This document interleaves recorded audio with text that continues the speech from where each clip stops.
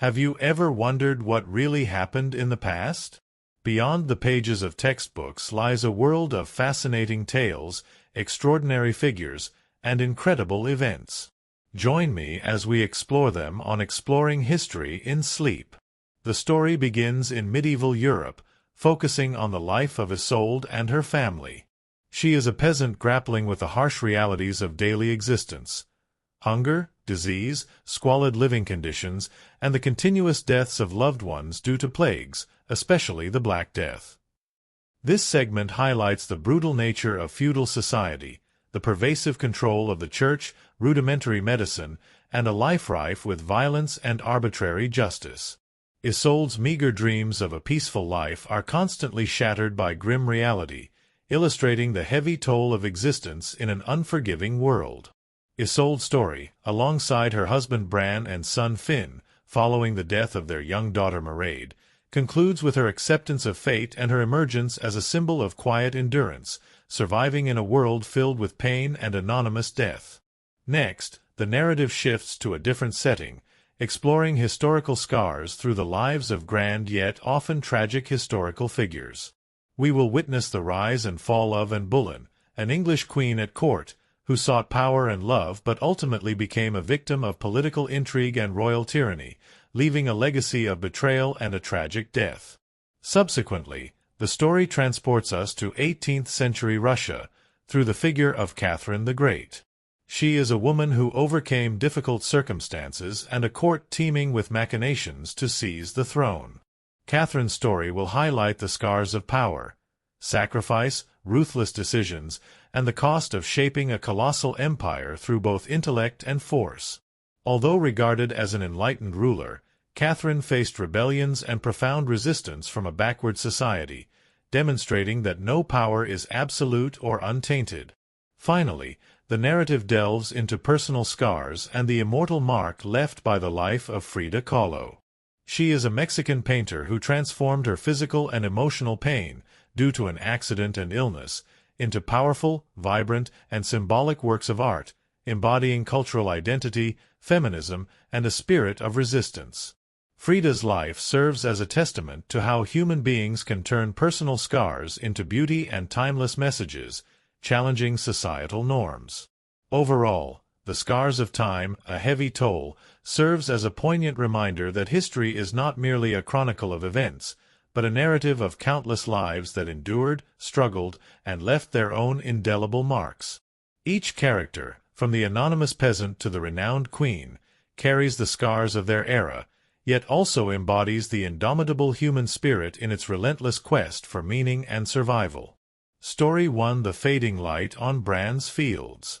The world, in the year of our Lord 1347, was a place carved not by grand design, but by brutal, indifferent forces. It was a realm where shadows clung to every corner, where warmth was a fleeting dream, and where the relentless gnaw of hunger was a constant, unwelcome companion.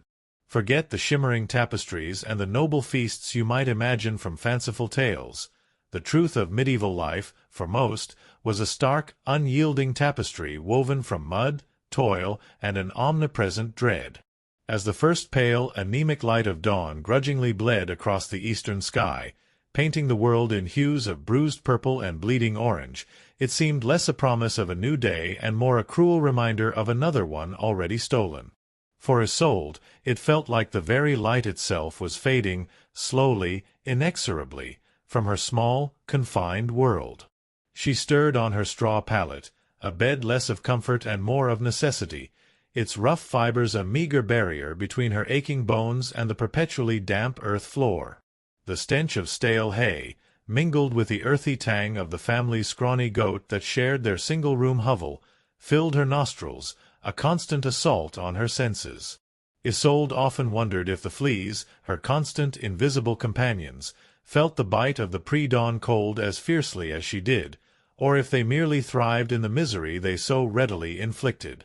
Her limbs, already stiff with a weariness that predated even her own memory, protested every tentative movement. She was barely 25, yet her body felt as though it had endured a century of ceaseless toil. Her spine, a symphony of creaks and groans, complained with every shift, and her knees, stiff as ancient oak, threatened to buckle with each tentative move. Youth was a fragile thing here, easily snuffed out by a rogue fever or a poorly healed wound. Many of those she'd grown up with were already buried in the small, crowded churchyard, their brief lives marked only by a shallow mound of earth and a hastily muttered prayer. A soft rustle beside her indicated her husband, Bran, was also stirring. His breath, heavy with the faint, sour scent of weak ale from the previous night, warmed the patch of air between them. He was a good man, as good as any in this village, strong of back and simple of heart. Their union, arranged by their fathers when she was but 14, had been a practical affair, devoid of the romantic whimsy spun in travelling minstrels' tales. Love, as a concept of personal affection and choice, was a luxury for the privileged, a distant echo from a world Isolde could only dimly imagine. Their love was forged in shared hardship, in the unspoken understanding that they were bound together against the relentless tide of medieval existence. They shared everything: the meager food, the scant warmth, the pervasive itch of lice, and the heavy weight of unspoken fears that clung to them like the pervasive damp that seeped through the hovel's walls. Bran grunted, a guttural sound of discomfort rather than awakening. He would rise soon, stumble out into the biting air to relieve himself behind the hovel, a daily ritual performed with a hurried, grimacing efficiency. There was no privacy here, no secluded corner for quiet contemplation. Life was communal, raw, and relentlessly exposed. Their meager family included Bran's elderly mother, Agnes, a woman whose wisdom was etched into the deep lines of her face, a road-map of sorrows. And then there were their 2 surviving children, young Finn, barely 5, already showing the signs of constant hunger in his gaunt frame, his eyes too solemn for a child his age, and little Mairead, a fragile blossom of 2 years, whose cough had grown steadily worse with the onset of winter. Isolde's heart clenched every time she heard Mairead's strained breathing, a silent prayer escaping her lips that the sickness wouldn't claim this one too. 2 other children, a boy and a girl, lay buried beside her own parents, their short lives ended by the ubiquitous plagues that swept through the land with terrifying regularity, leaving behind nothing but the chilling silence of an unmarked grave. The thought of Mairead sent a fresh wave of despair through Isolde. The child was pale, her eyes often glazed with fever, her small body racked by a persistent rattling cough that echoed ominously in the confines of their single-room dwelling.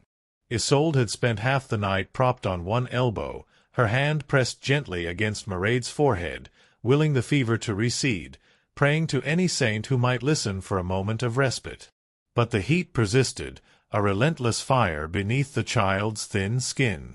Isolde had tried every remedy known to her: warm compresses, infusions of bitter herbs, whispered prayers to the village priest.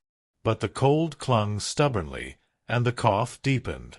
She knew, with a certainty that chilled her more than the morning air, that many children did not survive their second winter. It was a silent lottery, and Mairead's chances dwindled with each passing day. The village had no true healers, only old women like Agnes who practiced ancient folk remedies, often with more faith than efficacy. The closest physician was a barber surgeon in the lord's town, a man whose primary tools were a rusty blade, a set of pliers, and an unwavering belief in the power of bloodletting. Isolde shuddered at the thought. Better to trust in God's mercy than the barber's butchery. A sudden, sharp clang pierced the morning quiet, the village church bell. Its iron voice, merciless and unyielding, was their alarm clock, a summons to another day of hardship. It was not merely a call to prayer, though that was part of it. It was a constant, insistent reminder of the Church's omnipresent grip, dictating every hour, every day, every season of their lives. Miss Mass? That was a sin. Eat meat on a Friday? Sin. Think a forbidden thought? A double sin. Hell, a vividly described abyss of fire and torment, awaited those who strayed. Isolde clung to her faith not out of fervent devotion, but out of a desperate need for hope. What else was there to cling to in this world of constant suffering? Paradise, a shimmering promise of warmth and comfort, was the only true dream allowed to a peasant. As Bran finally groaned and pushed himself upright, Isolde watched the meager light of the hearth fire, a sputtering, smoky ember that offered more illusion of warmth than actual heat. They had banked it carefully the night before, burying the glowing coals under a mound of ash, a skill passed down through generations. To let the fire die out was to invite not just cold, but death. Restarting it with flint and steel in the biting cold of winter was a desperate gamble, a dance of frozen fingers and frantic prayers. Tonight, the fire had survived, a small, fleeting victory in a life defined by endless battles. But the warmth it offered was still a distant whisper against the biting air that found every crack in their mud and wattle walls. The smell of their home was a symphony of pungent realities: stale ale, human sweat, the sharp tang of goat, and an underlying scent that Isolde prayed wasn't mold but suspected, deep in her soul, probably was. Scented candles were an unimaginable luxury, their very concept an absurdity in a world where even simple glass for windows was a lord's fantasy. The cold was a physical presence, a constant pressure that made her joints ache and her fingers feel like tiny, frozen popsicles. She closed her eyes for a brief moment, imagining a world where warmth was not a fleeting miracle but a given. A foolish, dangerous thought, born of weariness and a desperate yearning for comfort. Such dreams were easily shattered by the harsh dawn.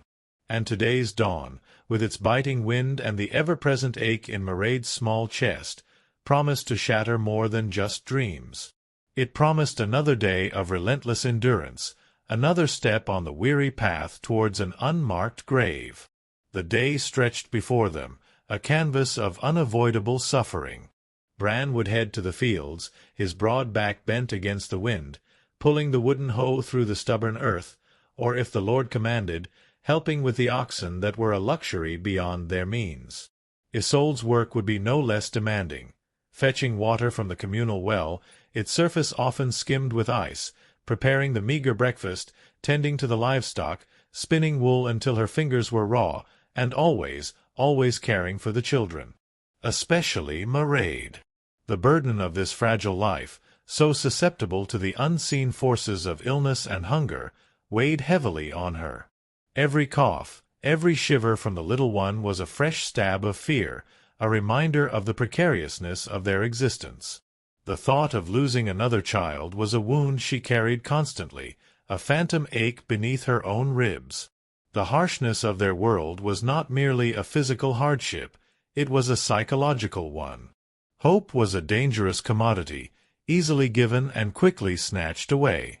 To dream of something better, to aspire beyond the daily grind of survival, was to invite crushing disappointment. The Church provided the only sanctioned dreams, of a paradise beyond this mortal coil, a heavenly reward for earthly suffering. But even that promise felt distant, shrouded in the smoke of countless sins and the terror of eternal damnation. Isolde had seen the desperation in the eyes of her neighbors, the quiet resignation, the flicker of madness that sometimes took hold when the famine bit too deep or the plague claimed too many. It was a dance with despair, a daily struggle to keep the flickering flame of sanity alive in a world that seemed determined to extinguish it. And yet, despite the relentless gloom, life persisted. People clung to tiny moments of shared humanity, a fleeting smile, a helping hand in the fields, a whispered story by the hearth. These were the invisible threads that held the fabric of their fractured lives together. For Isolde, the touch of Bran's hand, calloused and rough, or the rare, sleepy murmur from Finn as he nestled against her, were the only comforts she knew. They were the anchors in a sea of despair, fleeting assurances that she was not entirely alone in this brutal dance with fate. But as the first gray streaks of dawn bled across the sky, painting the world in shades of sorrow, Isolde knew that such comforts were fragile. They could be swept away by a sudden fever, a lord's cruel decree, or the silent, creeping cold that promised to claim them all eventually. The fading light on Bran's fields was not just the diminishing sun. It was the cold, hard truth of a life where dreams were always shattered, and survival was the only relentless prayer. The air outside the hovel, though brightened by the faint sun, held a deceptive crispness that promised a deeper chill as the morning wore on. Isolde pulled her rough wool tunic closer, the scratchy fabric doing little to fend off the persistent cold that had seeped into her bones overnight.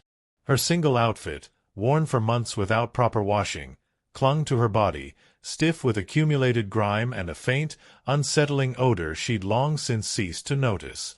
Washing clothes in winter was a Herculean task, requiring hauling icy water, boiling it over a grudging fire, and then scrubbing the stiff fabric against a board with harsh ash or lye, a process that left hands raw and chapped. Even then, drying the clothes in winter meant facing the risk of them freezing solid before they could air out, often leaving them even stiffer and damper than before. Most peasants, with a weary shrug of resignation, simply chose the path of least resistance, wearing their clothes until they disintegrated or gave them a fungal infection. The faint, persistent odor that followed them was simply a part of life, so common that no one truly noticed, or perhaps no one dared to comment. It was a communal perfume of hardship, a scent that spoke volumes about their relentless struggle. Her bare feet, accustomed to the feel of cold earth, winced as she stepped onto the muddy ground just outside the hovel's entrance, still damp from last night's rain and dotted with various unidentifiable droppings from their wandering livestock.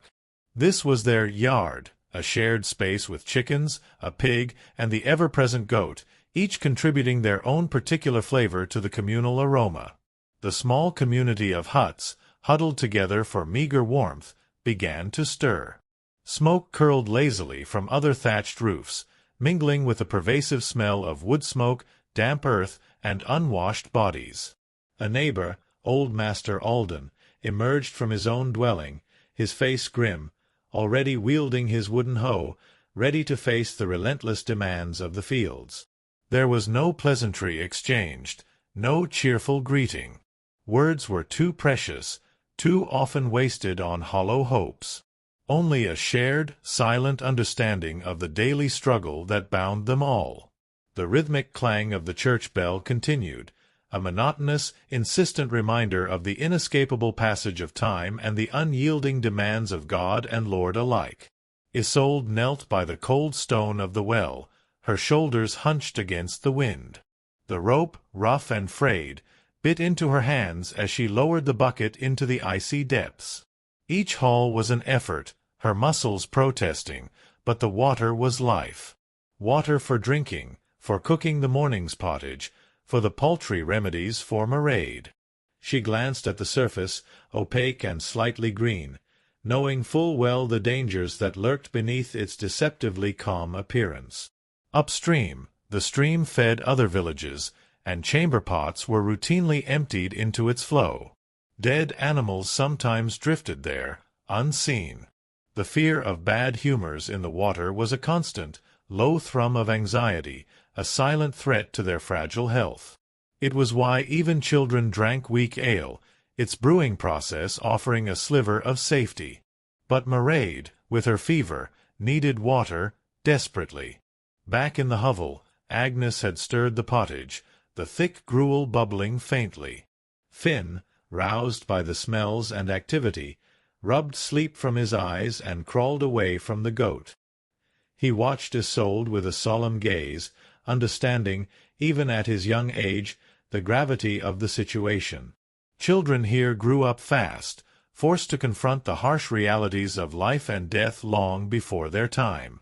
There was no room for childish whims or extended play. From the moment they could walk, they were part of the workforce, miniature versions of their parents, destined to follow the same arduous path.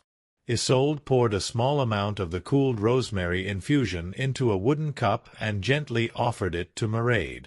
The child coughed, a wet, desperate sound, and turned her head away. Isolde's heart sank. Mairead's weakness was apparent, her refusal to drink a chilling sign. She tried again, patiently, coaxing. "Come, my little bird," she murmured, her voice thick with emotion. "Drink this for strength." But Mairead remained unresponsive, her eyes half closed, her breath shallow. The battle, Isolde realized, was being lost, not with a sudden violent blow, but with a quiet, agonizing surrender, the fading light on Bran's fields echoing the dimming flame of her daughter's life. Story 2: Mairead's Whispers in the Straw. The faint light bleeding across Bran's fields offered no solace, only the grim promise of another day mirroring the last. For Isolde, the morning had begun as all mornings did, with the relentless clang of the church bell, the cold bite of the hovel's damp air, and the pervasive ache in her bones. But today, the familiar rhythm was profoundly, terrifyingly altered. Little Mairead, her 2-year-old daughter, lay still in her arms, her feverish body unresponsive, her tiny chest barely rising. The desperate battle Isolde had waged through the night, a silent, agonizing war against an unseen sickness, had been lost not with a sudden, violent blow, but with a quiet, heartbreaking surrender. The fading light on Bran's fields echoed the dimming flame of Mairead's life, leaving Isolde with a hollow emptiness that seemed to consume the very air she breathed. The silence that now clung to their small hovel was not empty. It was a heavy, suffocating blanket, thick with the unsaid, the undone, the utterly broken. It pressed down on Isolde, a tangible weight that eclipsed the physical discomforts that were usually her constant companions. The small room, usually a symphony of rustles, snores, and the low bleating of the goat, now felt impossibly vast, echoing only with the absence of Mairead's tiny breaths. Bran knelt beside her, his rough hand hovering, uncertain, before finally settling on her shoulder.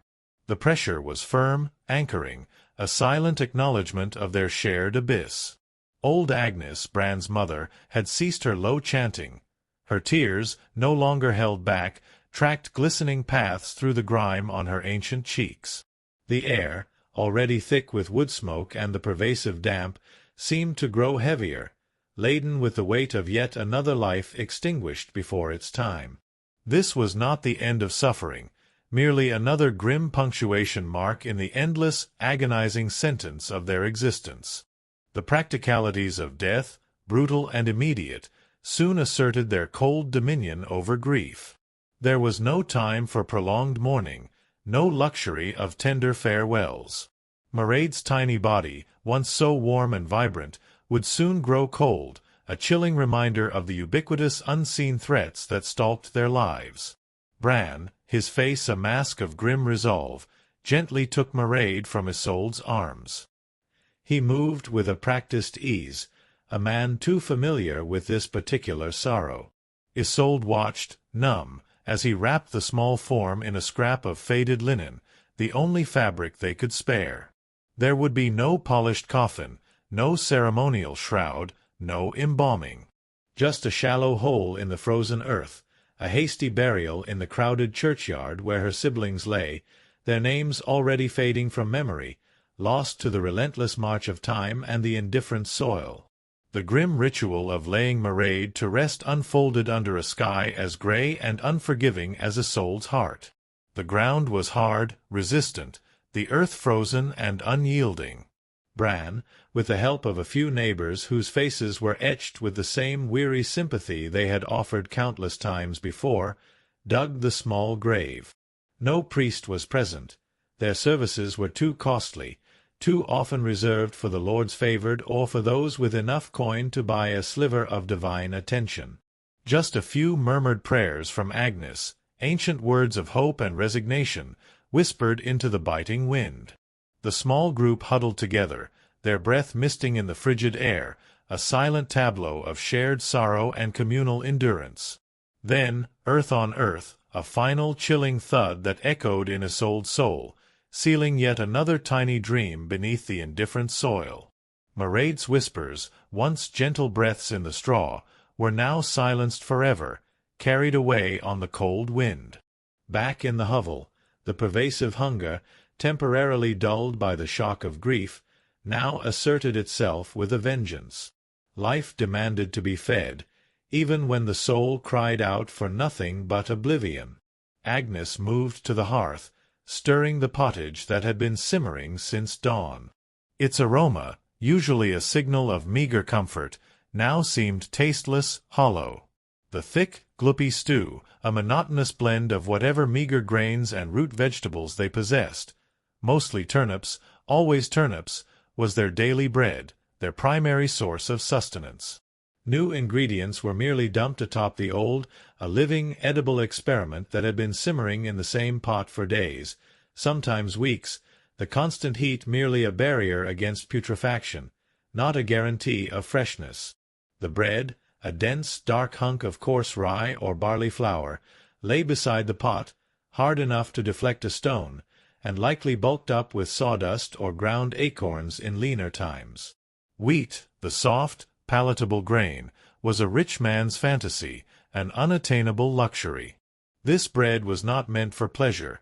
It was meant for chewing, for gnawing, for grinding down the insatiable hunger that gnawed at their insides.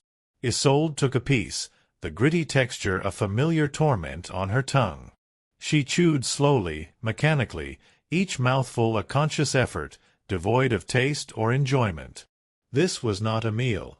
It was a forced act of survival, a grim pact with the body to ensure it would endure another day of relentless labor. And then there was the ale. Weak, low-alcohol ale, brewed from their meager stores of grain. It was served at every meal, even to the children, not for pleasure, but for safety. The water from the communal well, though hauled and boiled, was never truly trusted.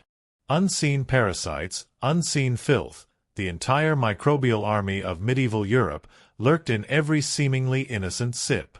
The brewing process, imperfect as it was, offered a slightly safer alternative, a desperate gamble against the unseen dangers that constantly threatened to sicken and claim them. Isolde took a gulp, the bitter, flat liquid doing little to quench the parched feeling in her throat, a dryness born more of grief than thirst. She remembered her own childhood, drinking this same weak brew, never knowing the taste of clear, clean water, never dreaming of a life where hydration wasn't a hazardous gamble. Meat was a rarity, a distant memory of feast days or a generous lord's whim, often only a few times a year. Fresh fruit was a seasonal delight, quick to rot and even quicker to ferment into wine if not consumed immediately.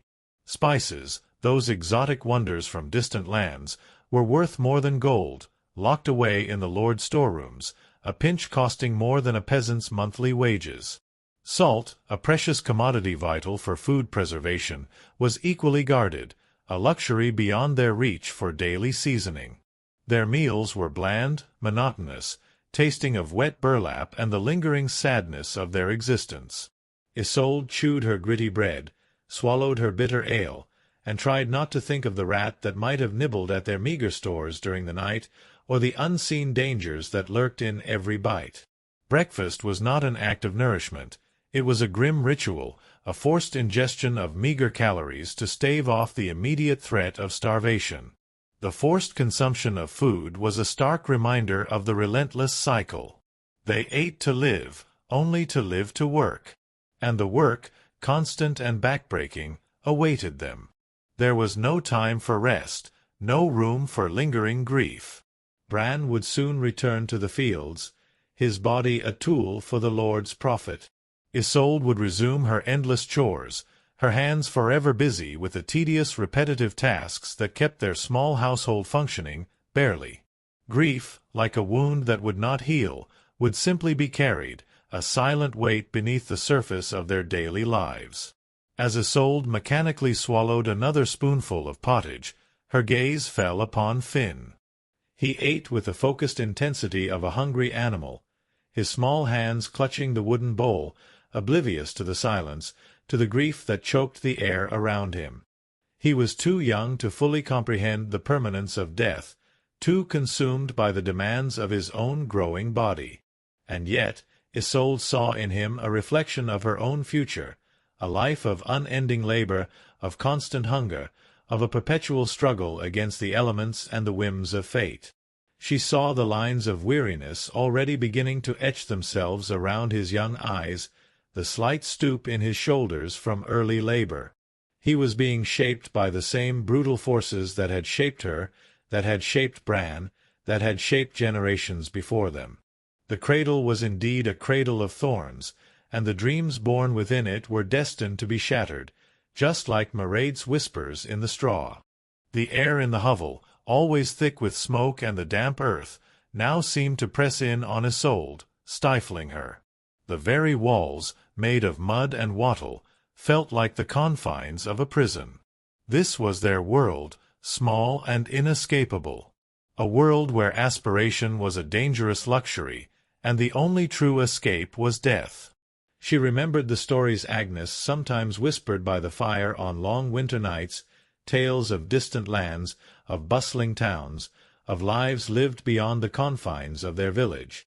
But these were mere fables, comforting illusions to ward off the encroaching despair.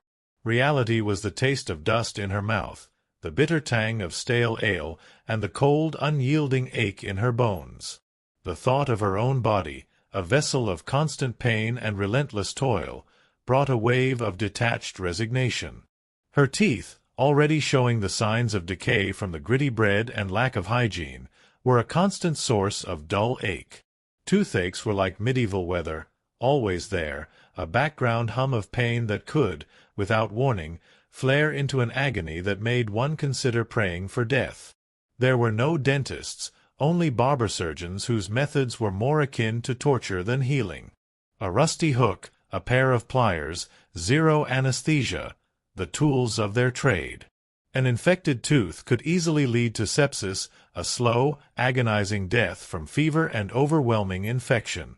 The same trivial discomfort that sent a modern European to a pharmacy could be a death sentence in her time. Her skin, constantly itching from fleas and lice, was raw and chafed from the coarse wool of her tunic. Rashes were a constant companion, sometimes lasting months, and any cut or scrape could quickly fester into a deadly infection. They lived in a world where their very bodies were battlefields, constantly under siege, relentlessly losing the war. The concept of me-time, of a moment of solitude or personal space, was entirely alien. Their single room housed not only their immediate family but also the livestock. Every breath was shared, every sound amplified, every private moment exposed to the communal gaze. Privacy was a myth, a forgotten luxury that no one in their world could afford. The constant physical proximity, while offering some collective warmth against the biting cold of winter, also ensured a perpetual lack of personal boundaries, a constant reminder of their interconnected, inescapable existence. Even their thoughts felt exposed, vulnerable to the judgment of God and the watchful eyes of their neighbors. As the sun climbed higher, reluctantly illuminating the bleak landscape, the village began to hum with the muted sounds of daily life. The distant clang of the blacksmith's hammer, the lowing of cattle, the chatter of women at the well, a symphony of endless toil. Bran would soon be gone, merged with the countless other figures toiling in the Lord's fields, indistinguishable, their individual hopes and sorrows swallowed by the collective grind. Isolde would remain, the heart of their small, grieving household, tasked with the mundane yet vital chores that kept them from utter collapse. She would clean, cook, mend, and spin, her hands moving with the automatic precision of long habit, while her mind remained a desolate landscape, haunted by the memory of Mairead's last breath. The feast of dust and bitter ale was not merely a meal, it was a daily communion with their grim reality. Each gritty mouthful, each bitter sip, was a reaffirmation of their place in this unforgiving world. The shattered dreams of warmth, of comfort, of a life free from pain, were now merely ghosts that lingered in the corners of her vision, fading with each passing moment. Yet a flicker of something, deep within Isolde, refused to be entirely extinguished. A stubborn, fierce kernel of resilience. She had survived this far. She would continue to survive. For Finn, for Bran, for the silent, unbroken promise she had made to the indifferent sky. The shadow of Mairead's tiny, unmarked grave would forever follow her, a constant reminder of what had been lost. But the relentless march of life, however brutal, demanded its due. And Isolde, a woman carved from hardship, would answer its call, one agonizing breath at a time, towards a future as uncertain as the shadows that clung to their hovel, where Mairead's whispers would forever haunt the straw of their lives. Story 3: The Grey Taste of Pottage and Fear. The relentless cycle of dawn brought no solace, only the chilling continuation of a nightmare. Mairead's silence in the straw, a void where tiny breaths and gentle whimpers once lay, was a constant, raw ache in Isolde's heart. The familiar creak of the church bell, usually a harsh alarm, now felt like a mournful dirge, a relentless companion to the ever-deepening cold and the pervasive scent of fear that clung to their mud and wattle hovel. Isolde moved through the morning like a phantom, her body a vessel for unceasing toil, her mind a desolate landscape haunted by loss and the grim knowledge of what lay ahead. The fleeting warmth of Bran's hand, the quiet comfort of Finn's presence, were fragile anchors in a world consumed by an indifferent despair. Every day was a battle, every breath a triumph, and every meal a grim reminder of their precarious existence, a feast of dust and bitter ale. The pervasive hunger, temporarily dulled by the shock of Mairead's passing, now asserted itself with a vengeance. Life, in its brutal indifference, demanded to be fed, even when the soul cried out for nothing but oblivion. Agnes, Bran's mother, a woman whose face was a road-map of sorrows, moved to the hearth. Her ancient hands, gnarled and calloused, stirred the pottage that had been simmering since dawn. Its aroma, usually a signal of meager comfort, now seemed tasteless, hollow. The thick, gloopy stew, a monotonous blend of whatever meager grains and root vegetables they possessed, mostly turnips, always turnips, was their daily bread, their primary source of sustenance. It was a testament to their poverty, a reflection of a world where variety was a luxury beyond comprehension. This pottage was less a recipe and more an ongoing edible experiment. It had been simmering in the same iron pot for days, sometimes weeks, new ingredients merely dumped atop the old. The constant heat was merely a barrier against putrefaction, not a guarantee of freshness or flavor. Isolde often wondered what ancient, forgotten scraps lay buried beneath the surface, what unseen life might be thriving within its depths. The thought made her stomach clench, a wave of nausea mingling with the gnawing hunger. Beside the pot lay a hunk of bread, dense and dark, made from coarse rye or barley flour. It was so hard, Isolde often thought, it could deflect arrows. This was not the light, airy bread of grand feasts, a rich man's fantasy of delicate wheat. No, this loaf was often bulked up with desperate, creative ingredients. Sawdust, ground acorns, or whatever meager, available fillers could be found to make it stretch. It was not her friend. She didn't slice it, she negotiated with it, tearing at its tough crust, grinding it between her decaying teeth. This bread wasn't meant for pleasure.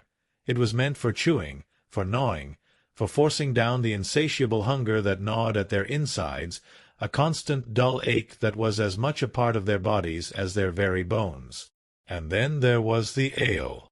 Weak, low-alcohol ale, brewed from their meager stores of grain, it was served at every meal, even to young Finn. Not for pleasure, but for sheer, desperate safety. The water from the communal well, though painstakingly hauled and boiled over their precious, sputtering fire, was never truly trusted. Unseen parasites, unseen filth, the entire microbial army of medieval Europe lurked in every seemingly innocent sip. The brewing process, imperfect as it was, offered a slightly safer alternative, a desperate gamble against the invisible dangers that constantly threatened to sicken and claim them. Isolde took a gulp, the bitter, flat liquid doing little to quench the parched feeling in her throat, a dryness born more of grief and fear than thirst. She remembered her own childhood, drinking this same weak brew, never knowing the taste of clear, clean water, never dreaming of a life where hydration wasn't a hazardous gamble. It was a chilling reality. They started their days not with sustenance, but with a calculated risk, a forced submission to a world where even water sought to betray them. Meat was a rarity, a distant memory of feast days or a generous lord's whim, often only a few times a year. Most peasants, like Isolde's family, were lucky to consume it more than a handful of times in an entire year. As for fresh fruit, it was a seasonal delight, available only when it was in season and not already fermented into wine. And spices? Those exotic wonders from distant lands, like pepper, cinnamon, or nutmeg, were worth more than gold, locked away in the lord's storerooms, a pinch costing more than a peasant's monthly wages. Salt, a precious commodity vital for food preservation and basic human health, was equally guarded, a luxury beyond their reach for daily seasoning. Their meals were bland, monotonous, tasting of wet burlap sprinkled with sadness, their blandness only emphasized by the constant, gnawing hunger that defined their existence. Isolde chewed her gritty bread, swallowed her bitter ale, and tried not to think of the rat that might have nibbled at their meager stores during the night, or the unseen dangers that lurked in every bite. Breakfast was not an act of nourishment. It was a grim ritual, a forced ingestion of meager calories to stave off the immediate threat of starvation. The forced consumption of food was a stark reminder of the relentless cycle. They ate to live, only to live to work. And the work, constant and backbreaking, awaited them. There was no time for rest, no room for lingering grief. Bran would soon return to the fields, his body a tool for the Lord's profit. Isolde would resume her endless chores, her hands forever busy with the tedious repetitive tasks that kept their small household functioning, barely. Grief, like a wound that would not heal, would simply be carried, a silent weight beneath the surface of their daily lives, a constant companion that gnawed at her soul. As Isolde mechanically swallowed another spoonful of pottage, her gaze fell upon Finn. He ate with the focused intensity of a hungry animal, his small hands clutching the wooden bowl, oblivious to the silence, to the grief that choked the air around him. He was too young to fully comprehend the permanence of death, too consumed by the demands of his own growing body. And yet Isolde saw in him a reflection of her own future, a life of unending labor, of constant hunger, of a perpetual struggle against the elements and the whims of fate. She saw the lines of weariness already beginning to etch themselves around his young eyes, the slight stoop in his shoulders from early labor. He was being shaped by the same brutal forces that had shaped her, that had shaped Bran, that had shaped generations before them. The cradle was indeed a cradle of thorns, and the dreams born within it were destined to be shattered. The air in the hovel, always thick with smoke and the damp earth, now seemed to press in on Isolde, stifling her. The very walls, made of mud and wattle, felt like the confines of a prison. This was their world, small and inescapable. A world where aspiration was a dangerous luxury, and the only true escape was death. She remembered the stories Agnes sometimes whispered by the fire on long winter nights, tales of distant lands, of bustling towns, of lives lived beyond the confines of their village. But these were mere fables, comforting illusions to ward off the encroaching despair. Reality was the taste of dust in her mouth, the bitter tang of stale ale, and the cold, unyielding ache in her bones. The thought of her own body, a vessel of constant pain and relentless toil, brought a wave of detached resignation. Her teeth, already showing the signs of decay from the gritty bread and lack of hygiene, were a constant source of dull ache. Toothaches were like medieval weather, always there, a background hum of pain that could, without warning, flare into an agony that made one consider praying for death. There were no dentists, only barber surgeons whose methods were more akin to torture than healing. A rusty hook, a pair of pliers, zero anesthesia, the tools of their trade. An infected tooth could easily lead to sepsis, a slow, agonizing death from fever and overwhelming infection. The same trivial discomfort that sent a modern European to a pharmacy could be a death sentence in her time. Her skin, constantly itching from fleas and lice, was raw and chafed from the coarse wool of her tunic. Rashes were a constant companion, sometimes lasting months, and any cut or scrape could quickly fester into a deadly infection. They lived in a world where their very bodies were battlefields, constantly under siege, relentlessly losing the war. The concept of me time, of a moment of solitude or personal space, was entirely alien. Their single room housed not only their immediate family but also the livestock. Every breath was shared, every sound amplified, every private moment exposed to the communal gaze. Privacy was a myth, a forgotten luxury that no one in their world could afford. The constant physical proximity, while offering some collective warmth against the biting cold of winter, also ensured a perpetual lack of personal boundaries, a constant reminder of their interconnected, inescapable existence. Even their thoughts felt exposed, vulnerable to the judgment of God and the watchful eyes of their neighbors. As the sun climbed higher, reluctantly illuminating the bleak landscape, the village began to hum with the muted sounds of daily life. The distant clang of the blacksmith's hammer, the lowing of cattle, the chatter of women at the well, a symphony of endless toil. Bran would soon be gone, merged with the countless other figures toiling in the Lord's fields, indistinguishable, their individual hopes and sorrows swallowed by the collective grind. Isolde would remain, the heart of their small, grieving household, tasked with the mundane yet vital chores that kept them from utter collapse. She would clean, cook, mend, and spin, her hands moving with the automatic precision of long habit, while her mind remained a desolate landscape, haunted by the memory of Mairead's last breath.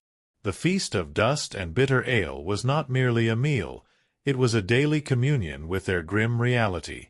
Each gritty mouthful, each bitter sip, was a reaffirmation of their place in this unforgiving world. The shattered dreams of warmth, of comfort, of a life free from pain, were now merely ghosts that lingered in the corners of her vision, fading with each passing moment.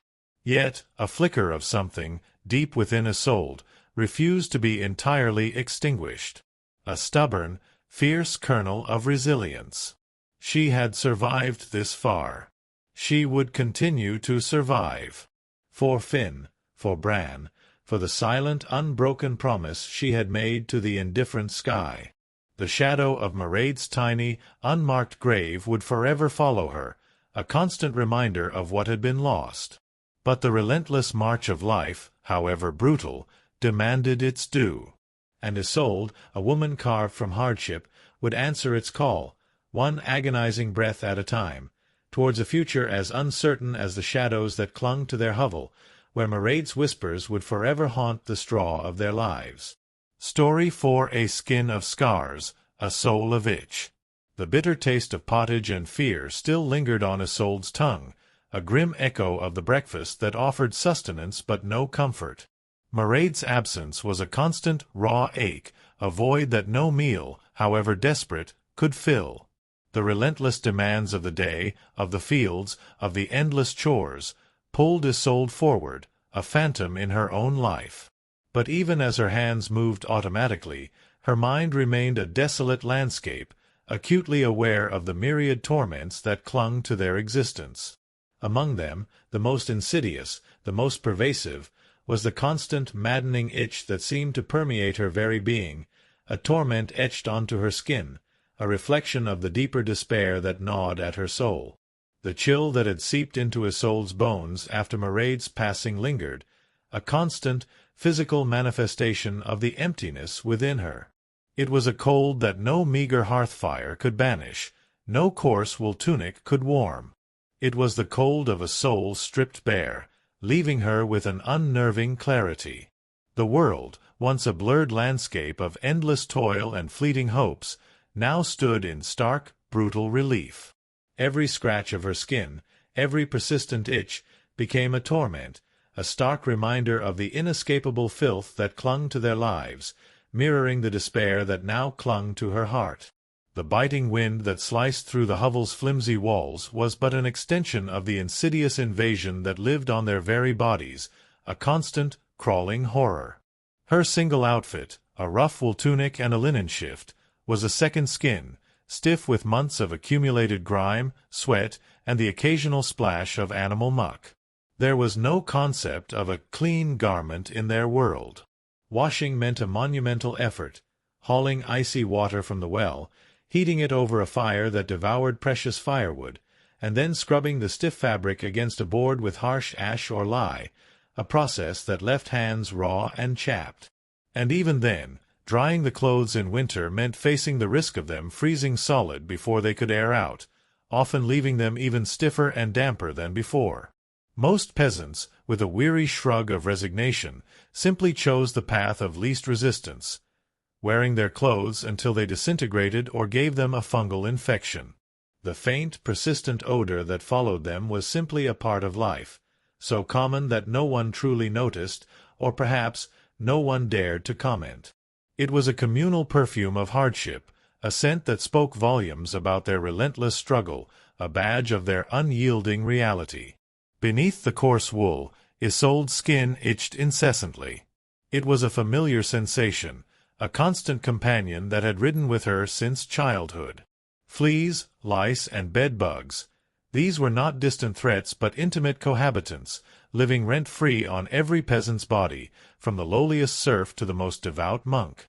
Nobles, too, though they might boast of fine silks and perfumed baths, were not immune. A quick scratch of the armpit, a discreet rub of the scalp, was a common sight even in the Lord's hall. Isolde often caught herself scratching a raw patch of skin with a piece of straw or even the dull edge of a wooden spoon while performing her daily chores, and no one, not Bran, not Agnes, not even young Finn, would bat an eye. It was simply the way of things, an accepted torment, an inescapable reality of their existence, as fundamental as breathing. Her scalp, perpetually irritated, felt like a battlefield of tiny, biting invaders. Her hair, unwashed and matted, provided ample refuge for them, a thick, dark wilderness where they thrived. And if a new rash bloomed, a red, angry patch that spread across her arm or leg, there was little to be done. No dermatologist, no soothing balms of hydrocortisone, no one to gently inform her it was merely scabies. One simply endured, scratching until the skin was raw and weeping, praying it wouldn't fester into a dangerous infection. For in this world, a simple rash, if left to spread unchecked, could quickly become a portal for deadly humors, a pathway for the unseen diseases that constantly stalked their villages. A minor skin irritation, a mere annoyance in another age, could become a lingering torment, a precursor to fever and eventual demise. Such was the pervasive fragility of life. The thought of bathing, a concept so foreign it bordered on absurdity, rarely crossed Isolde's mind. The few communal bathhouses that had once existed in larger towns had long since gained reputations as dens of gossip, scandal, and illicit encounters, quickly earning the church's ire and leading to their closure. Even if they had been available, the prevailing belief was that bathing actually opened the pores, allowing disease to enter the body. Better, it was thought, to keep the protective layer of filth caked onto one's skin, a natural barrier against the myriad unseen evils that floated on the air. So, cleanliness, as modern Europeans understood it, was not just neglected, it was actively avoided, a perceived medical risk. The sheer effort of heating enough water, filling a leaky wooden tub, and then contending with the cold air and the judgment of others, made it an unthinkable endeavor for a peasant. This ingrained aversion to washing, born of a mixture of superstition, practical hardship, and sheer resource limitations, ensured that a skin of scars and a soul of itch remained the universal experience. Beyond the physical torment of her skin, Isolde's mouth, a landscape of decay, was another constant source of suffering. Oral hygiene was a concept as alien as flight. There were no toothbrushes, no toothpaste, no floss, no mouthwash. Her teeth were left to their own devices, constantly assaulted by the coarse, gritty bread that formed the cornerstone of their diet. Each bite was a reminder of their hardship, the rough texture slowly grinding away at her enamel, inviting decay. Isolde had long since grown accustomed to the dull ache that resided in her molars, a constant companion that rarely flared into outright agony but remained as a persistent, unsettling presence. Sometimes, a sharp jab of pain would erupt when she bit down on something particularly hard, sending a jolt through her jaw and a wave of nausea through her stomach. She'd clench her fists, silently willing the pain to subside, knowing there was no true relief to be found. By her mid-twenties, a peasant woman's smile, if she ever truly dared to offer one, was a grim map of her suffering. Isolde's was no exception. Dark cavities pocked her molars, silent accusations against a world that offered no respite from wear and tear. Her gums, often swollen and tender, bled easily, a constant source of discomfort that she simply endured. And those weren't just food stains on her teeth. That was visible decay, a slow, relentless erosion that seemed to mirror the decay of her very spirit.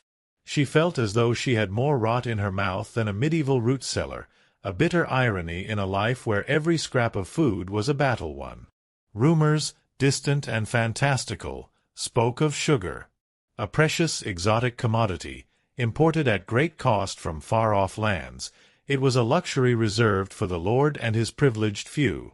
They used it sparingly, sprinkled on small, delicate cakes or as a symbol of their wealth, unknowingly accelerating the decay of their own teeth. For peasants like Isolde, decay was a slower, more deliberate process, fueled by fermented bread, gritty porridge, and years of hard, relentless chewing. There was no escaping it, no bypassing the inevitable decline of their bodies. Toothaches, for them, were simply a fact of medieval life, a background hum of agony as inescapable as the seasons themselves. The kind of pain that drove people to desperate measures, praying fervently, drinking weak ale until oblivion set in, or, in the most extreme and horrifying cases, attempting to pull the offending tooth out themselves with crude tools like pliers. This wasn't a joke or a gruesome tale spun for entertainment. It was a stark reality. Dentists, as a profession, simply didn't exist. Instead, barber surgeons, the same men who cut hair, bled patients, and performed minor amputations, were the only recourse. The thought of submitting to such a procedure, performed by candlelight with an iron hook and zero anesthesia, made Isolde's stomach churn. She had heard the screams that sometimes drifted from the barber surgeon's tent during market days, sounds that were more akin to butchery than healing. An infected tooth, without the miracle of antibiotics, could easily escalate into a raging fever, then sepsis, and ultimately, a slow, agonizing death. The very thing that sent a person to a pharmacy in the modern world could be their funeral in the 1300s. It was a terrifying vulnerability, a daily gamble against the unseen forces that could turn a simple discomfort into a death sentence, etching yet another scar onto their weary existence. Socially, there was no relief from the pervasive bad breath. Halitosis was universal, a communal cloud that hung over every interaction. The very thought of intimate affection, of kissing, seemed laughable in this context. Personal judgment wasn't passed on the beauty of a smile, but on far more practical concerns: the size of one's land, the number of livestock, the ability to produce a healthy heir. For Isolde, her mouth was a battlefield, and it was undeniably losing the war. The constant pain, the decaying teeth, the ever-present threat of infection. It was yet another layer of misery, another testament to the brutal realities of her existence, leaving her with a skin of scars and a soul that yearned for a moment free of itch. As the sun climbed higher, casting its pale, indifferent light across the frost-kissed fields, Isolde felt the familiar pang of hunger. The meager pottage had done little to fill the void within her, a hollow ache that seemed to be a permanent fixture in her belly, now deepened by the emptiness left by Mairead's passing. But there was no time to linger, no room for self-pity. The day demanded its due, and the fields awaited. Her back, already a landscape of perpetual ache, would soon be on fire from the relentless labor. This was their life, a slow-motion endurance test that stretched from sunrise to sunset, 6 days a week, with Sunday offering only a brief, church-mandated reprieve. For Isolde, work was not a choice but a necessity, a constant physical drain that left little room for thought or feeling. She was a peasant, bound to the land, her body a tool for the Lord's profit. Her tools were primitive, a wooden hoe, a rusty sickle, extensions of her own failing body. There were no weekends, no clocking out, no chance of promotion. Only the endless cycle of sowing, weeding, harvesting, carrying water, until their spines resembled a twisted letter S. No one cared if they were tired. No one inquired about their mental well-being. Such concepts were luxuries for a world yet to be imagined, confined to the whispered tales of bards or the fantastical dreams of poets. As a woman, Isolde's burden was doubled. Beyond the back-breaking field work, she was expected to manage the hovel, care for Finn, cook the meager meals, spin wool until her fingers bled, and feed the animals. And always, she had to maintain the delicate illusion that her husband's persistent lice infestation wasn't slowly migrating to her side of the straw bed. It was a life without respite, a ceaseless cycle of physical exertion that left her perpetually exhausted, her body a mere vessel for unceasing toil. Finn, already initiated into this brutal apprenticeship, clutched his miniature wooden rake, his dreams reduced to the simple aspiration of not dying from the flu. There was no school, no toys, no childhood innocence. Only the harsh tutelage of survival, a brutal apprenticeship in a world that demanded early maturity and relentless endurance. For the few who were not farmers, perhaps a blacksmith, a tanner, or a cooper, the work was no less grueling, and often far more dangerous. They toiled with fire, harsh chemicals, or animal guts all day in poorly ventilated sheds, breathing in noxious fumes and enduring constant physical hazards. The pay was mere survival, the perks, occasional bleeding, broken bones, or a persistent fever. To break a bone was to invite a slow, agonizing death from infection. To get a fever was to drink some warm, weak ale and keep going. They could not afford to stop, not even for a single day. For if they did not work, they did not eat. And if they did not eat, medieval Europe had a simple, brutal solution for that: replacement. Someone else, equally desperate, would step in to take their place in the brutal ballet of survival, a constant reminder of their utter expendability. So, Isolde would grip her hoe, ignore the blisters that were a permanent feature of her hands, and keep digging. Because in the Middle Ages, their job wasn't a career. It was a slow-motion endurance test, a relentless grind against the very limits of human resilience. The dust from the earth, the grit in her teeth, the persistent itch of her skin, these were the physical manifestations of a life defined by hardship. The ache in her bones was not just fatigue. It was the cumulative burden of generations of toil etched into her very being. And beneath it all, the cold, hard truth of their existence, a dream shattered by a gray sky, day after relentless day. The memory of Mairead's tiny, lifeless body was a fresh wound, but it also fueled a grim determination. She would endure. She would survive. Not for glory, but simply because there was no other choice, her life a tapestry woven with pain, her skin a map of the scars of time, her soul forever itching with the unfulfilled promise of a world that would never be. Story 5: The Silence Where a Smile Should Be. The pervasive itch on Isolde's skin, the constant ache in her joints, the dull throb behind her decaying teeth, these were now as much a part of her daily existence as the relentless sun or the mournful clang of the church bell. They formed a relentless chorus of discomfort, a bitter soundtrack to a life defined by hardship. But in the raw, aching void left by Mairead's quiet passing, these physical torments, usually so demanding of her attention, seemed to fade into a muted background hum. A new, deeper ache had settled in her chest, a hollow emptiness where her hopes for the child once resided. It was a wound far more profound than any skin rash or aching tooth, its pain eclipsing all others, leaving a numbness that paradoxically allowed her to endure the lesser tortures. The bitter taste of pottage, the grinding labor in the frozen fields, the very air thick with the stench of their shared existence, all seemed muted, absorbed by the vast, consuming grief that now enveloped her, a grief that stole the very capacity for joy, leaving behind a silence where a smile should be.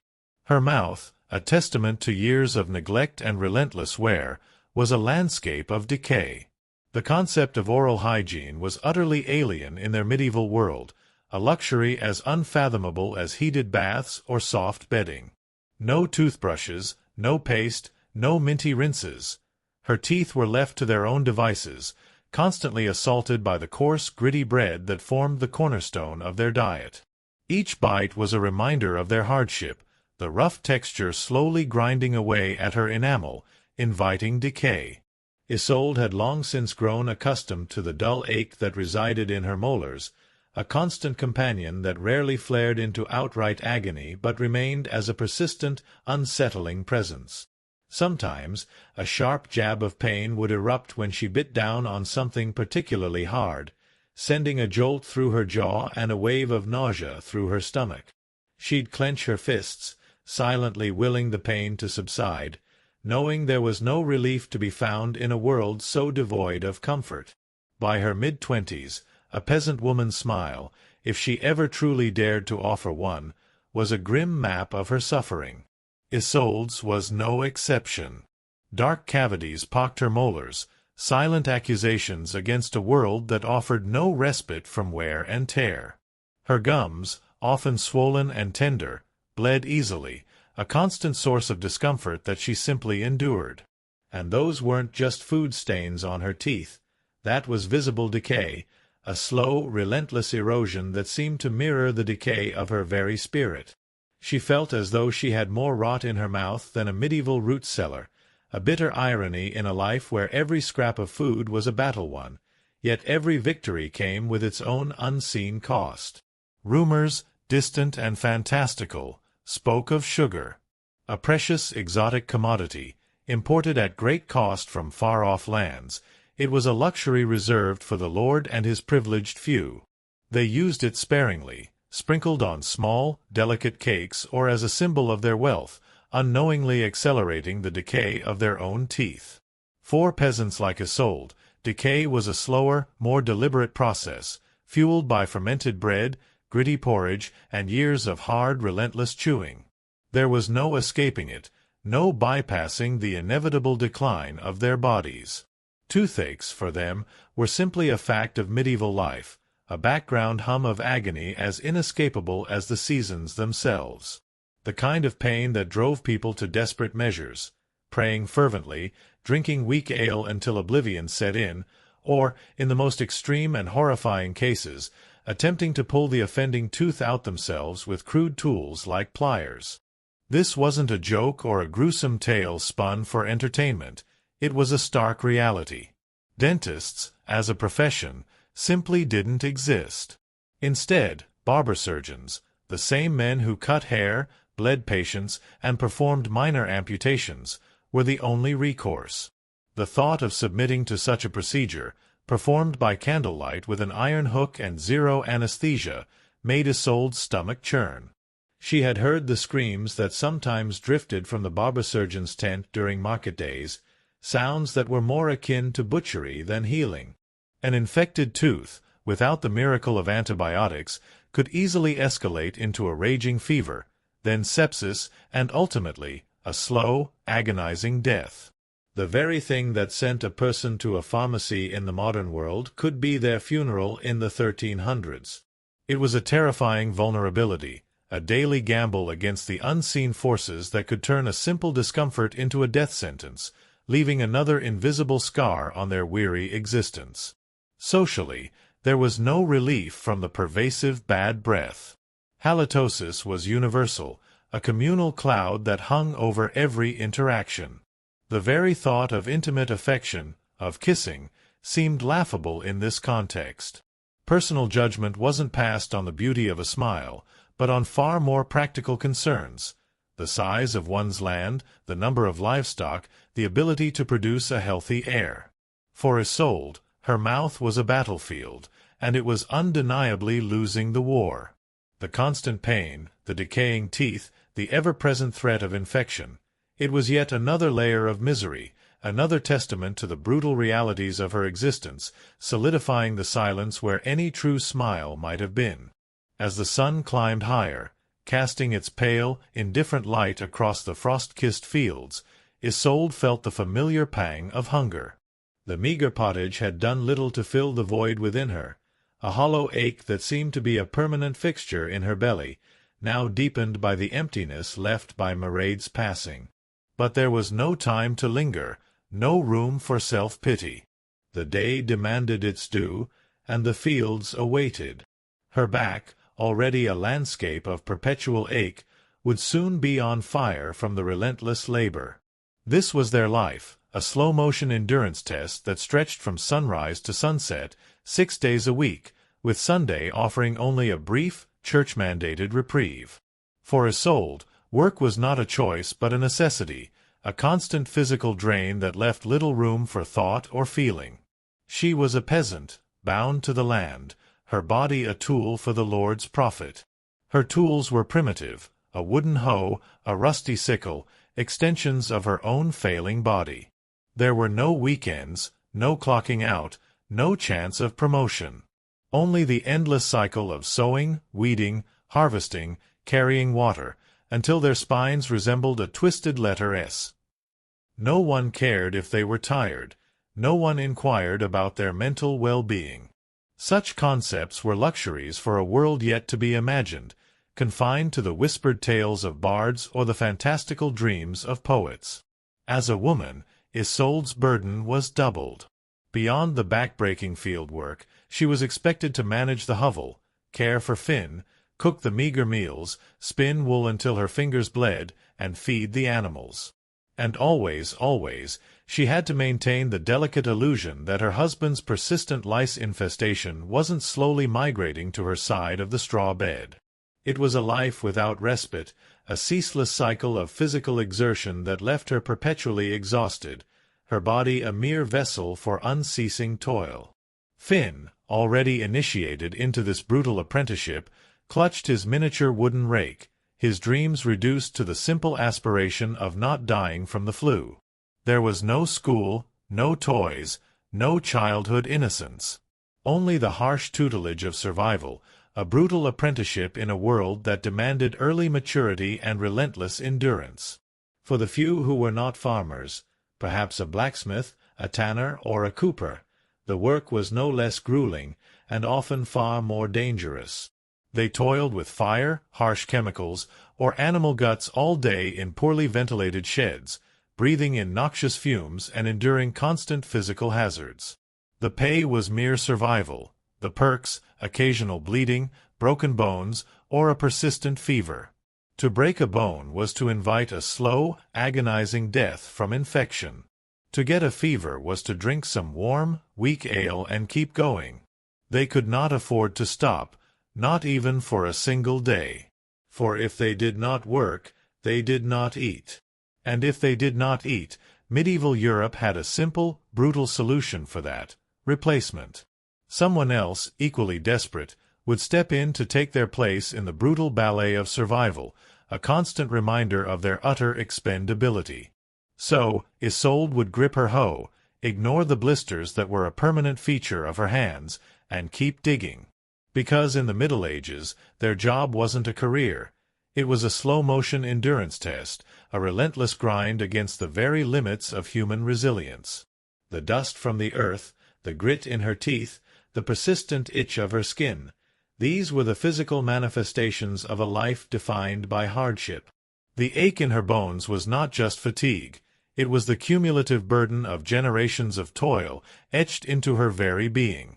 And beneath it all, the cold, hard truth of their existence, a dream shattered by a gray sky, day after relentless day.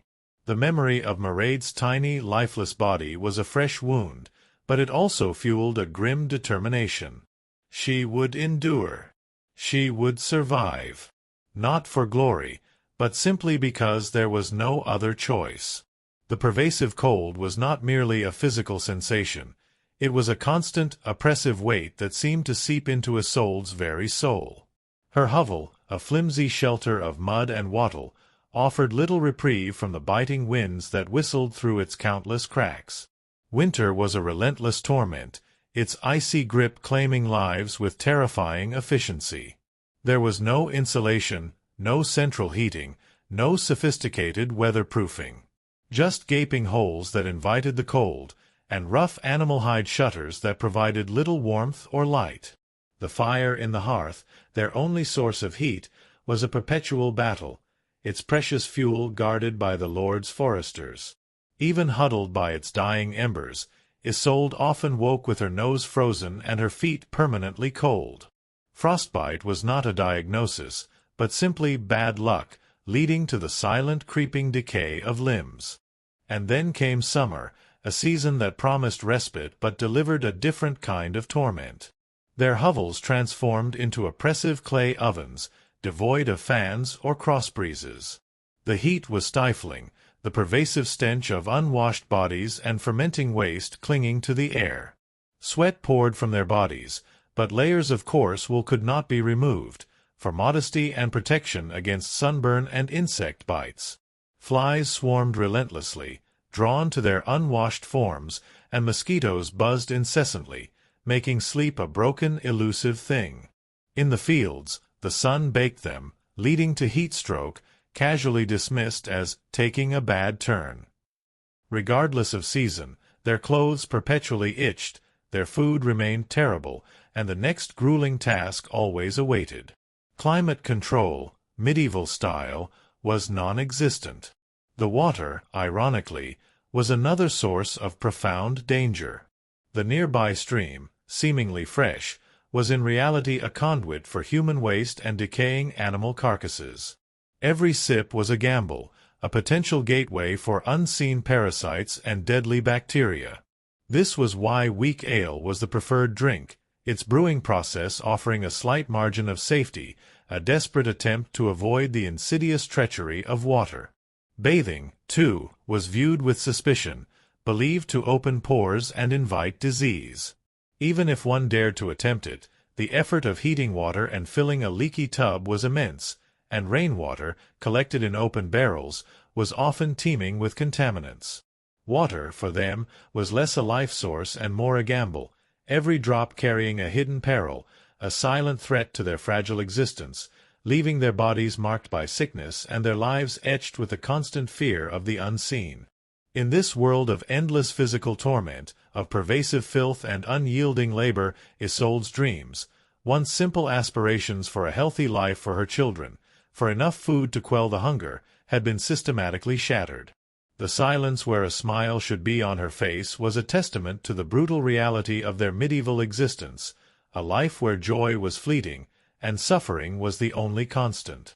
Yet, even in the face of such overwhelming despair, a defiant spark, an unyielding resilience, flickered deep within her. For Finn, for Bran, for the memory of Mairead, she would endure. The scars of time were etched onto her skin and soul, but they were also a testament to her unyielding spirit, a silent defiance against a world determined to break her. Story 6: The Endless Ache of the Earth's Embrace. The pervasive itch on Isolde's skin, the dull throb behind her decaying teeth, the constant chill that seeped into her very marrow, these physical torments were a grim backdrop to the profound emptiness left by Mairead's passing. The absence of her daughter's tiny presence was a void that no meal, however desperate, could fill, no amount of sleep, however fleeting, could ease. Isolde moved through her days like a phantom, her body aching, her soul numb, haunted by the memory of a smile that would never truly form on her face again. The medieval world, relentless and unforgiving, demanded its pound of flesh, and for Isolde, the earth itself seemed to embody this endless ache, a silent, demanding master. The sun, a pale, anemic orb in the vast, indifferent sky, seemed to mock Isolde as she stepped out of the hovel. The morning air bit at her exposed skin, carrying the familiar smells of damp earth, wood smoke, and the faint, acrid tang of human and animal waste. Her stomach, a hollow cavern, rumbled with the constant gnawing of hunger, a dull ache that had become as much a part of her as her own name. But there was no time to dwell on such discomforts. the fields called, an endless expanse of stubborn earth that stretched out under the gray sky, promising only ceaseless toil. Bran was already there, a silhouette bent against the horizon, his broad back a familiar, weary sight. He moved with the slow, deliberate rhythm of a man whose body was a tool, wielded without mercy. His wooden hoe rose and fell, striking the unyielding ground with a dull thud, each blow a testament to his grim endurance. He was a peasant, one of the vast anonymous majority who constituted the backbone of this feudal world, yet were crushed beneath its heel. His purpose, if one could call it that, was brutally simple: to work the land that belonged to a lord who likely didn't even remember his name, to extract enough sustenance to keep himself and his family alive, and to yield the rest to the manor. There was no office here, no desk, no coffee break, and certainly no chance of promotion. Their job was a slow-motion endurance test, a relentless grind against the very limits of human resilience. Isolde joined him, her own wooden hoe heavy in her hands, its worn handle a familiar, rough comfort. The earth was cold, resistant, clinging to the crude blade with stubborn defiance. Each swing of the hoe sent a jolt up her arms, a fresh protest from her aching shoulders and spine. Her back, a landscape of perpetual ache, began its familiar burn almost immediately, a constant reminder of the physical cost of their existence. They toiled from sunrise to sunset, 6 days a week, a brutal, unyielding rhythm dictated by the sun's passage and the Lord's demands.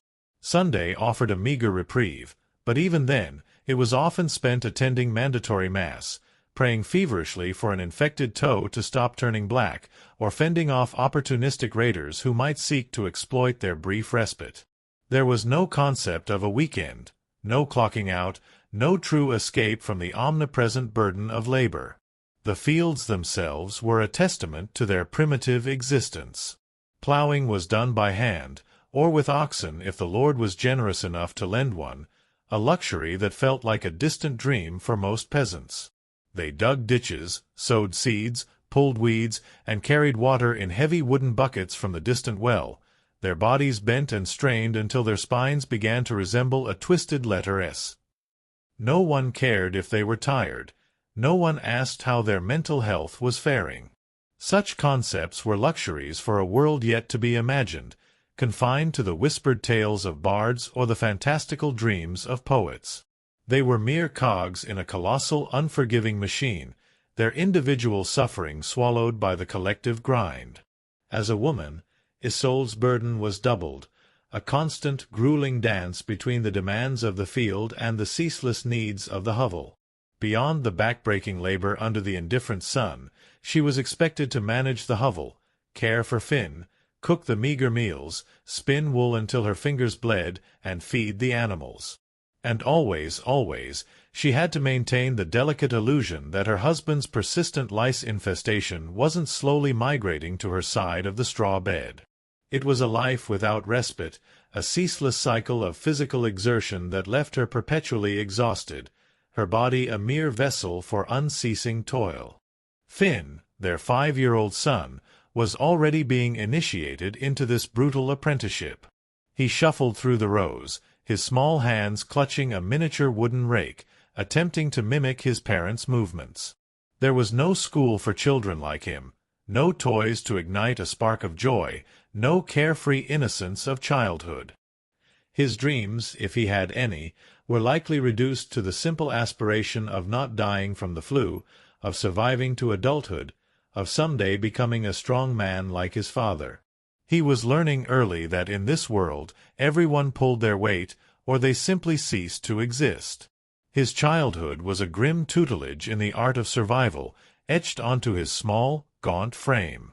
For the few in their village who were not farmers, perhaps a blacksmith, a tanner, or a cooper, the work was no less grueling, and often far more dangerous. They toiled with fire, harsh chemicals, or animal guts all day in poorly ventilated sheds, breathing in noxious fumes and enduring constant physical hazards. The blacksmith, hunched over his anvil, risked burns and crushed limbs with every swing of his hammer. The tanner, waist-deep in vats of foul-smelling animal hides and corrosive chemicals, faced constant skin ailments and the threat of debilitating illness.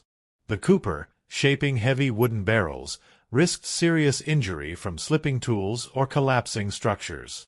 The pay for such professions was mere survival, the perks, occasional bleeding, broken bones, or a persistent fever. To break a bone was to invite a slow, agonizing death from infection, for there were no true healers, only barber surgeons whose methods were as likely to kill as to cure. To get a fever was to drink some warm, weak ale and keep going. They could not afford to stop, not even for a single day. For if they did not work, they did not eat. And if they did not eat, medieval Europe had a simple, brutal solution for that: replacement. Someone else, equally desperate, would step in to take their place in the relentless ballet of survival, a constant reminder of their utter expendability. The endless furrows of despair stretched out before Isolde, a physical manifestation of the profound weariness that gripped her heart. Each row was a testament to the unyielding nature of their existence, a symbol of a future that promised only more of the same. The dust from the earth, the grit in her teeth, the persistent itch of her skin, these were the physical manifestations of a life defined by hardship. The ache in her bones was not just fatigue, it was the cumulative burden of generations of toil etched into her very being. And beneath it all, the cold, hard truth of their existence, a dream shattered by a gray sky, day after relentless day. The memory of Mairead's tiny, lifeless body was a fresh wound, but it also fueled a grim determination. She would endure. She would survive. Not for glory, but simply because there was no other choice. As the sun began its slow, inevitable descent, casting long, distorted shadows across the plowed earth, the cold deepened. The wind, once a mere whisper, now howled like an angry ghost, biting at their exposed skin, promising a long, brutal night. Isolde's fingers, raw and chapped, felt stiff as wood, her muscles screaming in protest with every movement. Yet they could not stop. Not until the last possible moment, when the light had almost completely vanished from the sky, and the darkness began to press in. The Lord's overseer, a hulking man with a cruel glint in his eye and a heavy club at his side, ensured their dedication. A peasant's body was not his own. It belonged to the Lord, to be worked until it broke, then discarded. The journey back to the hovel was a painful shuffle, each step a conscious effort. Her feet, perpetually cold and damp, ached with the effort, the sharp edges of rocks and the squelch of mud a familiar torment. She was exhausted, a weariness that went beyond the physical, a bone-deep exhaustion that seemed to permeate her very soul. Bran walked beside her, his silence a familiar comfort, a shared burden that needed no words. Finn, clinging to his father's tunic, stumbled occasionally, his small body pushed to its limits. The sight of their hovel, a crude silhouette against the darkening sky, offered no comfort, only the promise of more discomfort, a cold, smoky room, meager food, and the constant threat of unseen terrors.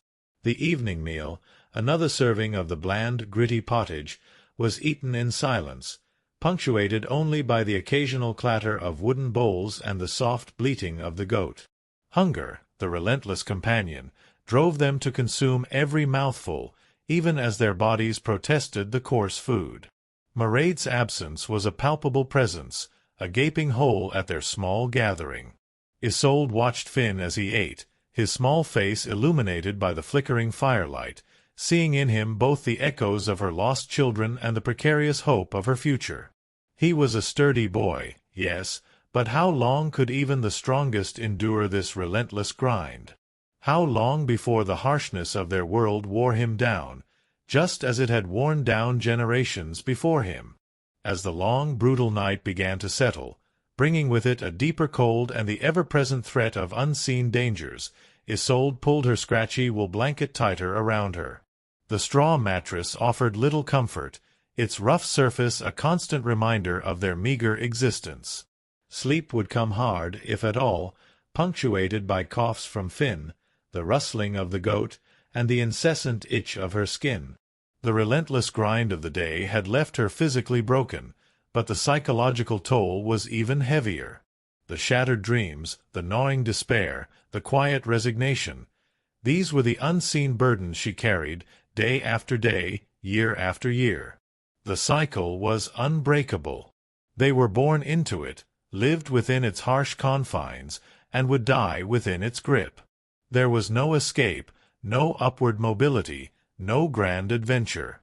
Only the endless ache of the earth's embrace, stretching out before them, a bleak landscape of unyielding toil and constant suffering. And yet, amidst this pervasive gloom, a flicker of something, deep within Isolde, refused to be entirely extinguished. A stubborn, fierce kernel of resilience. She had survived this far. She would continue to survive. Not for glory, not for honor, but simply because there was no other choice. Her story was not one of triumph, but of grim, everyday heroism, a testament to the human spirit's refusal to surrender, even when all hope seemed lost and the very sky above them wept gray tears of indifference. The memory of Mairead, a fresh wound, fueled a quiet, desperate defiance, a vow to endure, if only to bear witness to the brutal, beautiful fact of their continued existence. The earth, their master and their grave, held them in its endless ache. Story 7: Nature's Wrath, Man's Cruel Hand. The endless ache of the earth's embrace clung to Isolde's every muscle, a persistent reminder of the back-breaking labor that defined her existence.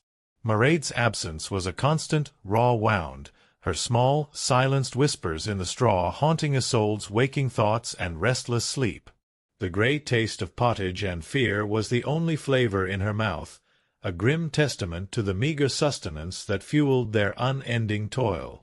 As the sun began its slow, inevitable descent, painting the western sky in hues of bruised purple and bleeding orange, it seemed less a promise of rest and more a cruel mockery, for nature, it appeared, was a truly merciless mistress, and man, in his own intricate hierarchies, merely amplified its indifferent, brutal hand. Their hovel, a crude silhouette against the twilight, offered little comfort. Its walls, constructed from mud and wattle, riddled with cracks that invited the biting wind, were a flimsy barrier against the elements. There was no insulation, no central heating, no sophisticated weatherproofing. Just gaping holes where a chicken could easily pass through, and rough animal-hide shutters covering the windows that offered only perpetual gloom. The air inside was always stagnant, thick with the smell of stale ale, human sweat, and goat, mingling with the acrid tang of wood smoke from the ever-present hearth. Isolde often thought of it as a constant low-grade suffocation, a slow poisoning of the lungs that contributed to the hacking coughs that plagued so many in the village, including young Finn. Winter, when it truly sank its teeth into the land, was a period of sustained punishment. The very concept of comfortable warmth was a distant, absurd fantasy. The fire in the hearth, their only source of heat, was a relentless battle. Fuel was expensive, wood a precious commodity often guarded by the Lord's foresters, and gathering it could lead to severe punishment, even execution, for merely picking up a fallen stick from the wrong forest. Isolde often huddled near the dying embers, her single damp wool tunic wrapped tightly around her, yet still woke with her nose frozen and her feet permanently cold. Her fingers, stiff as wood, felt like tiny medieval popsicles, and any sustained exposure to the bitter air could lead to frostbite, a creeping decay that silently claimed fingers, toes, or even entire limbs.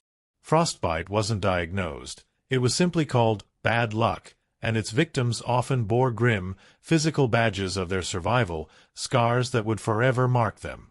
But summer, when it finally arrived, offered little true respite. Their hovels, with their mud walls and lack of ventilation, transformed into oppressive clay ovens. No fans, no crossbreezes, and absolutely no deodorant to mask the pervasive stench of unwashed bodies and fermenting animal waste. They sweated through their layers, but removing clothing was scandalous, inviting sunburn, insect bites, and social judgment. Flies, drawn to their unwashed bodies, and the lingering smells of last week's goat stew that fermented in the corner swarmed relentlessly, a constant torment that made any moment of rest elusive. Mosquitoes buzzed by their ears, their incessant whine making sleep a desperate, broken thing, assuming one could even sleep through the din of their neighbors yelling and the incessant cries of hungry babies. In the fields, the sun baked them, relentless and unforgiving. No sunblock, no wide-brimmed hats, unless fashioned crudely from straw like a desperate scarecrow, offering scant protection. Heatstroke was simply called taking a bad turn, another anonymous killer in a world full of them. The land, their very sustainer, became a tormentor, extracting its dues in sweat, pain, and life itself, leaving a lasting mark on their bodies and souls. Whether shivering through the endless winters, wondering if their toes would make it to spring, or sweating through their only pair of socks in the suffocating heat of summer, Isolde and her kin faced a constant assault from the elements. Their clothes perpetually itched, their food remained terrible, and the next grueling task always awaited. This was climate control, medieval style. There was none. And in this world of relentless suffering, where physical discomfort was a constant companion, the human spirit, however battered, was forced to adapt, to endure, to survive against seemingly impossible odds.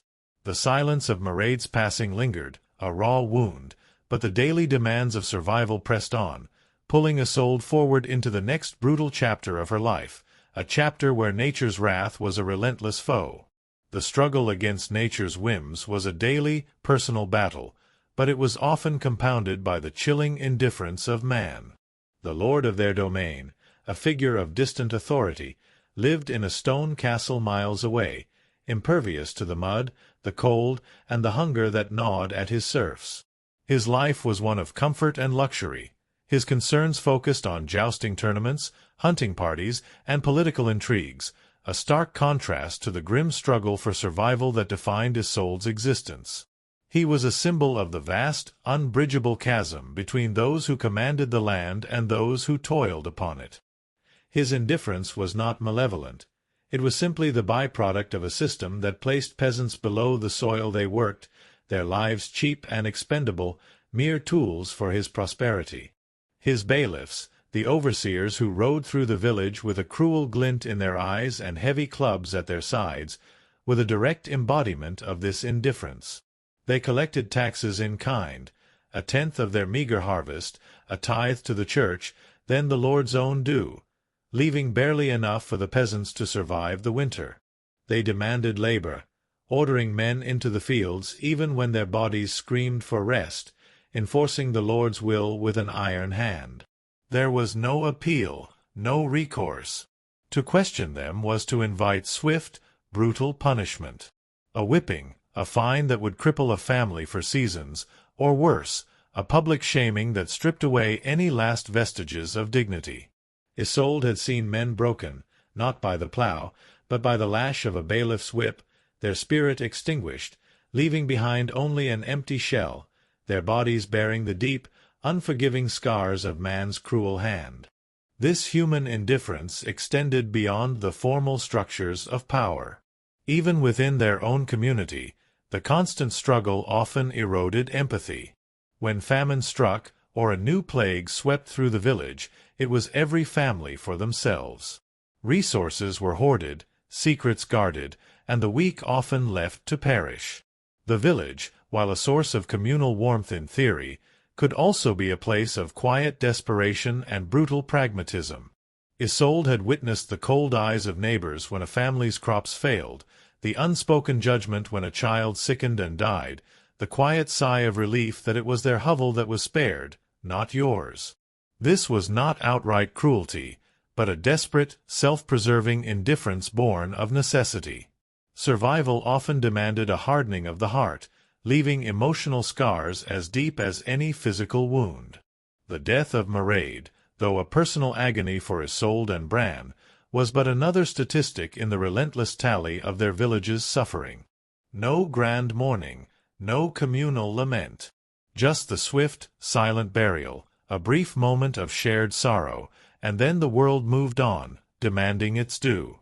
The field still needed tilling, the animals still needed tending, the cycle of life and death, labor and meager sustenance, continued unbroken. The indifferent sky, the unyielding earth, the casual cruelty of man.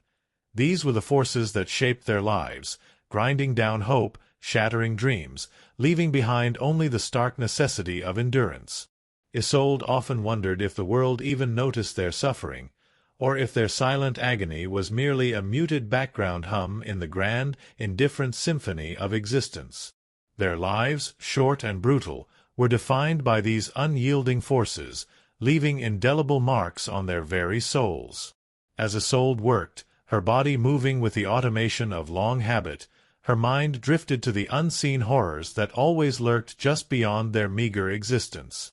Beyond the known trials of the sun's scorching wrath and winter's icy embrace, there were the unpredictable, the malevolent forces that could snuff out life with terrifying suddenness. A storm could rage for days, destroying crops, collapsing hovels, turning their meager existence into utter desolation. A flash flood, rare but devastating in their valley, could wipe away what little they had, leaving them with nothing but mud and despair. These were the moments when nature truly unleashed its full fury, reminding them of their insignificant place in its vast, terrifying grandeur. Yet, man's cruelty could often be more insidious, more piercing than nature's raw power. The Lord's hunts, for instance, were not merely sport. They were an assertion of dominance, a brutal display of power that often trampled their meager fields, destroyed their fences, and left their animals scattering in terror. The unspoken threat of a peasant being accidentally, or not so accidentally, run down by a charging horse, or struck by a stray arrow, hung in the air during these times. Their lives were so cheap, their existence so insignificant in the eyes of the nobility, that such accidents would barely register. It was a chilling indifference, a subtle cruelty that reminded them they were little more than obstacles in the path of the powerful's amusement. And then there were the feuds between lords, distant squabbles over land or prestige that often sent armed retinues marching through their villages, plundering their meager stores, demanding hospitality they couldn't afford, and occasionally pressing their men into service for a cause they neither understood nor cared about. These were the moments when the veneer of order crumbled, replaced by chaos and arbitrary violence, leaving behind a trail of destruction that crippled their already fragile communities. Isolde remembered a time when a neighboring lord's men had swept through their village, taking what little grain they had stored for winter, leaving families on the brink of starvation. It was a wound that lingered, a bitter scar etched into the memory of the community, a testament to man's cruel hand. Even the Church, their supposed spiritual protector, could inflict its own brand of indifference. The demand for tithes, a tenth of everything they produced, remained unwavering, even when harvests failed and hunger gnawed at their insides. The spiritual promises of paradise, while offering a faint flicker of hope, felt distant and abstract when faced with the immediate visceral suffering of their lives. Father Thomas, for all his good intentions, was part of a system that demanded relentless obedience and unquestioning faith, even as their bodies withered and their spirits broke. His pronouncements of divine will, of their suffering being a test, often felt like another form of man's cruel hand, twisting their pain into a justification for their enduring hardship. As the day's labor drew to a close, and the last vestiges of light faded from Bran's fields, Isolde felt the familiar, bone-deep weariness. Her body ached with a profound exhaustion that seemed to permeate her very soul. She shuffled back to the hovel with Bran and Finn, the silence of the village heavy with unseen terrors and the lingering presence of death. The air, thick with the scent of damp earth and decay, seemed to press in on her, suffocating her spirit. The scars of time were not just etched onto her skin, a map of her physical suffering. They were etched into her very soul, a testament to the relentless wrath of nature and the crushing indifference of man's cruel hand. Every breath was an act of endurance, every flicker of resilience a defiance against a world determined to break her, to consume her dreams, and leave her as merely another forgotten mark in the vast, indifferent landscape of history. Their lives, Isolde knew, were defined by these unyielding forces, leaving indelible marks on their very souls, a heavy toll paid every single day. Story 8: The Well's Deception, a thirst unquenched. The biting wind still carried the acrid tang of decay from the silent hovels, a grim testament to nature's wrath and man's cruel hand. Isolde's body, a landscape of perpetual aches and scars, moved through the remnants of the day's toil, her mind a desolate canvas painted with the grim realities of their medieval existence. The memory of Mairead, a constant, raw wound, underscored the fragile preciousness of Finn, her last surviving child. Every breath was a gamble, every task a battle. As the shadows lengthened across Bran's fields, bringing with them a deeper chill, the world seemed to hold its breath, waiting for the next blow. And that blow, Isolde would soon realize, would come from the most fundamental source of life itself, the water.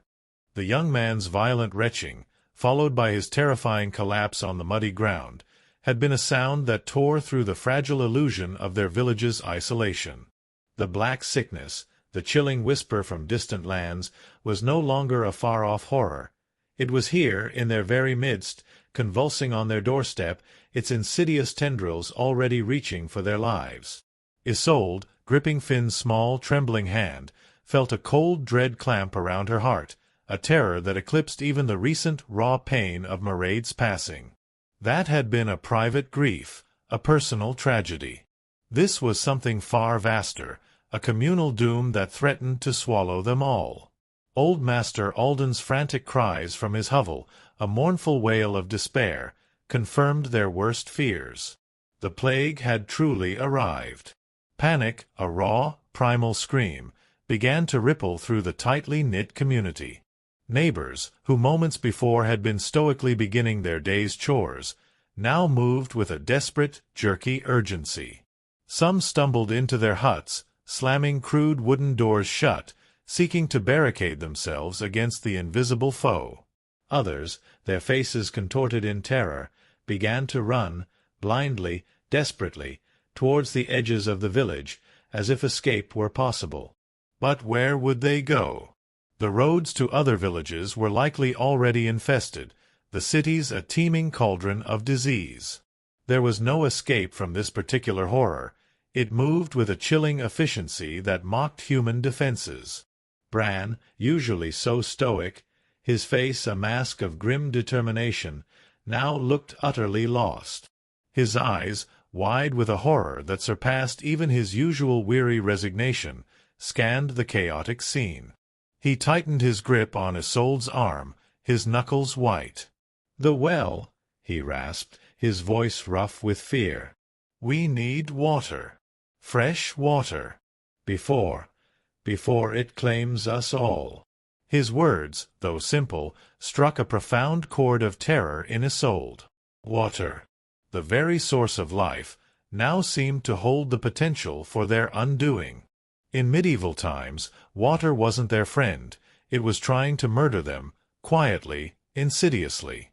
The nearby stream, which often looked so fresh, bubbling, and clear, like something out of the bard's fantastical tales, was a treacherous illusion.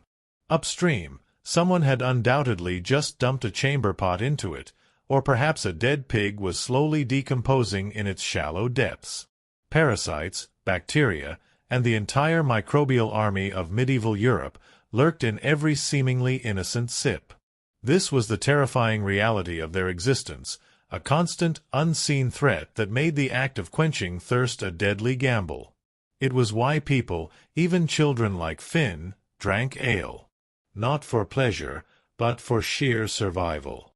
The brewing process, imperfect as it was, at least boiled the water, offering a slightly safer alternative than whatever foul concoction flowed through the town ditch. Wine was an option, too, if one was rich enough to afford it and unconcerned with functioning properly before noon. But for them, for the common folk, ale was their daily bread, their liquid lifeline. But in the face of this new, terrifying sickness, the ale offered little comfort. What if this plague, this new, virulent humors, was somehow different? What if it could bypass the meager purification of the brewing process? The unknown was a terrifying void, and their ignorance a gaping wound. Isolde remembered her own childhood, her mother's constant warnings about the evil humors in the water, warnings often punctuated by the sight of a neighbor convulsing with the bloody flux.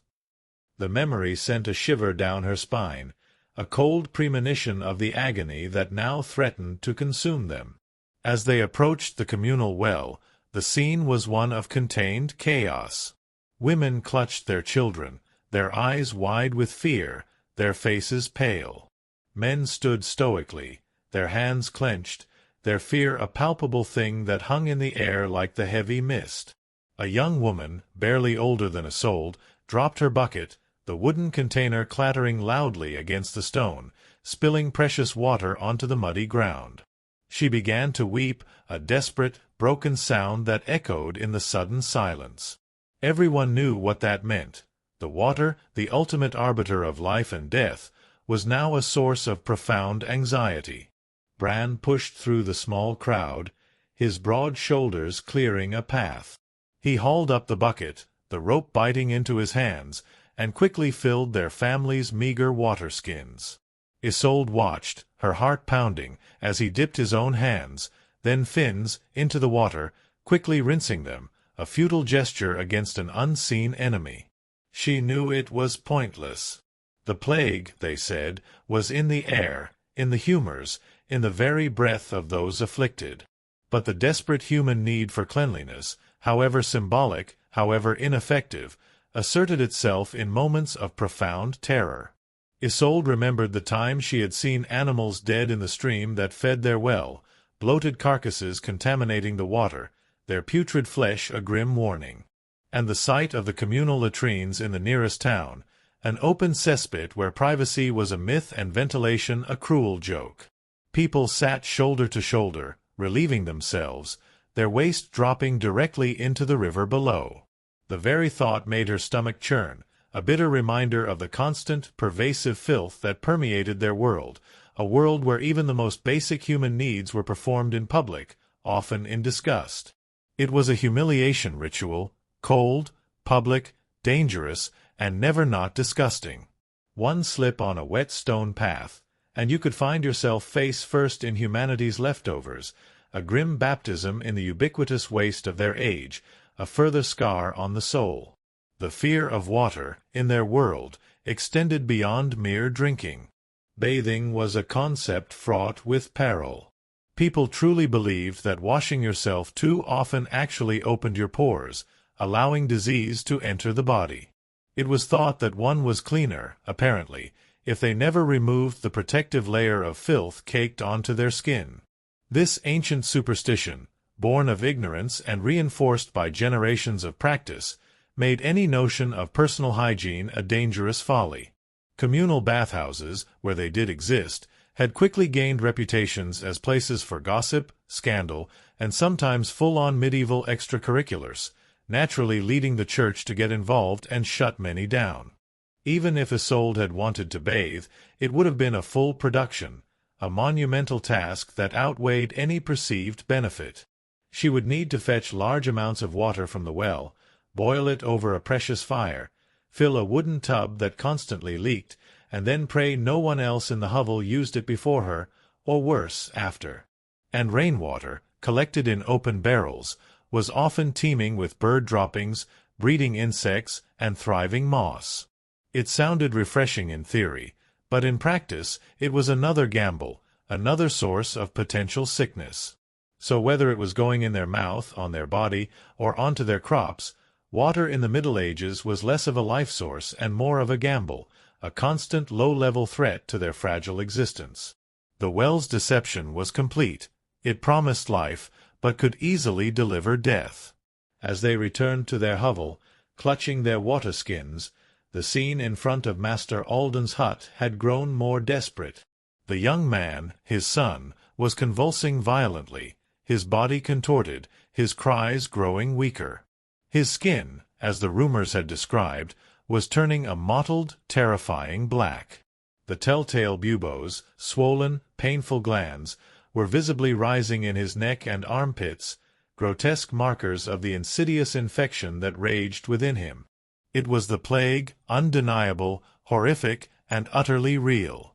The air, usually filled with the mundane sounds of village life, was now punctuated by gasps of horror, whispered prayers, and the chilling silence of those who watched, paralyzed by fear. Isolde pulled Finn closer, burying his face in her side, shielding him from the sight, from the tangible terror that emanated from the dying boy. She could feel his small body trembling, the rapid thrum of his heartbeat against her side. Bran stood by the door, his eyes fixed on the scene, his face a mask of grim, helpless despair. He knew, as did every adult in the village, that once the black sickness truly took root, there was no escaping its clutches. They had all heard the tales, the terrifying legends of villages wiped clean, of entire families vanishing overnight, their homes left silent and abandoned. The memory of Mairead's gentle passing, though heartbreaking, now seemed almost merciful compared to the agonizing spectacle unfolding before them. The immediate priority shifted from mere survival to desperate avoidance. They needed to isolate, to guard their meager family against the invisible enemy. But how?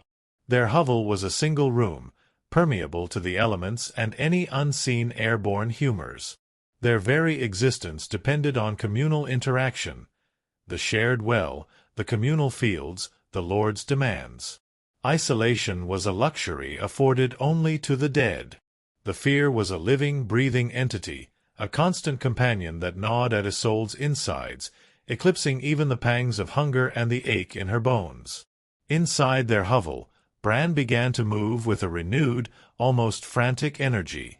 He started to seal the cracks in the walls with more mud, more wattle, trying to create a tighter barrier against the encroaching dread. Isolde knew it was futile, a desperate, symbolic gesture against a foe that laughed at such flimsy defenses. But she said nothing. Any action, however small, however meaningless in the grand scheme of things, offered a sliver of control, a brief respite from the overwhelming helplessness.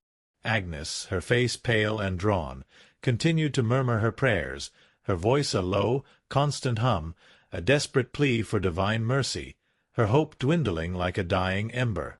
The long, agonizing night stretched before them, a canvas of terror and uncertainty. Sleep would be a broken thing, punctuated by the sounds from Master Alden's hut, the groans, the labored breathing, the ultimate, terrifying silence. Every cough from Finn would send a jolt of pure terror through Isolde. Every itch on her skin would feel like the onset of the buboes. The water in their skins, so recently a source of desperate hope, now felt like a potential carrier of unseen doom.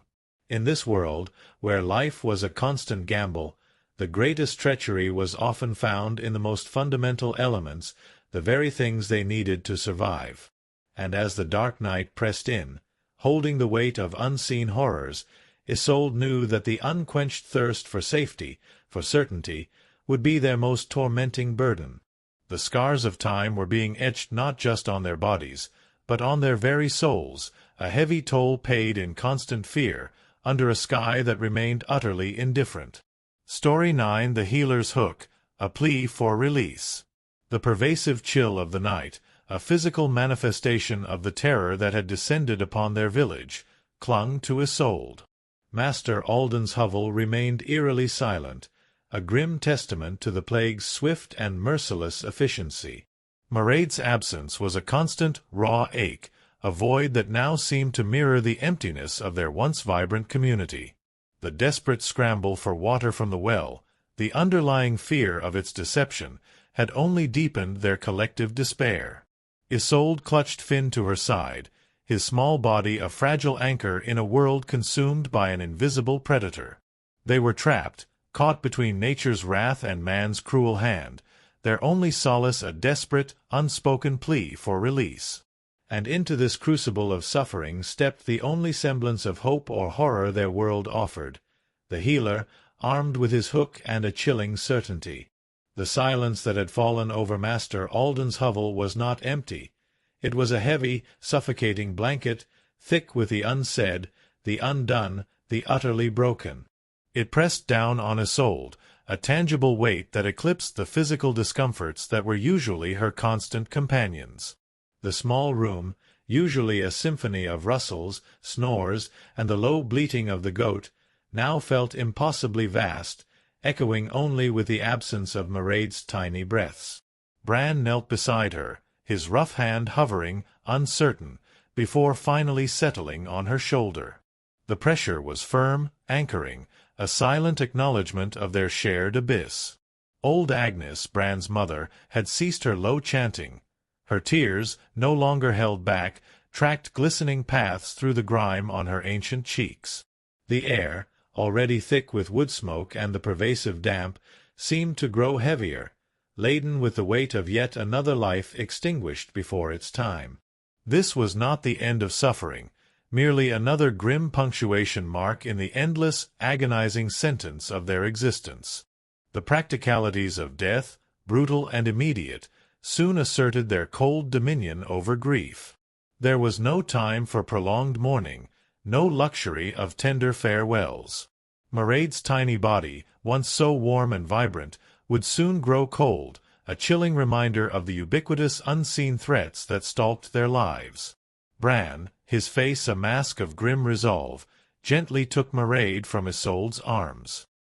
He moved with a practiced ease, a man too familiar with this particular sorrow. Isolde watched, numb, as he wrapped the small form in a scrap of faded linen, the only fabric they could spare. There would be no polished coffin, no ceremonial shroud, no embalming. Just a shallow hole in the frozen earth, a hasty burial in the crowded churchyard where her siblings lay, their names already fading from memory, lost to the relentless march of time and the indifferent soil. Mairead's whispers, once gentle breaths in the straw, were now silenced forever, carried away on the cold wind. The pervasive hunger, temporarily dulled by the shock of grief, now asserted itself with a vengeance. Life, in its brutal indifference, demanded to be fed, even when the soul cried out for nothing but oblivion. Agnes moved to the hearth, stirring the pottage that had been simmering since dawn. Its aroma, usually a signal of meager comfort, now seemed tasteless, hollow.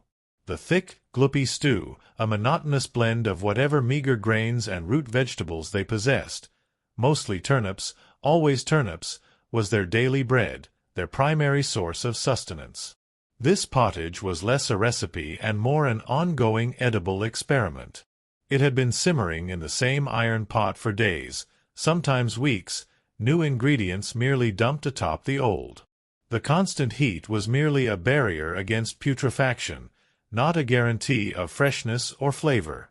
Isolde often wondered what ancient, forgotten scraps lay buried beneath the surface, what unseen life might be thriving within its depths. The thought made her stomach clench, a wave of nausea mingling with the gnawing hunger. The silence that had fallen over Master Alden's hovel, confirmed by the still morning, meant the black sickness was truly among them. The villagers, already reeling from fear, moved with a new, panicked urgency. It was a terrifying reality. The plague, an invisible, merciless predator, was now here, claiming lives with chilling efficiency. And into this terrifying new normal, a figure arrived, a grim harbinger of both desperate hope and ultimate despair. Master Joris, the barber surgeon from the Lord's town. He was a man of gruff demeanor, his hands calloused from countless extractions and bloodlettings, his face etched with a perpetual sneer that somehow intensified his grim countenance. He moved with a practiced, almost bored efficiency, his leather pouch clinking faintly with the tools of his trade. He carried a rusty blade, a set of crude pliers, and an unwavering belief in the efficacy of his methods. He surveyed the scene outside Alden's hovel, his eyes showing no pity, only a detached professional interest. To him, this was not a tragedy, but a case study, another body for the grim ballet of his craft. His arrival, while signaling a desperate attempt at intervention, mostly served to deepen the fear, for his healing, often looked more like polite torture with a theology degree. Master Joris quickly pronounced Master Alden's son beyond saving. The buboes, swollen and black, were a clear sign. The fever, a raging inferno, had already taken root. There was no cure, only a desperate, futile attempt to intervene, to perhaps prolong the inevitable for a few agonizing hours. And his chosen method? Bloodletting. Too much blood, too much heat, Master Joris rasped, his voice rough. The humors must be purged. He unwrapped a dull, uncleaned blade, its edge catching the faint light with a sinister glint. He made a quick, practiced incision into the boy's vein, and dark, viscous blood began to ooze into a waiting bowl. The boy, already weak, barely stirred, his pained groans a soft, guttural sound. Isolde watched, transfixed by the gruesome spectacle. The sight of the blood, so freely flowing, sent a cold dread through her. It seemed so utterly wrong, so counter to the very essence of life. Yet this was their medicine, their only hope. Imagine getting a haircut and a hemoglobin extraction in one sitting, a 2-for-1 special in a world that offered no other choices. This was the terrifying reality of their medical knowledge, a desperate dance with the unknown, often more lethal than the ailment itself. The air around Master Alden's hovel was thick with the stench of sickness, of death, and now of fresh blood.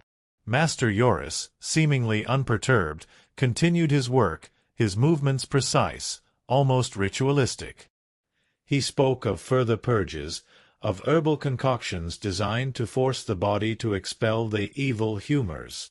He might prescribe laxatives, hot compresses, or even a warm herbal purge, hoping to cleanse the body of its perceived imbalance. If one was feeling sad or anxious, that was clearly an excess of black bile, and the cure was a vigorous purge, perhaps accompanied by prayers and a cold compress, while everyone else avoided eye contact and began to carve your coffin. The barber surgeon's grim prognosis was a chilling reminder of their utter helplessness. If one broke a bone or got a nasty wound, they were in real trouble. There was no anesthesia, unless one counted passing out from sheer agony. Surgery, when performed, involved knives that likely hadn't been cleaned since the Crusades, tools heated over a fire not for sterilization, but because they simply looked scarier that way.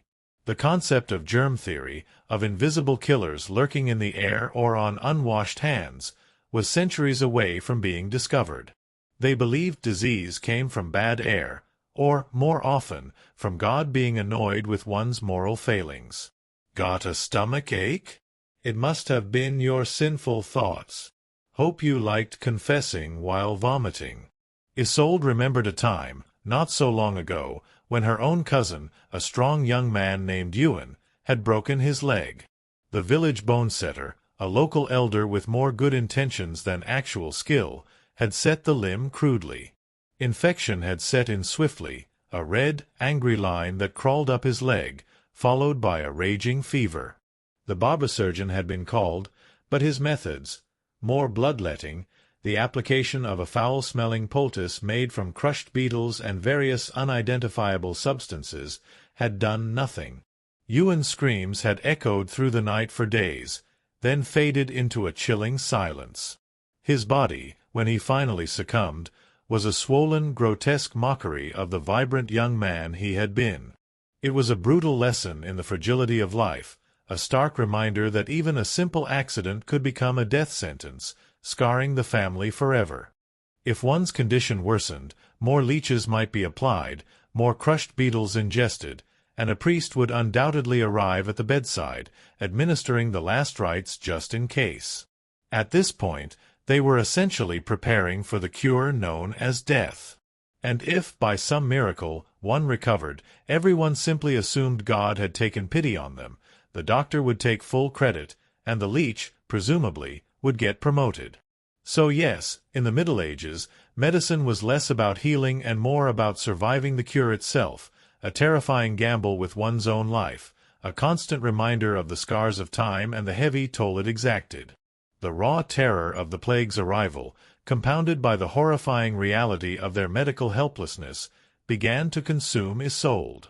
Her body, already a vessel of constant aches and persistent itches, now felt utterly vulnerable, a mere puppet to the invisible humors that raged outside and within. The fear of Mairead's cough, once her primary torment, was now overshadowed by the spectre of the buboes, the blackening skin, the convulsions that claimed their victims with such terrifying speed. She looked at Finn, so small, so innocent, and her heart ached with a desperate, unspoken prayer. How could she protect him against an enemy that defied all understanding, all defense? The village, once a close-knit community, was now a cauldron of fear and suspicion. Neighbors eyed each other with wary glances, every cough, every sneeze, a potential sign of doom. The shared act of drawing water from the well, once a communal ritual, was now fraught with a chilling tension. The thought of the unseen filth, the unseen humors, contaminating the very source of their life, sent shivers down Isolde's spine. The world had gone mad, it seemed, and they were trapped within its agonizing grip. Master Joris, the barber-surgeon, after pronouncing Master Alden's son beyond aid, began to turn his attention to other villagers, examining the sick, his face grim, his pronouncements terse. His presence, rather than offering comfort, served only to heighten the pervasive fear, a silent acknowledgment that even those who claimed to wield the power of healing were utterly helpless against this new, terrifying scourge. Isolde watched him, a flicker of something akin to loathing in her heart. He was a symbol of their powerlessness, a grim reaper in the guise of a healer, his rusty blade and cold eyes the only tools offered against the relentless march of death. As the sun began to dip below the horizon, casting long, distorted shadows across the village, the air grew colder, heavier, filled with the unspoken dread of the night to come. The cries from Master Alden's hovel had finally ceased, replaced by the chilling silence of death. Another life claimed. Another family shattered. Isolde gripped Finn's hand tighter, her knuckles white. Sleep would offer no escape from this particular nightmare. It would only bring the torment of feverish dreams, of buboes swelling in the darkness, of the barber's hook pulling at her very life force.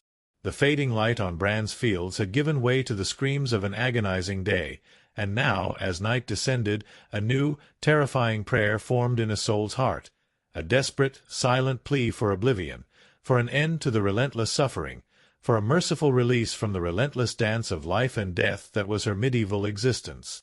The true horror, she realized, was not just the disease, but the utter hopeless helplessness that accompanied it, the lasting scars of time, and the heavy, unbearable toll.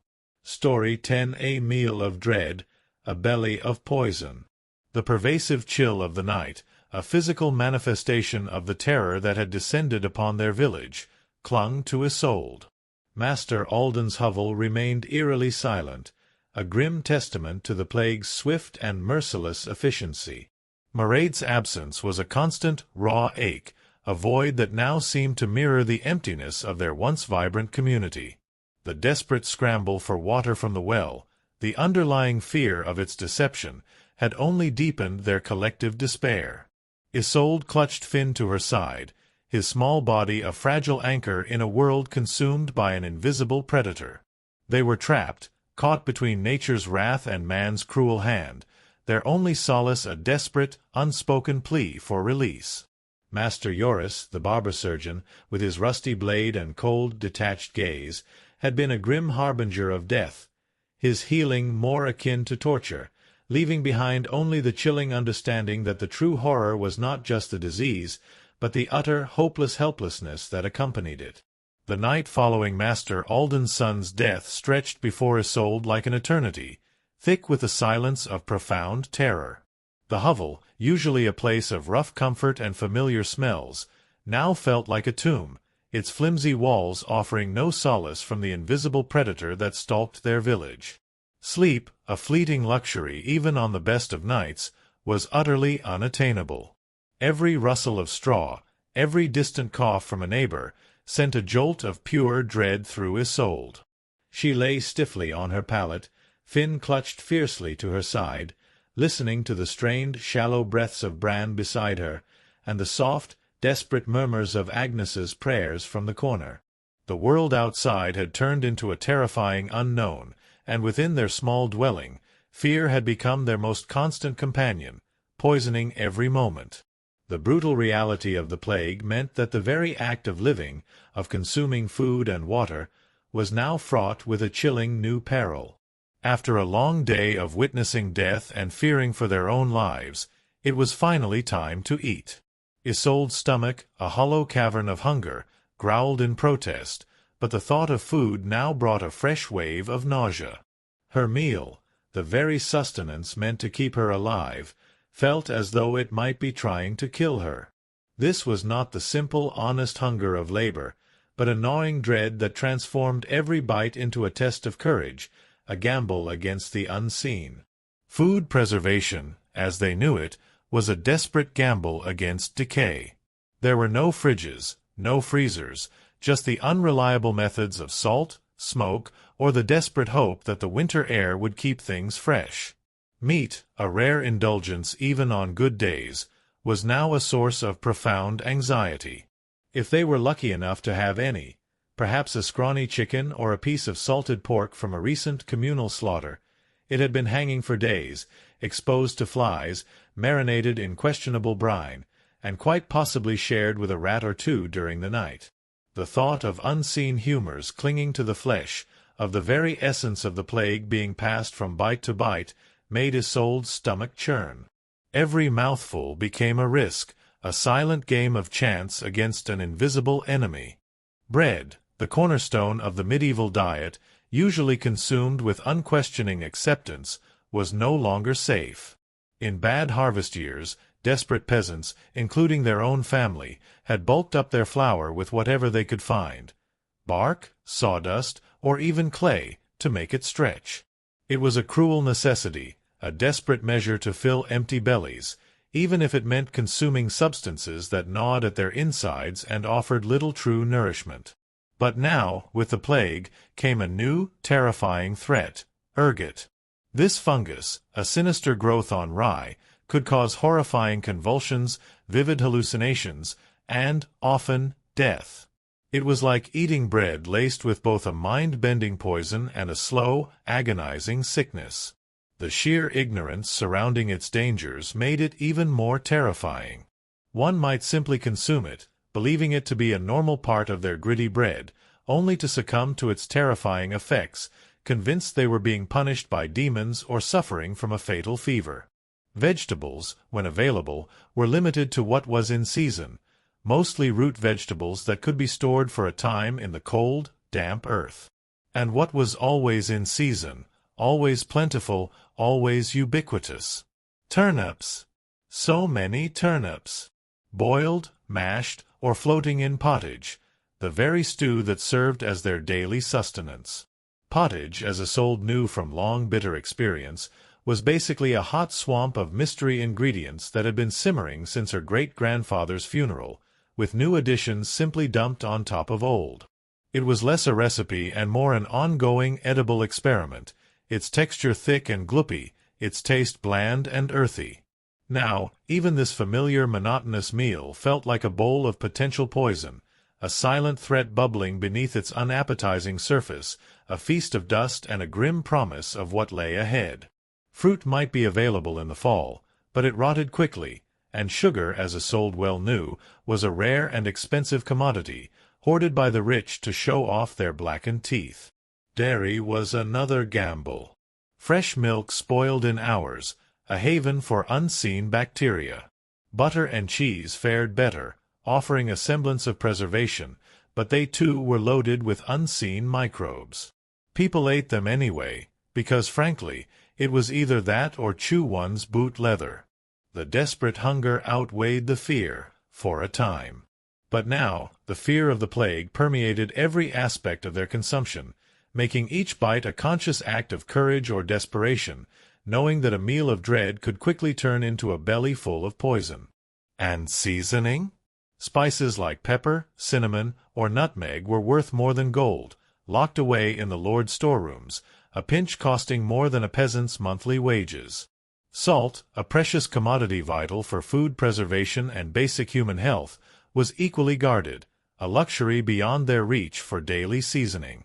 Their meals were bland, monotonous, tasting of wet burlap sprinkled with sadness, their blandness only emphasized by the constant, gnawing hunger that defined their existence.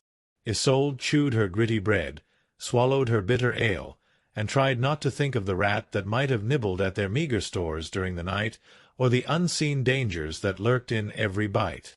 Breakfast was not an act of nourishment. It was a grim ritual, a forced ingestion of meager calories to stave off the immediate threat of starvation, a silent battle fought at every crude wooden bowl.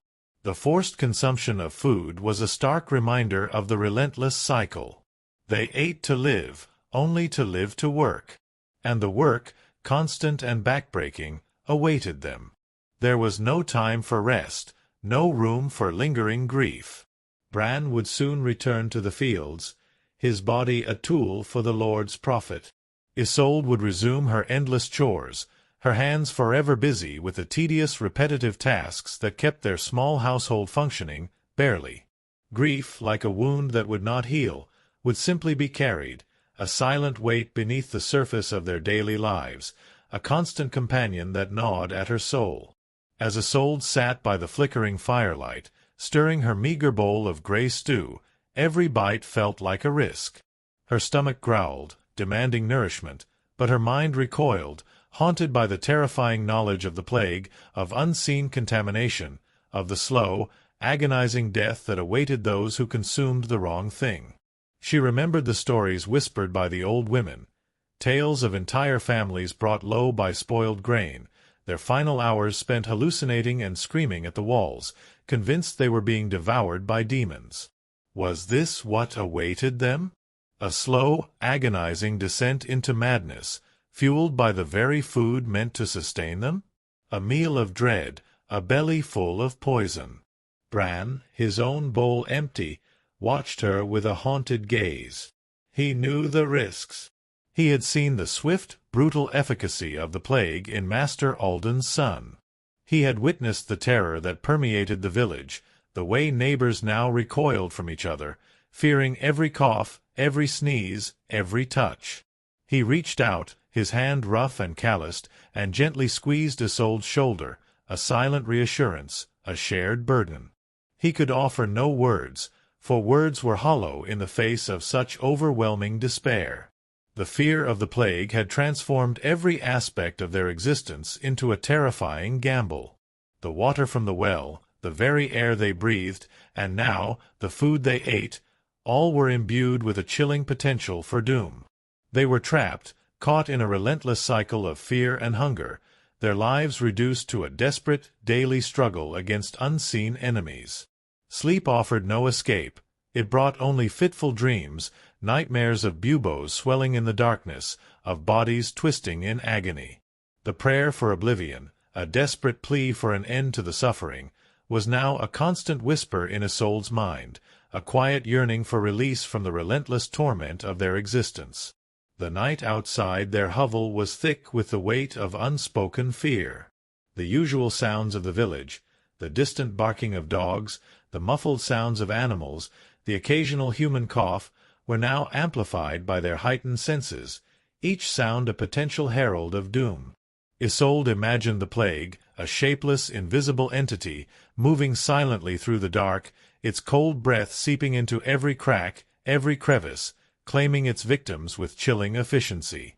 Master Alden's hovel, now utterly silent, was a grim monument to its power, a stark reminder of the fate that awaited them all.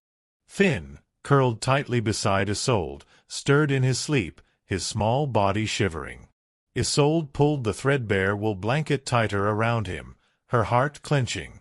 He was their last hope, their last connection to a future that felt increasingly impossible.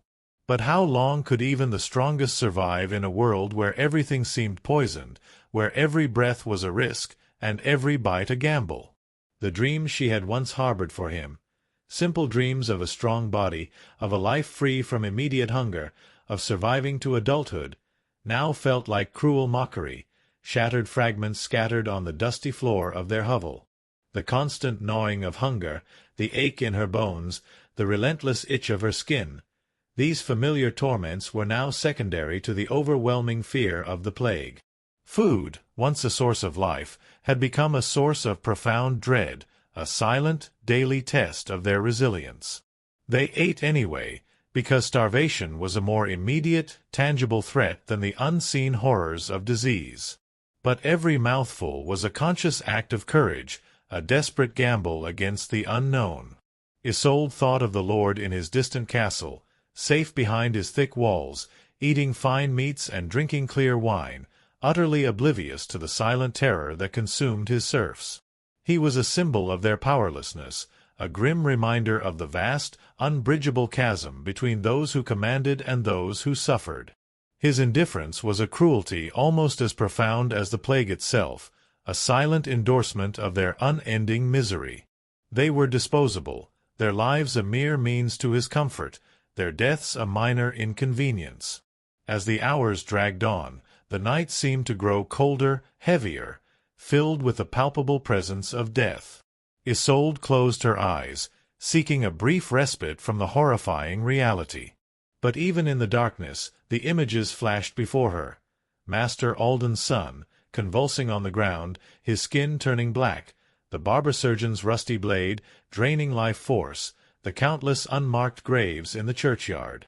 Their world was not one of glory or chivalry, but of grim, everyday terror. And the poison on the plate, the fear in the belly, were merely two more burdens in the endless, agonizing dance of survival. The scars of time were being etched into their very souls, a heavy toll paid in each fearful bite, each desperate swallow, under a sky that remained utterly indifferent. Story 11. Beneath the bell's relentless dirge. The terror of the previous night clung to Isolde like a shroud woven from fear and despair. The pervasive chill in the hovel, the ghost of Mairead's silence, the gnawing hunger, and the chilling realization that every meal was potentially a bellyful of poison, all combined to form a living nightmare. Master Alden's hovel remained eerily silent, a grim testament to the plague's swift and merciless efficiency. Isolde clutched Finn to her side, his small body a fragile anchor in a world consumed by an invisible predator. They were trapped, caught between nature's wrath and man's cruel hand, their only solace a desperate, unspoken plea for release. As the first pale light bled into the oppressive gloom, it brought no comfort, only the relentless continuation of agony, marked by a sound that had now become the true pulse of their dying village, the church bell. The first clang of the church bell pierced the pre-dawn quiet, a sharp metallic cry that seemed to tear through the very fabric of their fragile existence. It was a sound Isolde knew intimately, a constant, unyielding presence that had marked every hour of her life, from her childhood chores to her sleepless nights. But today, its toll held a new, sinister weight. It was no longer just an alarm clock, a summons to prayer, or a marker of their endless toil. Today, it was a death knell, a grim prophecy of the suffering to come. Its iron voice, merciless and unyielding, seemed to mock their desperation, announcing the relentless march of time and the unyielding demands of God and Lord alike, even as the world around them descended into chaos.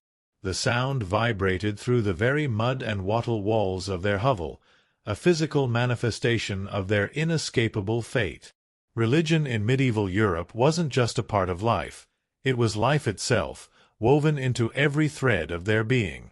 The Church, a colossal omnipresent entity, controlled their calendar, dictated their laws, shaped their meager education, if they could read at all, and presided over their births, marriages, and deaths. It was their spiritual landlord, and they, the common folk, were always behind on rent, spiritually bankrupt and financially doomed if they dared to question its authority. Every day was structured around prayer bells, matins, lauds, prime, terce, sext, nones, vespers, compline, the town church bell ringing with monotonous insistence at dawn, noon, and night.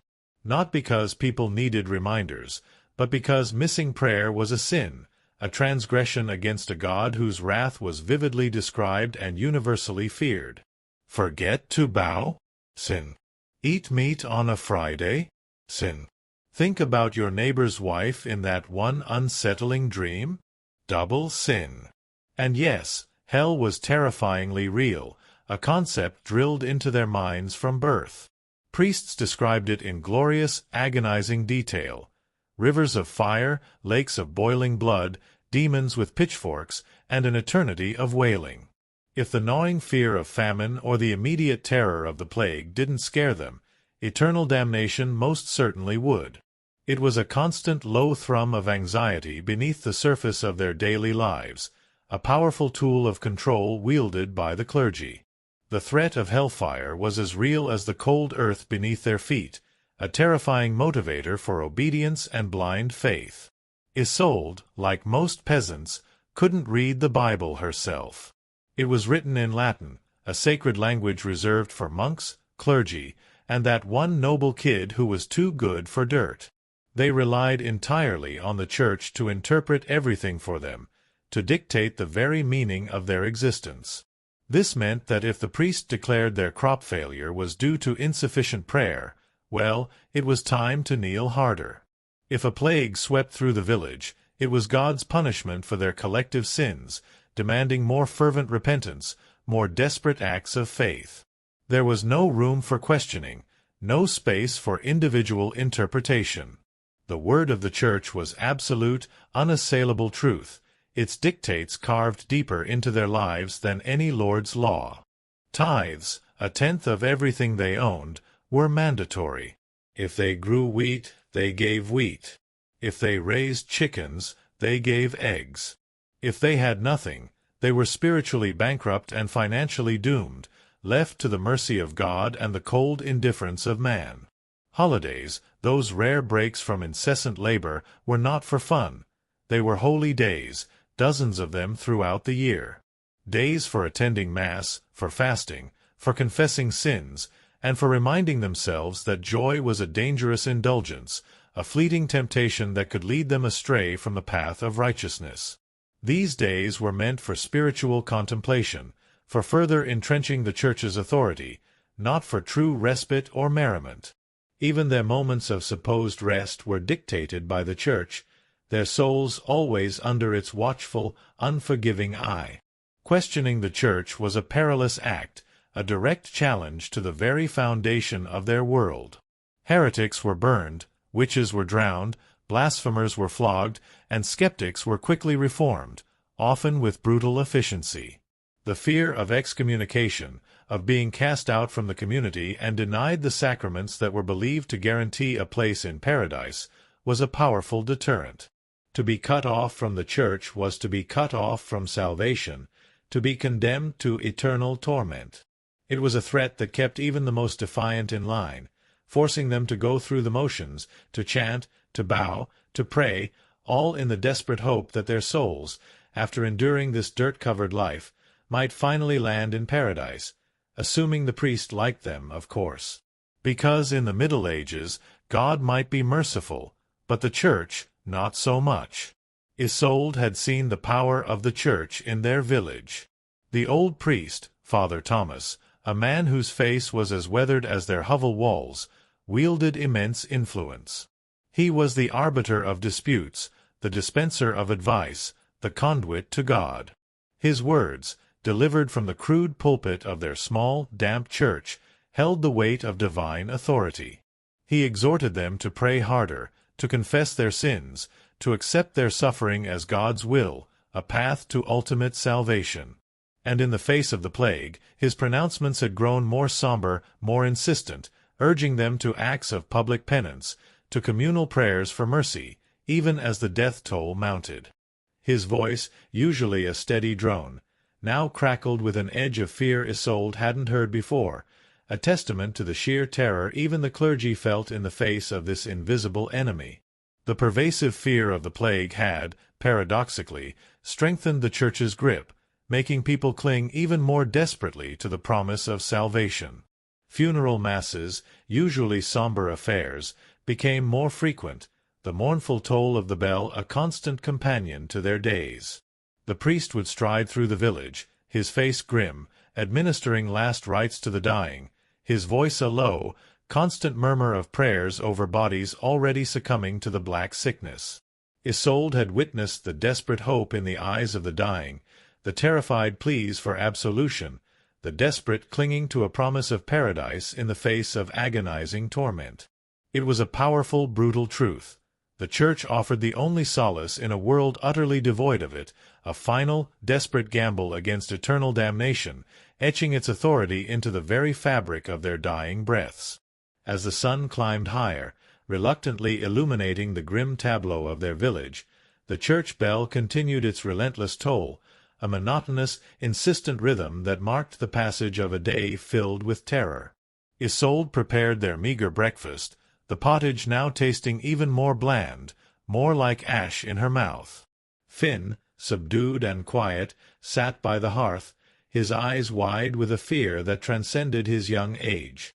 He was learning early the brutal lessons of their world, the constant threat of death, the pervasive power of the Church, the utter helplessness against forces unseen and incomprehensible. His small body seemed to shrink under the weight of the bell's unforgiving dirge. The thought of escaping the Church's omnipresent gaze, of living a life free from its endless rules and terrifying threats, was as impossible as flying. They were born into it, baptized within its confines, married under its blessings, and would die with its last rites. Their very identity was intertwined with their faith, however desperate or fear-driven it might be.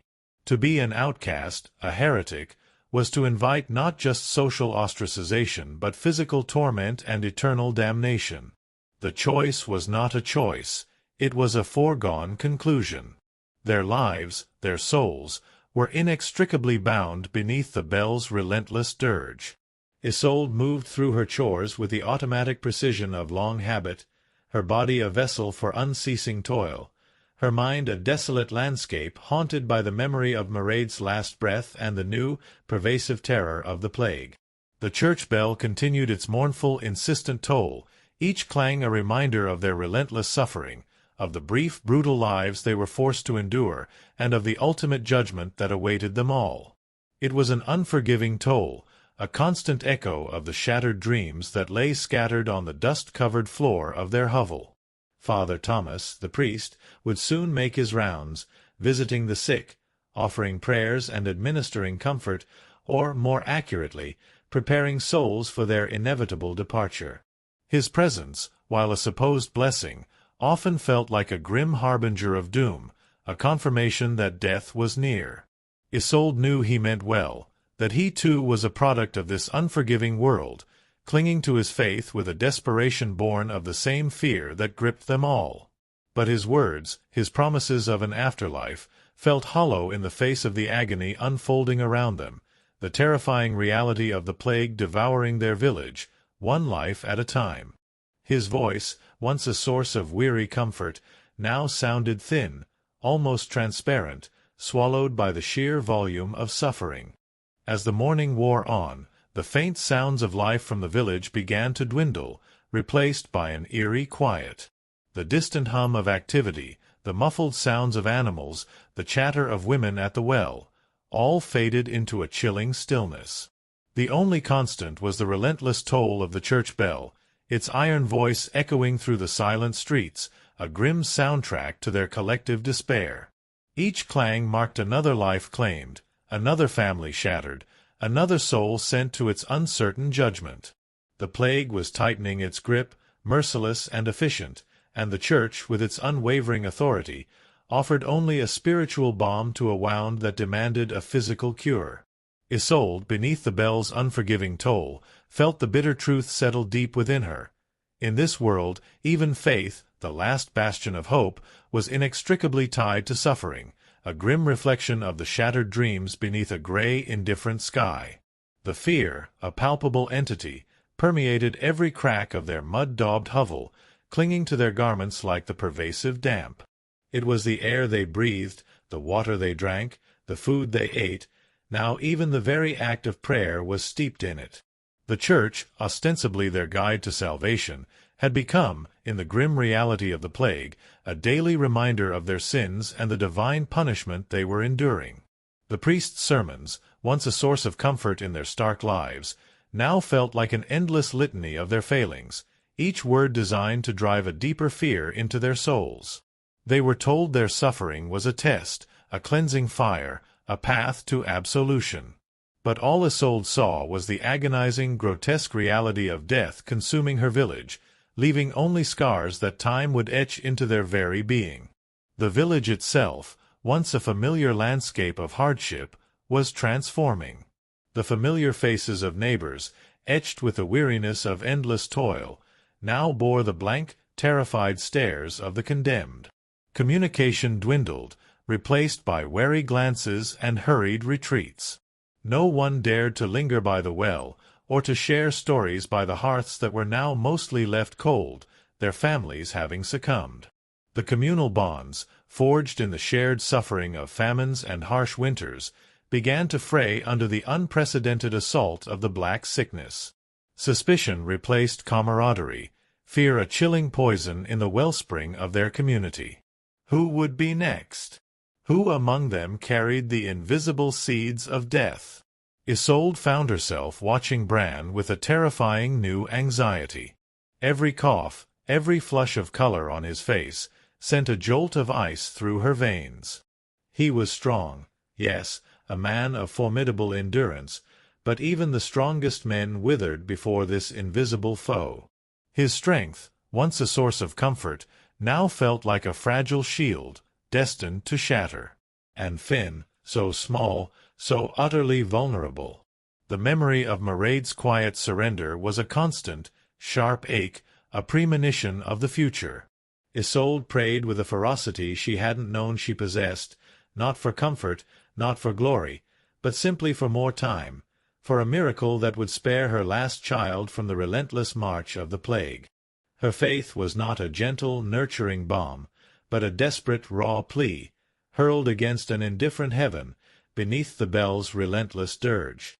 Story 12. The threads that bind a woman's fate. The relentless toll of the church bell, a ceaseless, mournful dirge, hammered at Isolde's soul. Its iron voice, once a harsh alarm for the dawn, had become the very soundtrack of their dying village, a constant reminder of the unseen plague's merciless harvest. Hovel after hovel stood in chilling silence, their crude doors sealed against an enemy that cared nothing for mud and wattle walls or desperate prayers. Isolde moved through her days in a numb trance, her body aching, her heart heavy with grief for Mairead, and a terror so profound it felt like a physical weight. The precarious balance of their lives, always teetering on the edge of oblivion, was now utterly shattered.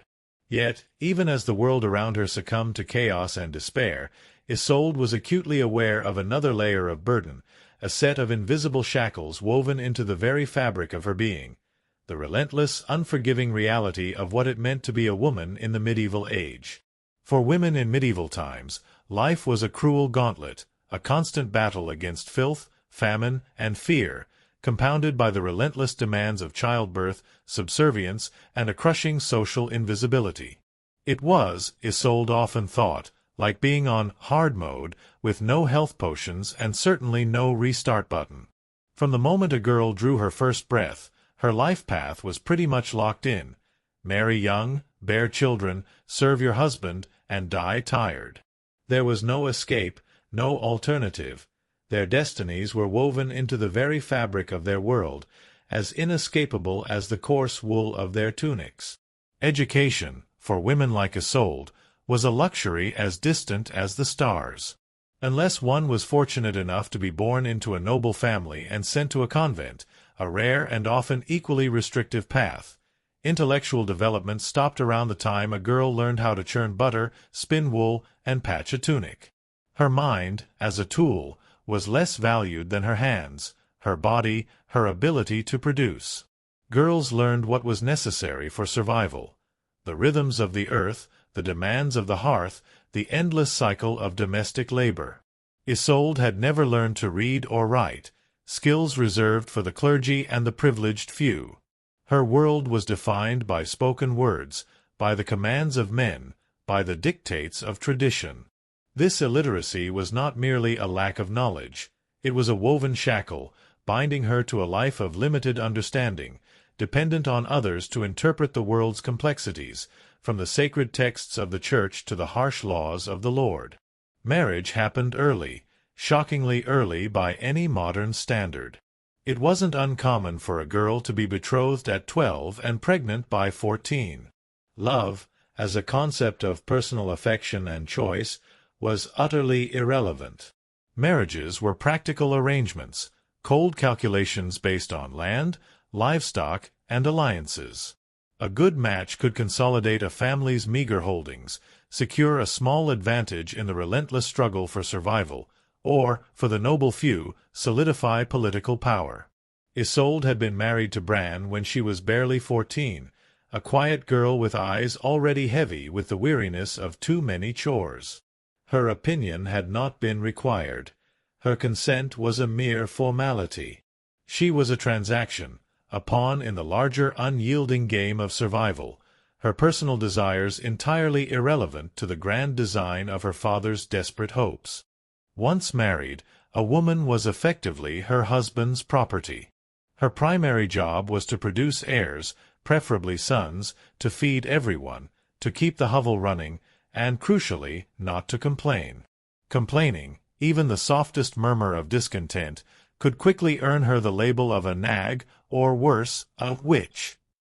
That latter label, in this world steeped in superstition and religious fervor, came with complimentary drowning or burning, depending on the local fashion and the mood of the community. Isolde had seen women accused, their desperate pleas ignored, their fates sealed by the whispers of jealous neighbors or the paranoid pronouncements of a fearful priest. The stakes were terrifyingly high, and silence was often the only shield a woman possessed. Childbirth was a death lottery, a terrifying gamble that haunted every married woman's waking thoughts and invaded her fitful sleep. There was no prenatal care, no sterile tools, no anesthesia. Midwives, usually old women like Agnes, did their best, relying on ancient folk remedies, prayers, and sheer practical experience. But even minor complications, a difficult presentation, excessive bleeding, a persistent fever, could mean death for the mother, the child, or often both. Isolde had already lost Mairead and 2 other children to the unseen terrors of early infancy, and the memory of their brief, fragile lives, and her own agony, was a constant, raw wound. Many women survived 10 or more pregnancies, their bodies ravaged by the endless cycle of birth and loss. Many more didn't survive 2 or 3. Bran's own sister, a vibrant young woman named Ilara, named after Isolde's former name, a grim irony, had died in childbirth just years before, a grim fate that haunted every married woman in the village, a silent sword hanging over their heads with each swelling belly. But even if a woman survived the agonizing ordeal of childbirth, her work only increased. Now she had a screaming infant, or, in Isolde's case, Finn, whose cough had become a constant worry, in a lice-ridden hut, and she was still expected to nurse, cook, clean, spin wool, help in the fields, and somehow find the energy to endure. There was no break for women. They were the break for everyone else. They were the constant, unyielding engine of the household, their labor endless, their bodies perpetually exhausted. Their physical endurance was remarkable, born not of choice but of the grim necessity of survival, pushing their bodies to limits that would break modern sensibilities. If a woman was unmarried, she was viewed with suspicion, an anomaly in a world that valued marriage and procreation above all else. If she was widowed, she was vulnerable, often dependent on the uncertain charity of relatives or the grim prospect of a meager existence in the village almshouse. If she was outspoken, or possessed any unusual knowledge, especially of herbs or healing, skills often passed down through generations, she was dangerous. Women who didn't conform to the rigid societal norms were often accused of witchcraft, especially if they had a strong personality, an independent streak, or simply looked at someone funny on a rainy Tuesday. The accusations, often fueled by fear, jealousy, or simple malice, could lead to swift, brutal condemnation and a terrifying end. Even within the Church, the most powerful institution of their age, a woman's role was severely limited. Nuns lived under strict rules, their lives dictated by obedience and silence. No speaking without permission, no freedom of movement, their spiritual worth always ranked below that of men. The highest aspirations allowed to a pious woman was to become a respected abbess, but even then, her authority was circumscribed by the male-dominated hierarchy of the Church. In short, if you were a woman in the Middle Ages, you were expected to endure, obey, reproduce, and suffer in silence, ideally while smiling. Because even in a time of universal suffering, women were somehow expected to suffer gracefully, to bear their burdens with a quiet, saintly resignation. Isolde often felt the weight of these woven shackles, invisible chains that bound her tighter than any physical restraint. Her dreams, fragile and quickly shattered, had long since been replaced by the stark necessity of survival. Yet, as she looked at Finn, her last surviving child, a fierce protective instinct flared within her. He was a boy, yes, destined for the same grueling toil as his father, but at least he would not face the additional burdens of womanhood, the constant fear of childbirth, the perpetual vulnerability, the silent suffering demanded by a world that valued obedience over intellect and procreation over spirit. The thought of raising Finn, of protecting him from the myriad dangers that lurked in their world, was a new purpose, a grim, unyielding determination that eclipsed her own weariness. The plague, a new, terrifying layer of suffering, now added another dimension to the woven shackles of womanhood. For a woman, the disease was not merely a physical torment, it was a terrifying threat to her ability to fulfill her most basic societal function, to bear children. The fear of being barren, of being unable to produce heirs, was a deep-seated anxiety, now exacerbated by the terrifying reality of the Black Sickness. Women sickened and died at an alarming rate, leaving behind motherless children, broken families, and an even greater burden on those who remained. Isolde had seen the desperation in the eyes of young wives whose husbands had succumbed to the plague, their future now utterly bleak, their security shattered, their potential for future offspring cruelly extinguished. The silence that had fallen over the village, punctuated only by the mournful clang of the church bell, was a chilling testament to the plague's relentless march. The normal sounds of daily life, the distant chatter, the laughter of children, all had faded, replaced by an eerie stillness. Isolde moved through the hovel, tending to the few remaining chores, her hands working automatically, her mind a desolate landscape. She looked at Agnes, her mother-in-law, a woman who had endured countless hardships, lost numerous children, and now faced the terrifying reality of a plague that threatened to wipe out their very lineage. Agnes's face, a road-map of sorrows, held a grim resignation, a quiet acceptance of the inevitable. The sun, a pale, indifferent eye in the vast gray sky, offered no solace. Its light, usually a herald of another day of toil, now seemed only to illuminate the stark realities of their existence, the unyielding burdens of a life where dreams were perpetually shattered. The future, if one dared to contemplate it, was a canvas painted in shades of deepening despair. The woven shackles of womanhood, once merely a societal construct, had become a living, breathing torment, tightening with every passing moment, binding Isolde to a fate as harsh and unyielding as the very earth beneath her feet. She was a woman of the Middle Ages, and her struggle, her endurance, was a testament to the unyielding spirit that somehow found a way to persist, even when all hope seemed lost and the world itself conspired against her. As the days bled into weeks, and the mournful toll of the church bell became an almost constant companion to their dwindling lives, the very fabric of their village began to unravel.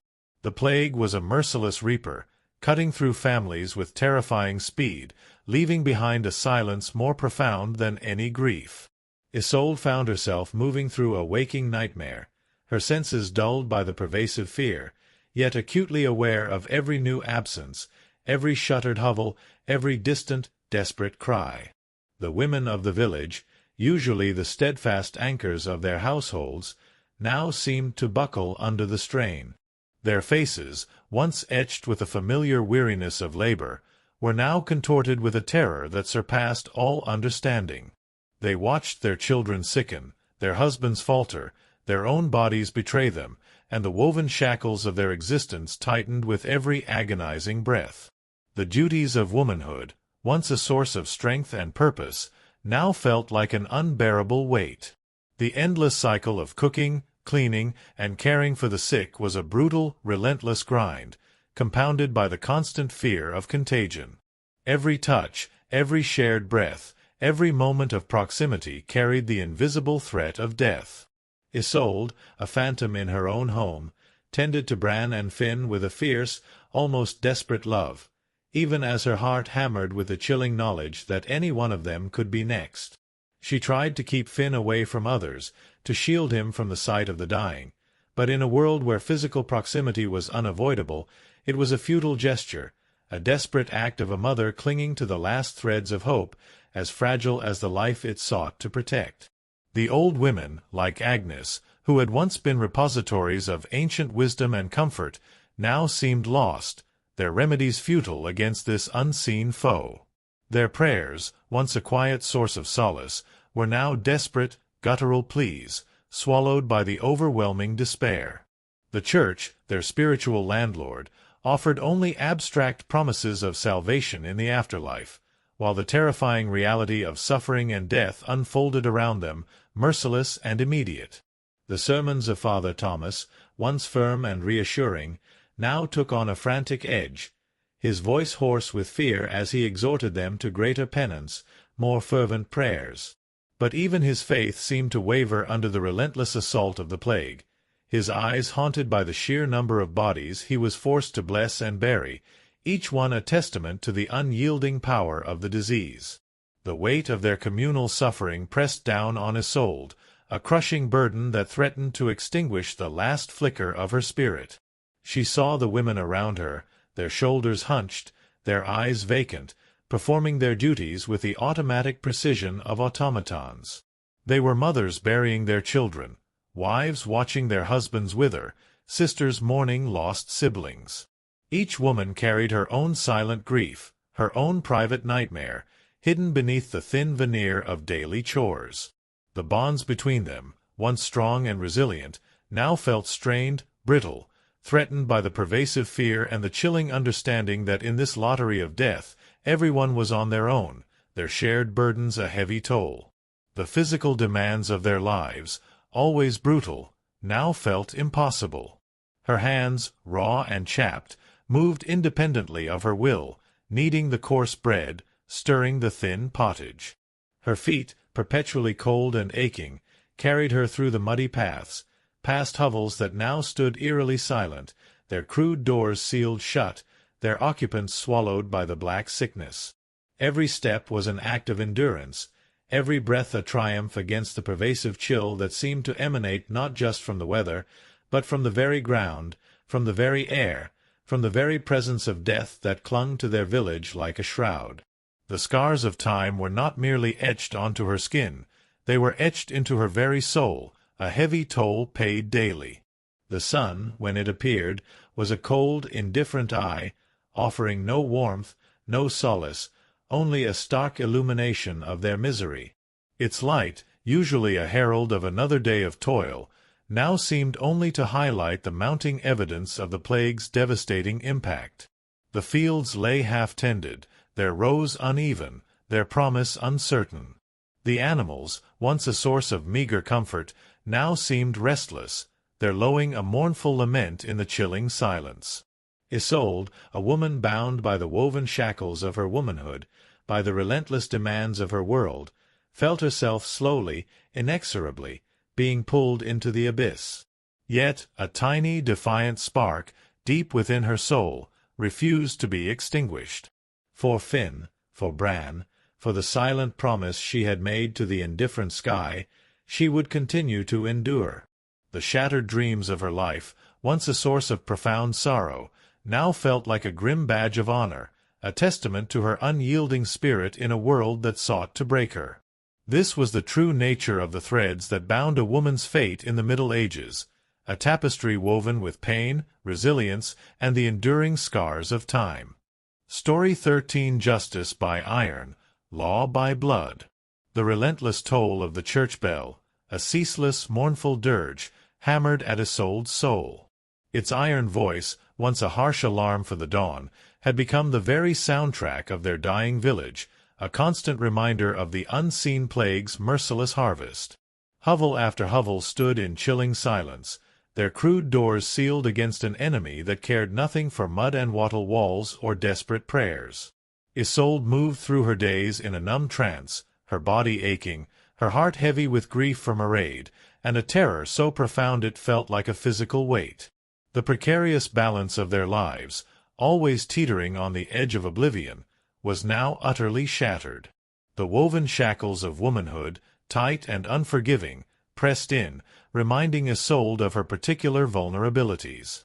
Yet, even as the world around her succumbed to chaos and despair, another shadow began to lengthen across their already bleak existence. The chilling reality of medieval justice, a force as brutal and unyielding as nature's cruelty. In this era, the idea of law and order mostly meant hoping your local lord wasn't in a bad mood, and justice was more a performance art than actual protection. Violence, Isolde knew, was everywhere. It simmered in the home, a husband's right to discipline his wife and children with a heavy hand, a brutal reality often accepted as commonplace. She'd seen the marks on neighbors, heard the muffled cries from behind closed doors, and knew that even Bran, for all his quiet strength, possessed this accepted authority. It erupted in the streets, sudden, savage brawls over a spilled ale, a perceived slight, or a wandering pig. It permeated the very fabric of the battlefield, where local feuds between minor lords, territorial disputes over a patch of fertile land or a valuable resource, and grand religious crusades to distant lands constantly simmered. Someone was always marching off to stab someone else in the name of honor, God, or sheer boredom. The return of these heroes often brought not glory, but further suffering, ravaged lands, plundered villages, and more mouths to feed from already meager resources. Crime was common, driven by desperation and hunger. Punishment, however, was swift, brutal, and often public, a terrifying spectacle designed to instill fear and enforce obedience. Isolde had witnessed it firsthand. The peasant who stole a loaf of bread from the lord's granary, his children starving, could lose a hand. She remembered the sight of the bloody stump, the man's agonizing cries echoing through the village square, a chilling warning to all who dared to defy the lord's authority. Accused of lying to an overseer, a farmer's tongue might be pierced with a hot iron, leaving him forever marked, his words forever silenced. Gossip too much, particularly about the lord or his family, and one might meet the scold's bridle, a metal mask strapped to the head with a bar forced into the mouth, designed to inflict pain and humiliation, a brutal form of public correction. These were not mere tales. They were grim lessons, etched into the collective memory of the village, silent reminders of the constant peril that lurked beneath the surface of their desperate lives. But the true terror of medieval justice lay in the concept of trial by ordeal. Let's say you were accused of something truly serious: heresy, theft, witchcraft. How did one prove their innocence in a world utterly devoid of rational investigation, unbiased witnesses, or true legal representation? By being tortured, of course. Isolde had heard the stories, whispered in terrified tones around the dying embers of a hearth fire on long winter nights. One version, the ordeal by hot water, involved sticking your hand into boiling water to retrieve a stone. If it healed without infection in 3 days, you were innocent. If not, you were guilty, and your punishment, likely a brutal death, would follow swiftly. Another option, the ordeal by cold water, was perhaps even more horrifying. You were tossed into a river. If you sank, you were innocent and probably dead. If you floated, you were guilty, and would be punished anyway, usually by burning or hanging. It was like a medieval game show where the prize was mere survival, and the host was actively rooting against you. There was no true justice, only a terrifying gamble with one's life, a brutal test of endurance against the indifferent forces of fate and the cruel whims of accusers. And if you were sentenced to death, that was a public event, a spectacle for the masses. Executions were performed in front of cheering crowds, a gruesome form of entertainment in a world devoid of other diversions. Hangings, beheadings, burnings, each method chosen for its particular horror and deterrent effect. Sometimes, people brought snacks, treating it like a macabre festival, the medieval equivalent of cable TV, a gruesome distraction from their own miserable lives. The sheer brutality of it all was designed to instill fear, to remind everyone of the absolute power of the Lord and the terrifying consequences of defiance. Domestic violence was completely normalized. Husbands were allowed, even expected, to discipline their wives and children, often with brutal force. A woman's protests were usually ignored, her suffering a private matter, dismissed as a domestic dispute. Street fights were commonplace, erupting over the smallest provocations. One could be beaten just for looking the wrong way at a noble's horse, or for inadvertently crossing the path of a drunken merchant. Life was cheap, and aggression was often the first and only language. Violence wasn't a breakdown of society in the Middle Ages. It was society. Everyone lived with the constant knowledge that life was fragile, justice was arbitrary, and your neighbor might bash your head in over a pig. So, one learned to walk carefully, to keep their eyes down, and never to trust anyone with a club. In the midst of the plague, the usual forms of justice seemed to falter, overwhelmed by the sheer scale of death. But the underlying brutality remained, a constant, chilling undercurrent. The Lord's men, often immune to the plague's initial ravages due to better food and living conditions, still enforced order with an iron hand. There were whispers of summary executions for those caught stealing from abandoned homes, or for villagers attempting to flee the quarantined area. The law, like the plague itself, was merciless, its arbitrary nature a constant source of terror. Isolde herself had experienced the cold, indifferent hand of justice. The loss of her children, first her unnamed boy and girl, then Mairead, had been attributed by some, even within the village, to divine displeasure, a punishment for unspoken sins. She heard the whispers, the veiled accusations, the fearful glances. Was she, in some way, cursed? Was her suffering a reflection of some hidden moral failing? Such accusations, though never formalized, carried a heavy weight, adding another layer to the woven shackles of her womanhood, and to the scars of time etched on her soul.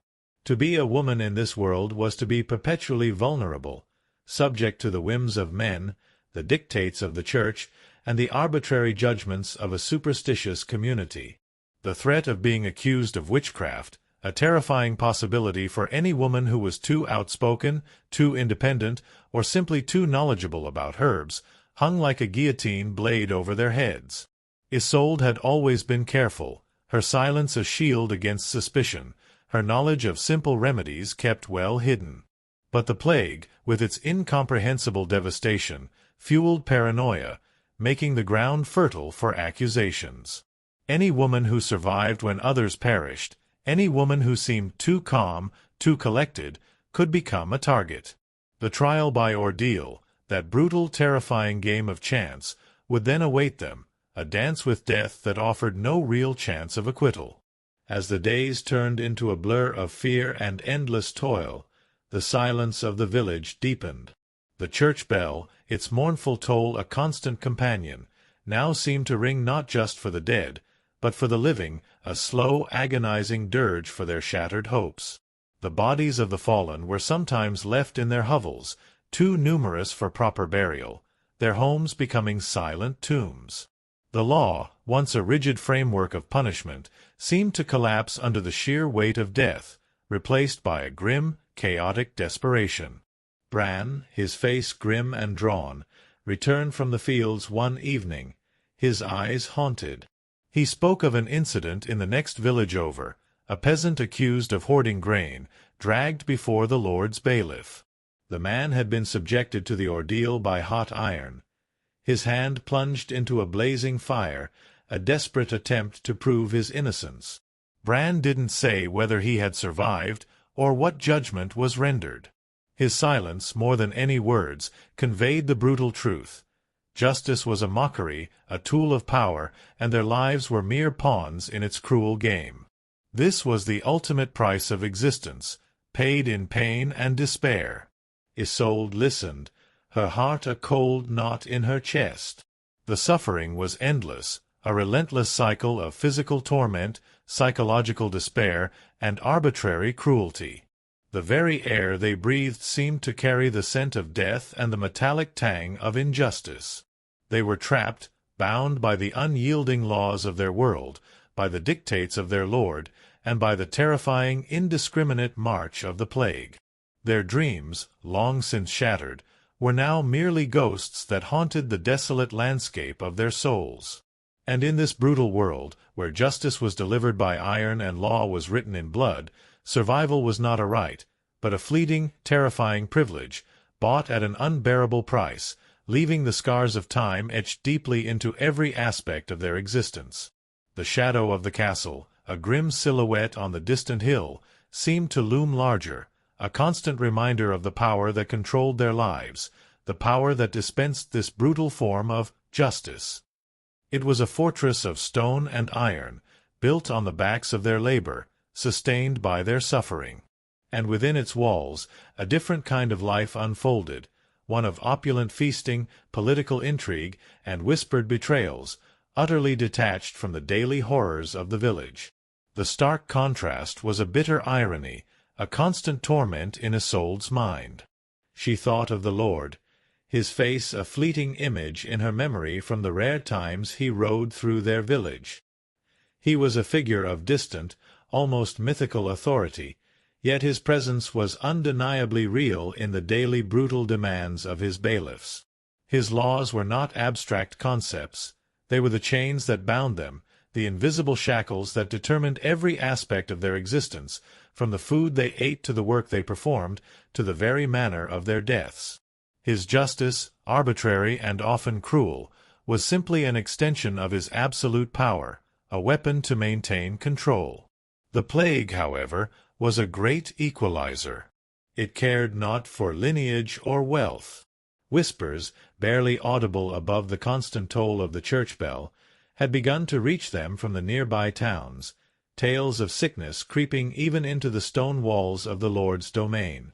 A stable boy, then a scullery maid, then a minor retainer. The fear, once confined to the hovels, was beginning to gnaw at the edges of the castle itself. Isolde wondered, with a grim satisfaction that quickly turned to horror, if the plague would bring its own brutal form of justice to those who had dispensed so much cruelty. But even that thought offered little solace. For the common folk, their suffering remained absolute, their dreams shattered beneath a sky that continued to weep gray tears of indifference, leaving indelible scars that time would never fully heal. Story 14. The Unmarked Earth, a Silent Tomb. The relentless toll of the church bell, a ceaseless, mournful dirge, hammered at Isolde's soul, a stark backdrop to the unfolding horror in their village. Justice by iron and law by blood had always been a brutal reality, but now a new, far more indiscriminate law ruled, the swift, terrifying sentence of the plague, often ending in the chilling silence of an unmarked grave.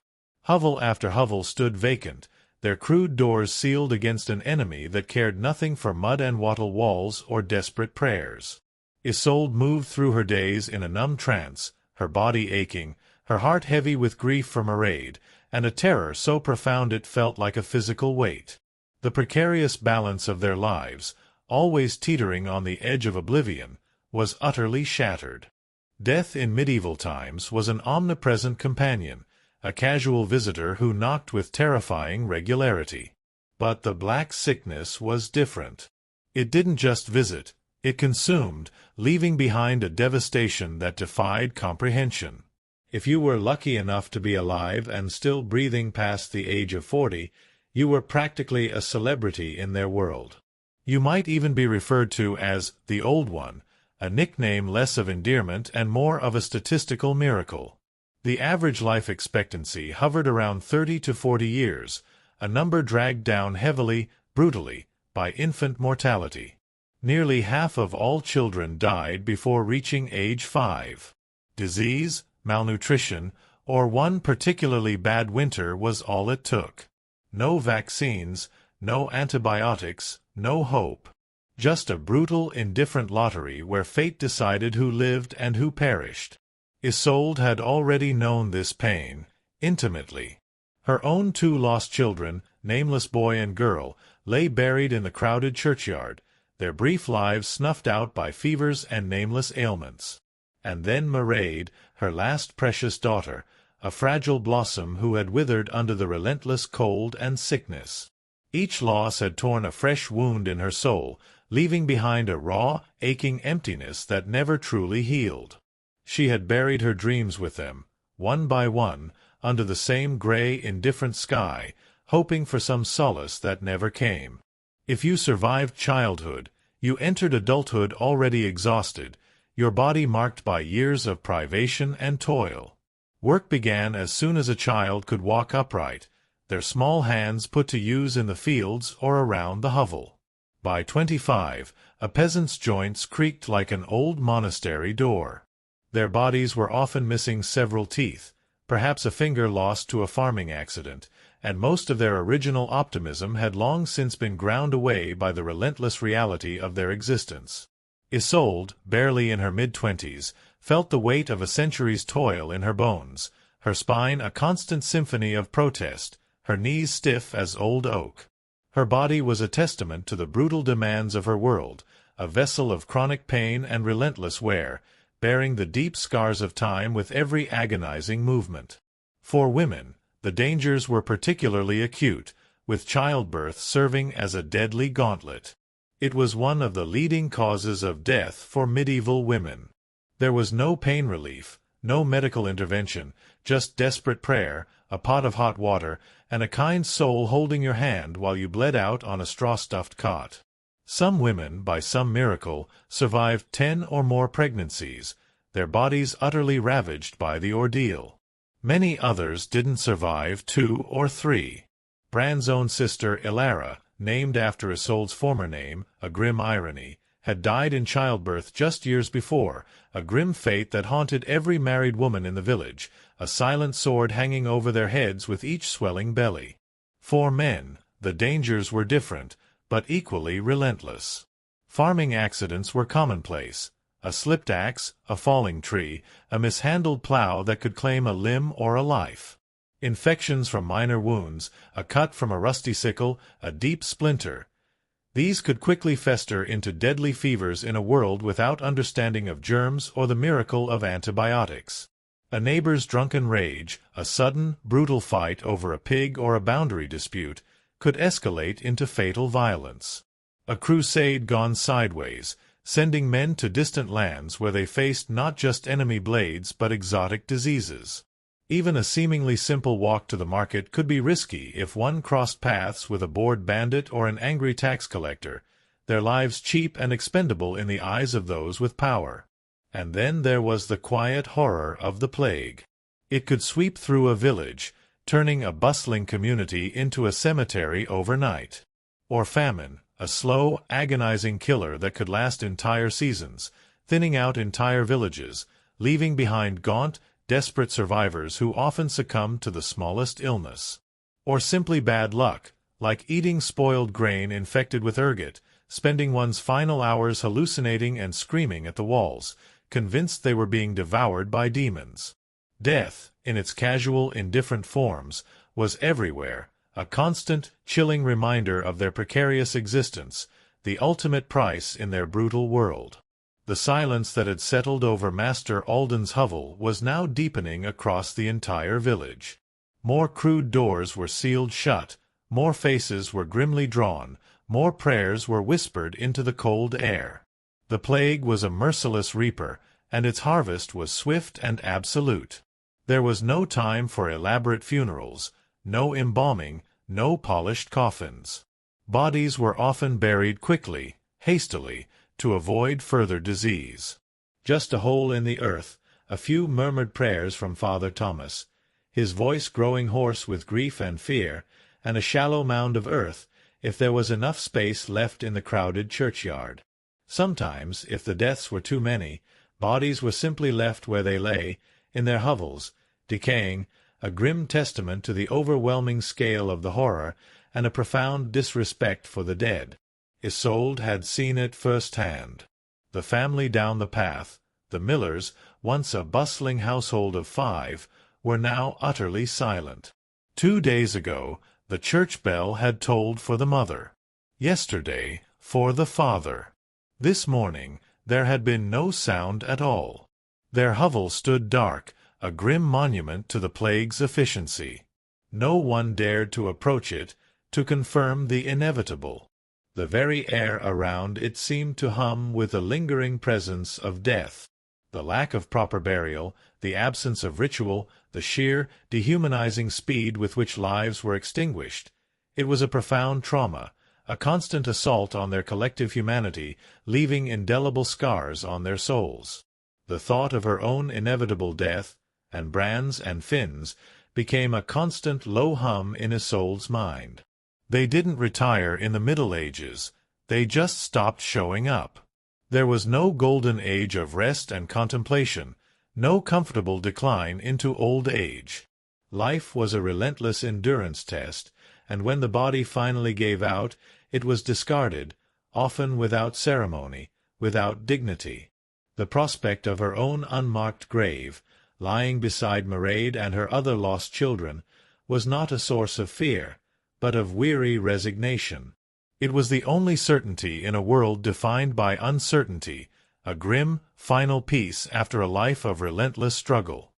As the sun began its slow descent, painting the western sky in hues of bruised purple and bleeding orange, Isolde watched Bran in the fields. He moved with a grim, almost robotic efficiency, his broad back bent, his wooden hoe rising and falling with a monotonous rhythm. He was strong, yes, but even his formidable endurance felt fragile against the unseen foe that now stalked them all. The Lord's indifference, the brutality of his laws, the casual violence of their society. These were constant threats. But the plague, an indiscriminate killer, was the ultimate equalizer, striking down noble and peasant alike, though the peasants always fell first, always in greater numbers, their lives a heavy toll. Whispers, like tendrils of cold smoke, had begun to reach them from the Lord's castle. A stable boy, then a scullery maid, then a minor retainer. The plague was beginning to gnaw at the edges of the fortified walls. Isolde felt a grim satisfaction at the thought that even those who had inflicted so much suffering were not immune. But it was a fleeting emotion, quickly replaced by the overwhelming, pervasive terror. The castle, for all its stone walls and armed men, was merely a larger hovel, equally vulnerable to the invisible enemy. The dreams of escaping their suffering, of a better life, were now utterly shattered, replaced by the stark reality of the present, a present defined by fear and death. The silence that settled over the village as night descended was not peaceful. It was the silence of emptiness, of absence, of the dead outnumbering the living. The only sound was the relentless, mournful toll of the church bell, its iron voice a constant reminder of their collective doom. Isolde clung to Finn, his small, warm body a desperate anchor in a world that threatened to drag her under. She watched him sleep, his breathing shallow, his face pale, and her heart ached with a pain that went beyond grief, the terror of what awaited him, what awaited them all. Their shattered dreams, already fragmented by hunger, toil, and loss, were now being consumed by the ultimate silence, the profound, terrifying stillness of the unmarked grave. There would be no glory in their passing, no grand pronouncements. Only a final, terrifying silence, lost to history, forgotten by a world that moved relentlessly forward, leaving behind only the dust and shadows of their vanished lives. The air, thick with the scent of decay and fear, seemed to hum with the lingering presence of death. It seeped into every crack of their mud-daubed hovel, clinging to their garments like the pervasive damp. This wasn't merely the chill of the outside world, it was the cold hand of oblivion reaching for them. The birds, usually a cheerful chorus at dawn, were now eerily silent, their songs replaced by the chilling absence of sound. The small, familiar comforts of their daily grind, the lowing of the goat, the distant clatter of a neighbor's tools, had faded, leaving behind a stark and terrifying quiet. This wasn't merely a pause in the cacophony of life, it was a profound, aching emptiness that echoed the growing void in Isolde's soul. Even the Lord's bailiffs, those hulking figures of authority, seemed to move with a new, hesitant uncertainty. Their usual swagger was gone, replaced by a grim wariness. They still collected their dues, for the Lord's appetite for taxes did not diminish with the plague, but their patrols were quicker, their gazes more averted. They, too, were not immune to the creeping terror, to the knowledge that the invisible foe could claim even them. This small shift in their demeanor, almost imperceptible to an outsider, spoke volumes to Isolde. It was a testament to the plague's indiscriminate power, a fleeting moment of parity in a world defined by stark hierarchies, though it brought little true comfort. But any solace from this fleeting observation was quickly extinguished by the relentless reality of her own family's precariousness. Finn, though still seemingly spared, moved with a new-found quietness, his eyes wide, absorbing the horror around him. He saw the empty hovels, heard the incessant bell, felt the unspoken terror that gripped his parents. Childhood, that fleeting period of innocence, was being brutally stripped away from him, replaced by a forced maturity, a grim understanding of death that no child should ever bear. Isolde watched him, her heart a constant ache, a silent prayer that his young spirit would not be irrevocably scarred by the horrors he witnessed.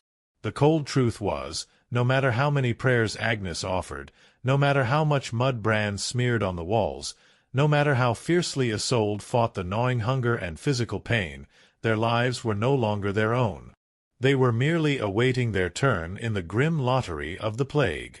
The Church, their spiritual guide, spoke of sin and salvation, but even Father Thomas, his face gaunt and his voice hoarse, seemed to be losing the battle against despair. His sermons, once filled with fire and brimstone, were now tinged with a raw, pleading desperation, a fear that even God had turned his face from them. As the sun finally set, dragging its last vestiges of light from the sky, the village plunged into a darkness far deeper than mere night. It was a darkness filled with the ghosts of the departed, with the lingering presence of death, with the suffocating weight of fear. Isolde huddled with Bran and Finn, their bodies a small island of warmth in the vast, encroaching cold. The silence of the unmarked grave had spread beyond the churchyard, seeping into the very foundations of their homes, their lives, their shattered dreams. The only sound was the persistent, mournful toll of the church bell, a ceaseless rhythm that beat out the grim passage of time, an unforgiving promise of the end that awaited them all. They were living on borrowed time, each breath a silent miracle, each day a testament to their unwilling, desperate endurance. The medieval world had offered them little, and now even that little was being taken, leaving behind only the dust and shadows of what once was, a lasting, heavy toll on the scars of time. Story 15. Finn's Gaze, A Child's Burden of Loss. The relentless toll of the church bell, a ceaseless, mournful dirge, hammered at Isolde's soul, a stark backdrop to the unfolding horror in their village. Justice by iron and law by blood had always been a brutal reality, but now a new, far more indiscriminate law ruled, the swift, terrifying sentence of the plague, often ending in the chilling silence of an unmarked grave. Hovel after hovel stood vacant, their crude doors sealed against an enemy that cared nothing for mud and wattle walls or desperate prayers. Isolde moved through her days in a numb trance, her body aching, her heart heavy with grief for Mairead, and a terror so profound it felt like a physical weight. The precarious balance of their lives, always teetering on the edge of oblivion, was utterly shattered. The true face of medieval existence, raw and unforgiving, was now fully revealed, leaving deep, unhealing scars of time. In this grim new reality, the very air seemed to hum with the lingering presence of death. It seeped into every crack of their mud-daubed hovel, clinging to their garments like the pervasive damp. This wasn't merely the chill of the outside world, it was the cold hand of oblivion reaching for them. The birds, usually a cheerful chorus at dawn, were now eerily silent, their songs replaced by the chilling absence of sound. The small, familiar comforts of their daily grind, the lowing of the goat, the distant clatter of a neighbor's tools, had faded, leaving behind a stark and terrifying quiet. This wasn't merely a pause in the cacophony of life, it was a profound, aching emptiness that echoed the growing void in Isolde's soul. Even the Lord's bailiffs, those hulking figures of authority, seemed to move with a new, hesitant uncertainty. Their usual swagger was gone, replaced by a grim wariness. They still collected their dues, for the Lord's appetite for taxes did not diminish with the plague, but their patrols were quicker, their gazes more averted. They, too, were not immune to the creeping terror, to the knowledge that the invisible foe could claim even them. This small shift in their demeanor, almost imperceptible to an outsider, spoke volumes to Isolde. It was a testament to the plague's indiscriminate power, a fleeting moment of parity in a world defined by stark hierarchies, though it brought little true comfort. But any solace from this fleeting observation was quickly extinguished by the relentless reality of her own family's precariousness. Finn, Isolde's only surviving son, moved with a new-found quietness, his eyes wide, absorbing the horror around him. He saw the empty hovels, heard the incessant bell, felt the unspoken terror that gripped his parents. Childhood, that fleeting period of innocence, was being brutally stripped away from him, replaced by a forced maturity, a grim understanding of death that no child should ever bear. Isolde watched him, her heart a constant ache, a silent prayer that his young spirit would not be irrevocably scarred by the horrors he witnessed. This, then, was a child's burden of loss, not just of a sister, but of the very innocence that defined his tender years. The cold truth was, no matter how many prayers Agnes offered, no matter how much mud bran smeared on the walls, no matter how fiercely Isolde fought the gnawing hunger and physical pain, their lives were no longer their own. They were merely awaiting their turn in the grim lottery of the plague. The Church, their spiritual guide, spoke of sin and salvation, but even Father Thomas, his face gaunt and his voice hoarse, seemed to be losing the battle against despair. His sermons, once filled with fire and brimstone, were now tinged with a raw, pleading desperation, a fear that even God had turned his face from them. As the sun finally set, dragging its last vestiges of light from the sky, the village plunged into a darkness far deeper than mere night. It was a darkness filled with the ghosts of the departed, with the lingering presence of death, with the suffocating weight of fear. Isolde huddled with Bran and Finn, their bodies a small island of warmth in the vast, encroaching cold. The silence of the unmarked grave had spread beyond the churchyard, seeping into the very foundations of their homes, their lives, their shattered dreams. The only sound was the persistent, mournful toll of the church bell, a ceaseless rhythm that beat out the grim passage of time, an unforgiving promise of the end that awaited them all. They were living on borrowed time, each breath a silent miracle, each day a testament to their unwilling, desperate endurance. The medieval world had offered them little, and now even that little was being taken, leaving behind only the dust and shadows of what once was, a lasting, heavy toll on the scars of time. This was the inescapable reality of Finn's young life. He was being raised in a world that constantly reminded him of his utter vulnerability. His play, if one could even call it that, was mimicking the work of his parents. Tiny hands gripping miniature hoes, eyes scanning for dropped scraps of food, ears attuned to the subtle shifts in his parents' breathing or the distant sounds of danger. There were no toys for distraction, no stories of fanciful adventures beyond the mundane and terrifying reality of their existence. The romanticized tales of chivalry, of gallant knights rescuing damsels and battling dragons, were utterly irrelevant to his world. Knights, if they rode through, were figures of fear, not hope, demanding tribute and enforcing the Lord's brutal will. Finn was learning, perhaps too quickly, that true heroism in his world was simply the grim, silent act of surviving another day. Isolde watched him sleep, his small face illuminated by the flickering hearth light. He was the sum of all her remaining hopes, a fragile beacon in a world consumed by shadow.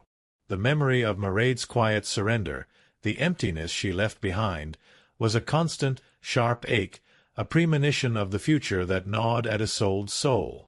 How long could even the strongest endure this relentless grind? How long before the harshness of their world wore him down, just as it had worn down generations before him? She prayed, not with words, but with the clenching of her heart, that Finn would be spared the worst of the scars that time had already etched so deeply into her own being. The pervasive cold of their hovel mirrored the cold dread in their hearts. The mud and wattle walls, flimsy and riddled with cracks, offered scant protection from the biting wind that seemed to carry the very breath of the plague. Bran, for all his strength, moved with a subdued weariness, his usual stoicism replaced by a haunted look in his eyes. He, too, was acutely aware of Finn's vulnerability, of the devastating possibility that their last child might be taken. Their interactions, usually practical and brief, now carried an unspoken intensity, a shared understanding of the existential threat that hung over them. Each glance, each touch, was imbued with a desperate, quiet tenderness, a silent acknowledgment of the preciousness of their remaining family in a world that devoured lives indiscriminately. The grim cycle of life and death, of sowing and reaping, had been brutally disrupted by the plague. The fields, once a source of their meager sustenance, now felt like a vast, open grave, waiting to claim more victims. The village, once a close-knit community, was fragmenting under the weight of fear and suspicion.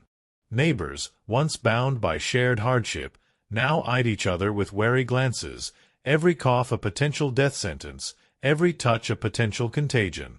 The thin fabric of their community, already stretched to its limits, was tearing apart, leaving individuals isolated in their fear, each family a desperate island against the encroaching tide of death. Finn was witnessing this unraveling firsthand, absorbing the profound shift in human interaction, learning that even those you trusted could become vectors of unseen horror. The church bell continued its mournful, incessant toll, a grim rhythm that beat out the passage of time and the relentless march of death. It was a sound that had once, long ago, resonated with a faint echo of divine order. Now, it merely underscored the chaos, the despair, the endless cycle of suffering that defined their lives. The plague continued its relentless march, claiming lives with chilling efficiency, leaving behind an ever-deepening silence. But the human cruelty, the calculated betrayals that Isolde had heard whispers of from the distant court, seemed almost as terrifying as the invisible disease. It was a reminder that suffering came in many forms, some physical, some political, all equally devastating, all rooted in the cruel indifference of power. Their hovel, a flimsy shelter against the harsh elements, felt increasingly vulnerable, not just to the cold and the disease, but to the unseen forces of fate that dictated their existence. The fading light on Bran's fields was a constant reminder of the limited time they had, of the precariousness of their survival. The scars of time were not just etched onto their bodies, but onto the very fabric of their lives, a heavy toll paid in constant fear, in shattered dreams, in the agonizing knowledge that their very existence was a constant gamble. Finn's gaze, wide and solemn, mirrored the despair of his parents, a quiet testament to the heavy burden of loss he carried, the innocence stolen by the relentless march of a brutal age. He was a child, yes, but he was a child forged in the crucible of suffering, his soul already marked by the indelible scars of time, forced to bear a heavy, unspoken toll. As night deepened, pulling its suffocating blanket over the land, Isolde huddled with Bran and Finn. The silence was profound, filled with the ghosts of the departed, with the lingering presence of death, with the suffocating weight of fear. The only sound was the persistent, mournful toll of the church bell, a ceaseless rhythm that beat out the grim passage of time, an unforgiving promise of the end that awaited them all. They were living on borrowed time, each breath a silent miracle, each day a testament to their unwilling, desperate endurance. The medieval world had offered them little, and now even that little was being taken, leaving behind only the dust and shadows of what once was, and the crushing weight of a child's burden of loss, eternally etched into the scars of time. Story 16. The Queen's Ascent, a Crown of Thorns. The relentless toll of the church bell, a ceaseless, mournful dirge, hammered at Isolde's soul, a grim soundtrack to their dying village. Finn's wide, solemn gaze, a child's burden of loss, reflected the profound terror that had consumed their world. The plague, a merciless reaper, continued its grim harvest, leaving behind a chilling emptiness. Isolde moved through her days in a numb trance, her body aching, her heart heavy with grief for Mairead, clinging to Bran and Finn as if they were the last embers of hope. The romanticized tales of chivalry and justice felt like cruel, mocking echoes, utterly drowned out by the harsh reality of their desperate, dying world. The scars of time were etched into their very being, a heavy toll paid in suffering. Yet, even as their own world succumbed to chaos and despair, far across the known lands, a different kind of drama was beginning, a tale of ambition and power, where a woman would risk everything for a crown, only to find it was woven with thorns. Centuries would pass, the memory of Isolde's struggles fading into the mists of history, her name, like so many peasants, lost to the relentless sweep of time. The medieval world, with its brutal realities and fleeting moments of desperate joy, would transform, its harsh truths gradually giving way to new ages, new struggles, new ways of understanding the world. And as time flowed, twisting and turning like a river seeking its inevitable destination, the focus of our story shifts, far from the cold, damp villages of Europe, to a grander, more glittering stage, a realm where ambition could rewrite destiny, but at a fearsome cost. In the early 16th century, long before the precise year of 1536 that would mark her dramatic end, a woman of dazzling intellect and formidable ambition began her ascent. Her name was Anne Boleyn. She didn't come into the world with a crown on her head or armies at her feet. Born around 1501, likely at Blickling Hall or Hever Castle, she was the daughter of Thomas Boleyn, an ambitious diplomat, and Elizabeth Howard, a noblewoman with powerful family ties.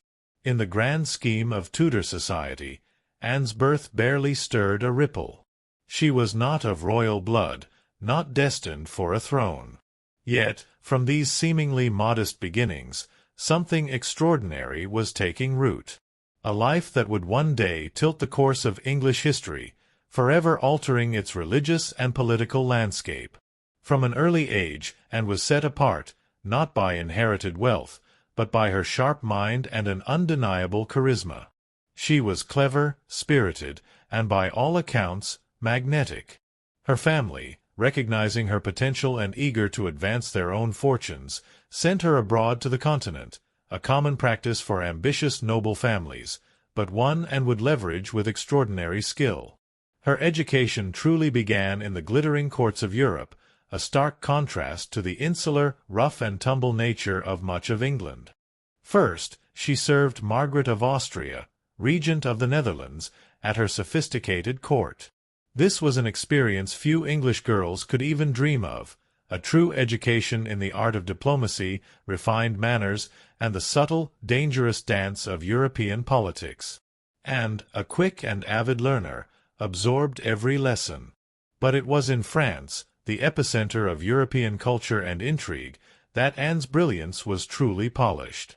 She spent years in the sophisticated courts of Queen Claude and then Queen Marguerite of Navarre, immersing herself in a world of intellectual ferment and social grace. She mastered the language of influence, elegance, and wit, learning to flirt with her mind as much as with her eyes.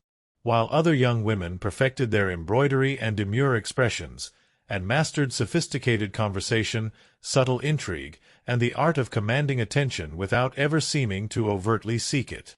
She learned to use her intellect as a weapon, her charm as a shield. By the time she returned to England in the early 1520s, and was something rare and utterly captivating. She was a woman who could rival the sophistication of continental courtiers while carrying the sharp ambition of a rising English house.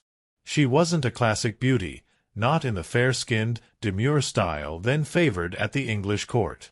Even her admirers admitted as much. But she was arresting. Dark, intelligent eyes that sparked with wit and fire, a quick, musical voice that could charm or challenge, a way of moving that suggested purpose and an inner strength barely concealed beneath layers of courtly grace. And didn't just enter rooms, she changed their gravity, shifting the very air around her. At a time when a woman's fate was often sealed by birth and marriage, and refused to drift quietly into obscurity. She had seen the profound power that charm and intellect could wield in foreign courts, and she intended to use that knowledge at home, within the English court of King Henry VIII.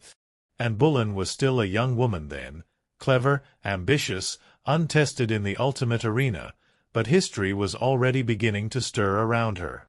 The girl who returned to England was no longer just Thomas Boleyn's daughter. She was a player in a larger game, one that would soon engulf the crown itself, forever altering its course and leaving indelible scars. This was the start of her ascent towards a crown that would prove to be woven with thorns. When Anne Boleyn returned to the English court, she was unlike anyone the nobility had ever seen. In a world full of pale-faced, modest English roses, and was a thunderstorm, electric, unpredictable, impossible to ignore. Her dark hair, bold, intelligent eyes, and quick, sharp wit set her apart from the gentle, obedient ladies who filled the court of King Henry VIII. At first, she played the role expected of her, a maid of honor to Queen Catherine of Aragon, Henry's long-standing wife. But even in the Queen's shadow, Anne's presence flickered like a candle too bright to snuff out. She danced gracefully, spoke French with the ease of a native, and laughed with a confidence few women dared to display. Men noticed. Women gossiped. The court buzzed quietly about the striking Boleyn girl, a dangerous undercurrent building around her. It wasn't long before she caught the most dangerous attention of all, the king himself. Henry VIII was no stranger to flirtation. His court was a playground of whispered promises and secret liaisons. But Anne was different. She didn't swoon at his compliments or fall eagerly into his arms like so many others had. She teased. She challenged. She refused. Henry, a man used to instant adoration and unquestioning obedience, was utterly captivated. The more Anne held him at arm's length, the deeper he fell into her alluring orbit. Their courtship became a prolonged, agonizing dance of desire and refusal. Letters passed between them, filled with Henry's declarations of love, frustration, and longing. Henry, accustomed to getting whatever he desired, offered her the role of royal mistress, the most powerful unofficial position at court. But Anne, astonishingly, said no. She would not be just another conquest, a forgotten mistress lost to time, destined to fade into obscurity like so many others. If Henry wanted her, she declared, he would have to make her his wife, his queen. It was a gamble so audacious, so unprecedented, that it stunned the court.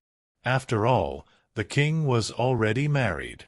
His queen, Catherine, was beloved by the people and fiercely protected by her nephew, the Holy Roman Emperor, Charles V.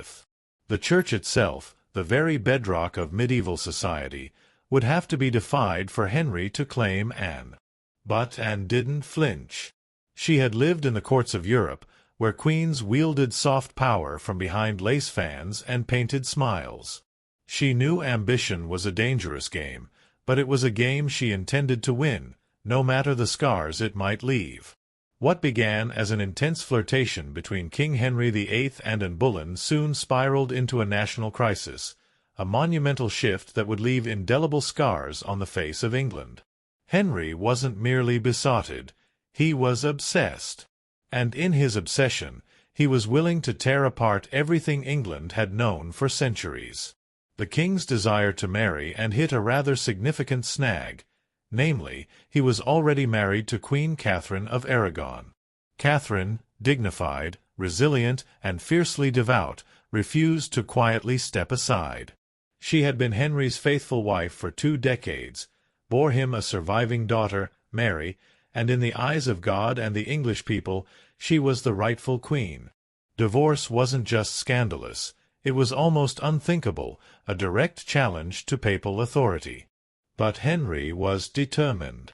He convinced himself, and desperately tried to convince everyone else, that his marriage to Catherine was cursed, forbidden by God, because she had once been briefly married to his elder brother, Arthur, who had died young.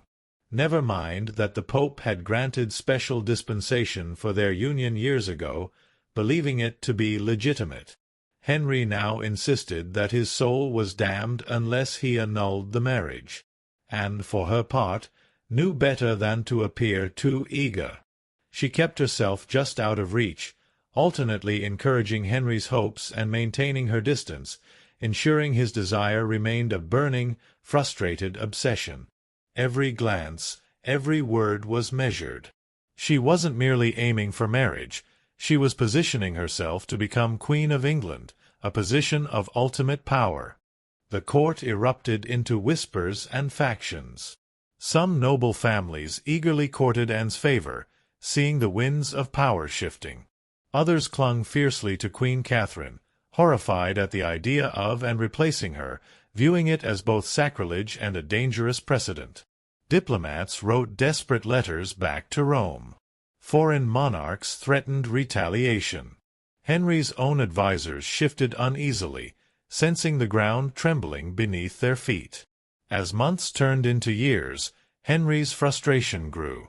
He bombarded the Pope with petitions, maneuvered his lawyers into finding loopholes, and slowly began to realize that the Church, under papal authority, would not bend easily. Catherine had powerful allies, including her nephew, Emperor Charles V, the most powerful man in Europe. Still, Henry pressed on, defying advice, tradition, and increasingly, the law itself. His courtship with Anne had become something far greater than personal desire. It was now a challenge to the very structure of England's political and religious life, a storm brewing that would leave countless scars. And wasn't just capturing a king's heart, she was dragging an entire kingdom into uncharted waters, an audacious gamble that would mark England forever. A dangerous game had begun, and there could be no turning back. The ascent was nearing its pinnacle, but this was no fairy tale. The crown she sought, so glittering and alluring from afar, was already beginning to feel like a crown of thorns, its sharp points a grim reminder of the immense cost of her ambition, and the throne, once an unreachable dream, would prove to be a throne of ice, cold and treacherous beneath her determined grasp. The scars of time were not just for peasants. They were forged in the very fires of royal ambition. Story 17 Whispers of Betrayal in Royal Halls. The relentless toll of the church bell, a ceaseless, mournful dirge, hammered at Isolde's soul in her distant, plague-ridden village. The very air seemed thick with the omnipresent dread of death, a stark counterpoint to the distant, glittering world of the court. And Boleyn, having played the most audacious gamble of her life, had finally reached the pinnacle of her ambition. She wore a crown, yes, but it was becoming increasingly clear that it was a crown of thorns, purchased at an unimaginable price, and resting precariously on a throne of ice. Her ascent had been meteoric, a testament to her intelligence, charm, and an unyielding will that had reshaped the very fabric of England. Yet, as the echoes of her triumph resonated through the land, a new, more insidious threat began to materialize within the very walls that should have protected her, the chilling whispers of betrayal in royal halls. After nearly 7 agonizing years of maneuvering, scandal, and diplomatic chaos, Anne Boleyn's audacious gamble had paid off. In January 1533, she secretly married Henry VIII, a bold and defiant move given that he was still technically married to Catherine of Aragon in the eyes of the Pope and much of Europe. By June, and was crowned Queen of England in a lavish ceremony at Westminster Abbey. It should have been the crowning moment of her life, the ultimate validation of her relentless ambition. But the atmosphere was far from universally joyful. The people of London, who had adored Queen Catherine, watched with weary eyes.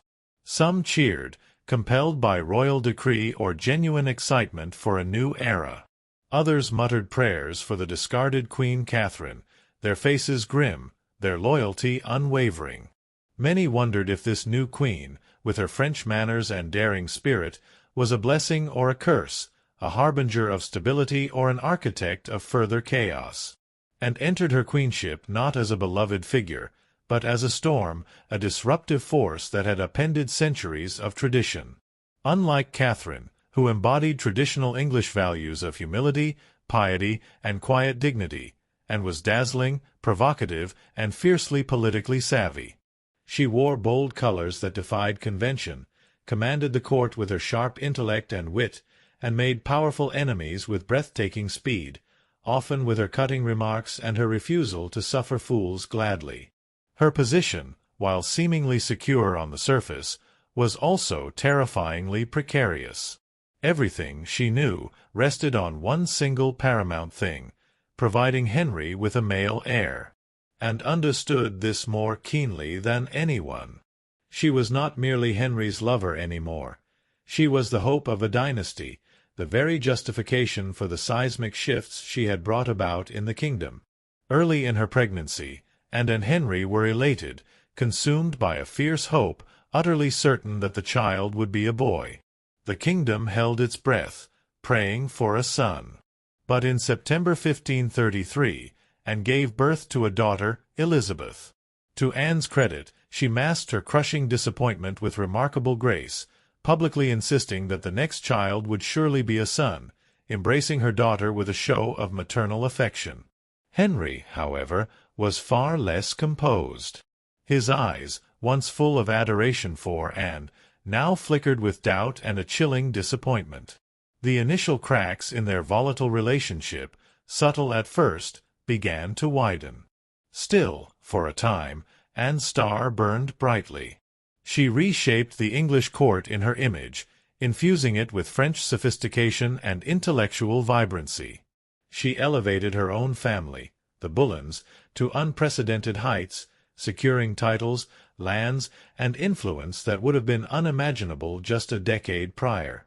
She became the first queen in English history to be crowned with the sacred oil usually reserved for kings, a powerful symbolic gesture that underscored her unique status and the profound changes she represented. Her influence was vast and undeniable. Foreign ambassadors sought her favor, scrambling to readjust their alliances to be in her good graces. The once obedient Henry, driven by his desire for Anne, continued to move England officially away from Rome, creating the Church of England with himself at its head. Also that Anne's crown could not be questioned, her marriage not invalidated by papal authority. The very fabric of English society was being irrevocably altered by her ascent. Yet even in her triumph, dark clouds gathered, silent and insidious, within the very halls of power she now commanded.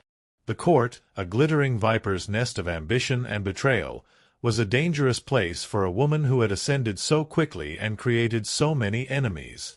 Many nobles who had tolerated Anne's rise with gritted teeth, seeing her as an upstart who had displaced the beloved Catherine, now openly schemed for her downfall. Catherine of Aragon's staunch supporters never forgave, and for what they saw as theft and sacrilege, a direct insult to their queen and their faith. Even commoners whispered against her, blaming her for the schism with Rome and the heavy-handed changes that followed, labeling her the Great Whore, and viewing her as a witch who had ensnared their king. This public disfavor, though distant, was a dangerous undercurrent. And then came the most insidious threat of all, born from the very heart of the court, the king's own shifting affections. Henry, ever fickle and restless, was already beginning to look beyond the brilliant woman who had torn the kingdom apart for him. His gaze lingered on new faces, new promises, new possibilities. His disappointment over the lack of a male heir consumed him, turning his previous passion into a cold, calculating assessment of Anne's continued usefulness. His obsession with his dynasty, with securing a male successor, was a fire that burned hotter than any love, consuming all in its path. The true architects of Anne's downfall were those closest to her, people who had once been her allies.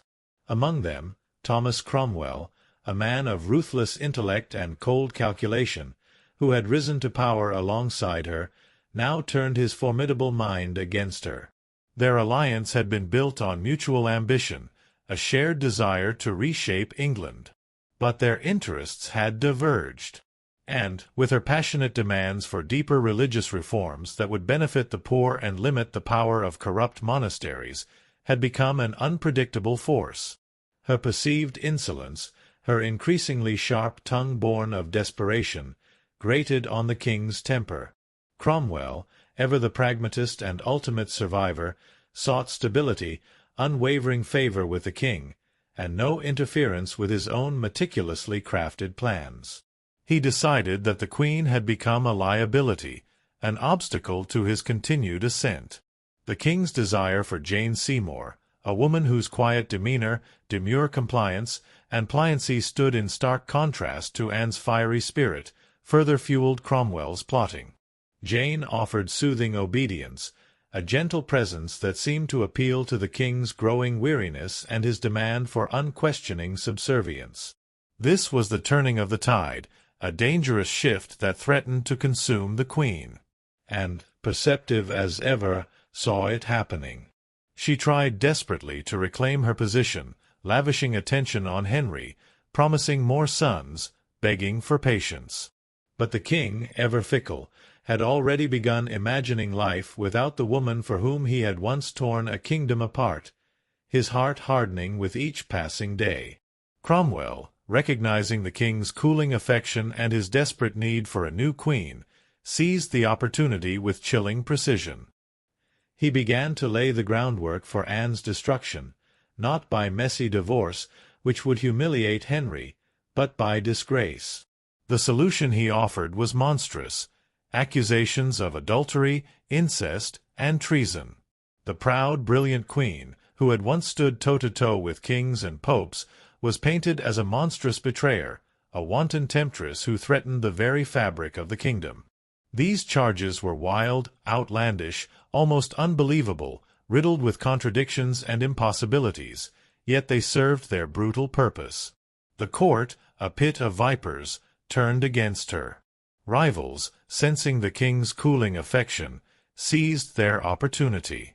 Cromwell, with chilling efficiency, began to gather evidence, coaxing confessions under torture, twisting innocent courtly flirtations into damning testimony.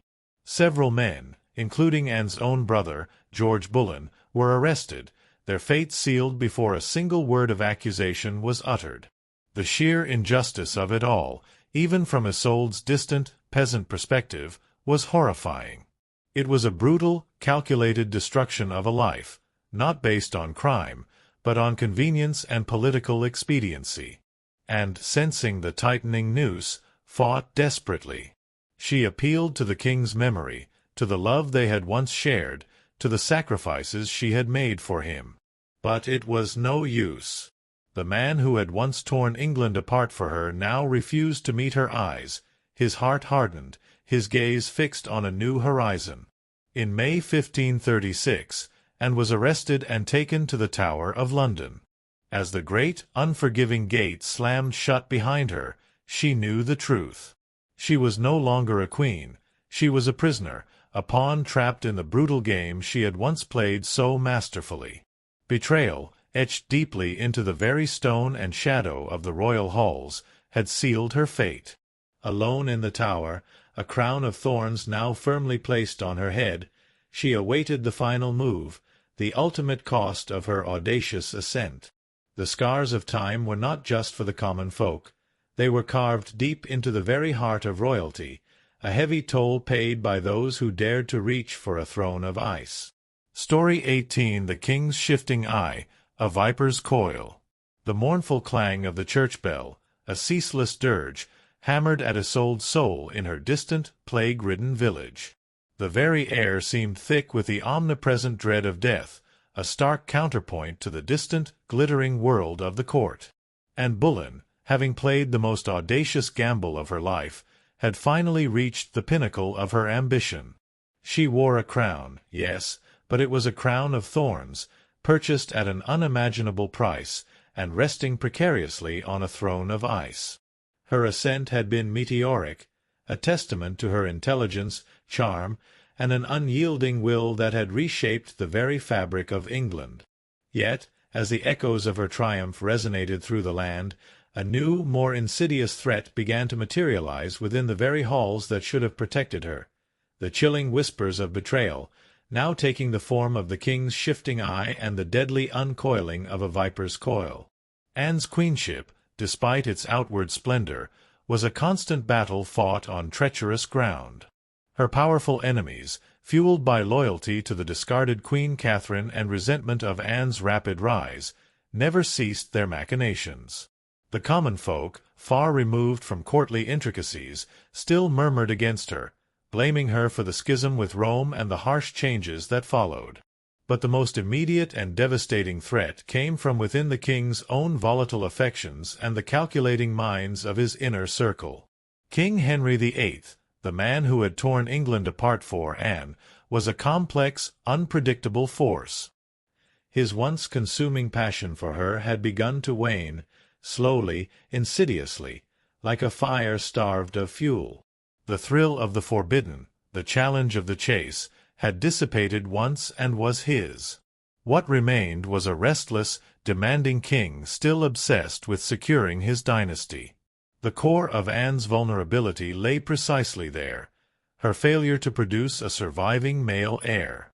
Her first child, Elizabeth, though a healthy girl, was not the son Henry desperately craved.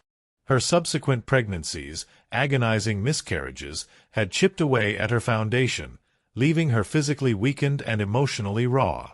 Each lost child was another nail in her metaphorical coffin, eroding the king's dwindling affection. Henry's disappointment was a palpable thing, a chill that seeped into the very fabric of their private moments. Where Anne, in her desperation, might have grown more sharp-tongued, more demanding, more prone to challenging her husband, Henry, a man of immense ego, craved obedience above all else. The very fire that had once drawn him to Anne, her sharp wit, her defiance, her unyielding spirit, now grated against his temper. He had conquered her, possessed her, and now, like a child bored with a favored toy, his eye began to shift. And into this dangerous void stepped Jane Seymour. She was the antithesis of Anne, quiet, demure, pliant, seemingly content to obey. Where and dazzled with brilliance and challenge, Jane offered soothing compliance, a gentle presence that appealed directly to the king's growing weariness and his desire for unquestioning subservience. This was the turning of the tide, a dangerous shift that, and perceptive as she was, undoubtedly saw happening. She tried desperately to reclaim her position, lavishing attention on Henry, promising more sons, begging for patience. But the king's heart, once inflamed by her, was already hardening, his gaze fixed on a new horizon, on the quiet, unassuming promise of Jane Seymour.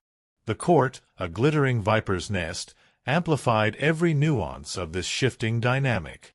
Courtiers, like sensing predators, watched the king's shifting eye with hawk-like precision.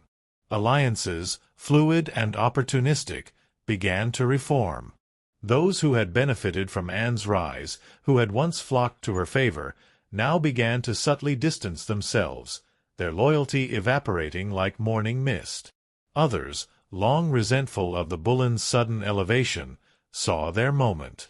The air in the royal halls, so often thick with the scent of ambition, now reeked of impending downfall, a palpable tension that hummed beneath the surface of courtly smiles and polite bows. At the heart of this intricate web of deceit stood Thomas Cromwell. Once Anne's most formidable ally in orchestrating the English Reformation and Henry's marriage to her, he now became her most ruthless enemy.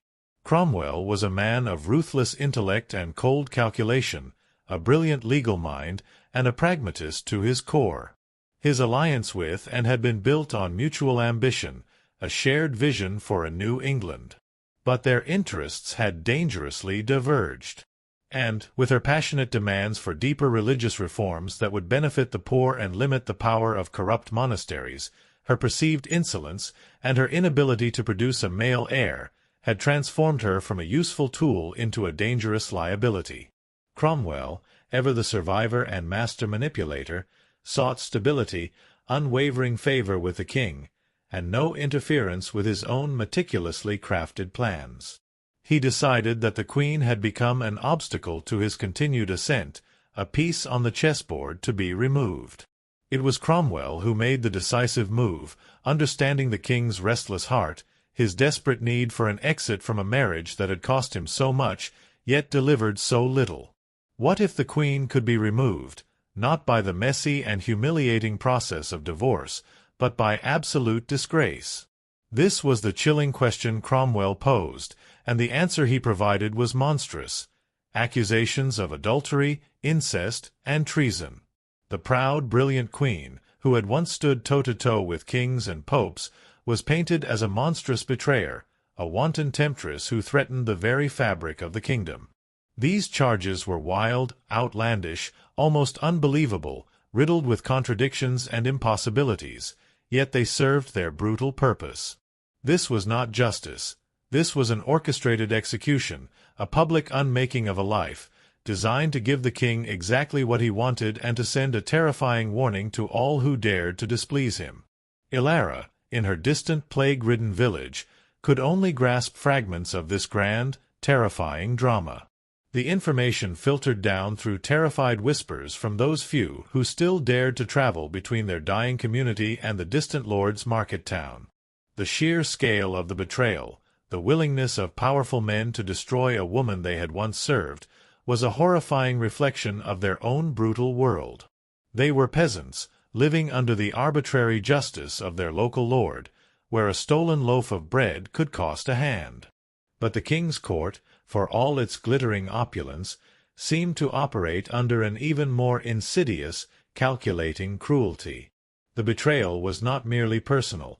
It was political, etched in the very stone and shadow of the royal halls, a deadly coil tightening around the Queen. The executions of the Queen's alleged lovers, including her own brother, George Bullen, were a grim precursor. Their brutal deaths, hanging, drawing, and quartering, were spectacles of terror designed to extract confessions and strike fear into the hearts of any who might question the king's will. The Queen's own beheading, a swift and merciful act performed by a French swordsman, was a final chilling assertion of the king's absolute power. Her composure on the scaffold, her final dignified words of forgiveness, her unwavering denial of guilt, these details, if they ever truly reached Isolde's ears, would have been lost amidst the overwhelming clamor of their own suffering. For the common folk, the Queen's fate was a stark parable. Even a crown was no shield against the king's fury, and betrayal, once unleashed, knew no bounds. The plague, a relentless, indiscriminate killer, continued its grim harvest in the village. The church bell tolled on, a ceaseless dirge that hammered at Isolde's soul. Hovel after hovel fell silent, their crude doors sealed against an enemy that cared nothing for mud and wattle walls or desperate prayers. The silence of the unmarked grave had spread beyond the churchyard, seeping into the very foundations of their homes, their lives, their shattered dreams. In this grim new reality, the very air seemed to hum with the lingering presence of death. But the chilling knowledge of the Queen's fate, of the calculated betrayals that had consumed her, added a new layer to Isolde's despair. It was a terrifying reminder that suffering came in many forms, some physical, some political, all equally devastating, all rooted in the cruel indifference of power. The scars of time were being etched not just on their bodies, but on the very soul of the kingdom itself. Isolde clung to Finn, his small, trembling hand a desperate anchor in a world that threatened to drag them all into the abyss. Bran, a silhouette of grim endurance, continued to labor in the fields. his body a testament to the brutal demands of the land and the relentless whims of fate. But now, their personal tragedy, their daily struggle for survival, felt inextricably linked to the grand, terrifying spectacle of royal intrigue. The betrayal that had consumed the queen was a universal truth, a dark thread woven into the very fabric of their medieval existence, stretching from the king's opulent, draughty halls to their own mud-choked hovel. The castle, once a distant, almost mythical symbol of power, now felt disturbingly close, its stone walls no longer a barrier but a stark monument to the cruelty of man. Isolde could almost feel the cold dread of the Tower of London, the oppressive weight of its history, the echoes of the Queen's last stand. The very air around the castle, she imagined, was thick with the scent of ambition, fear, and betrayal, a poisonous atmosphere that could devour even the most brilliant and audacious.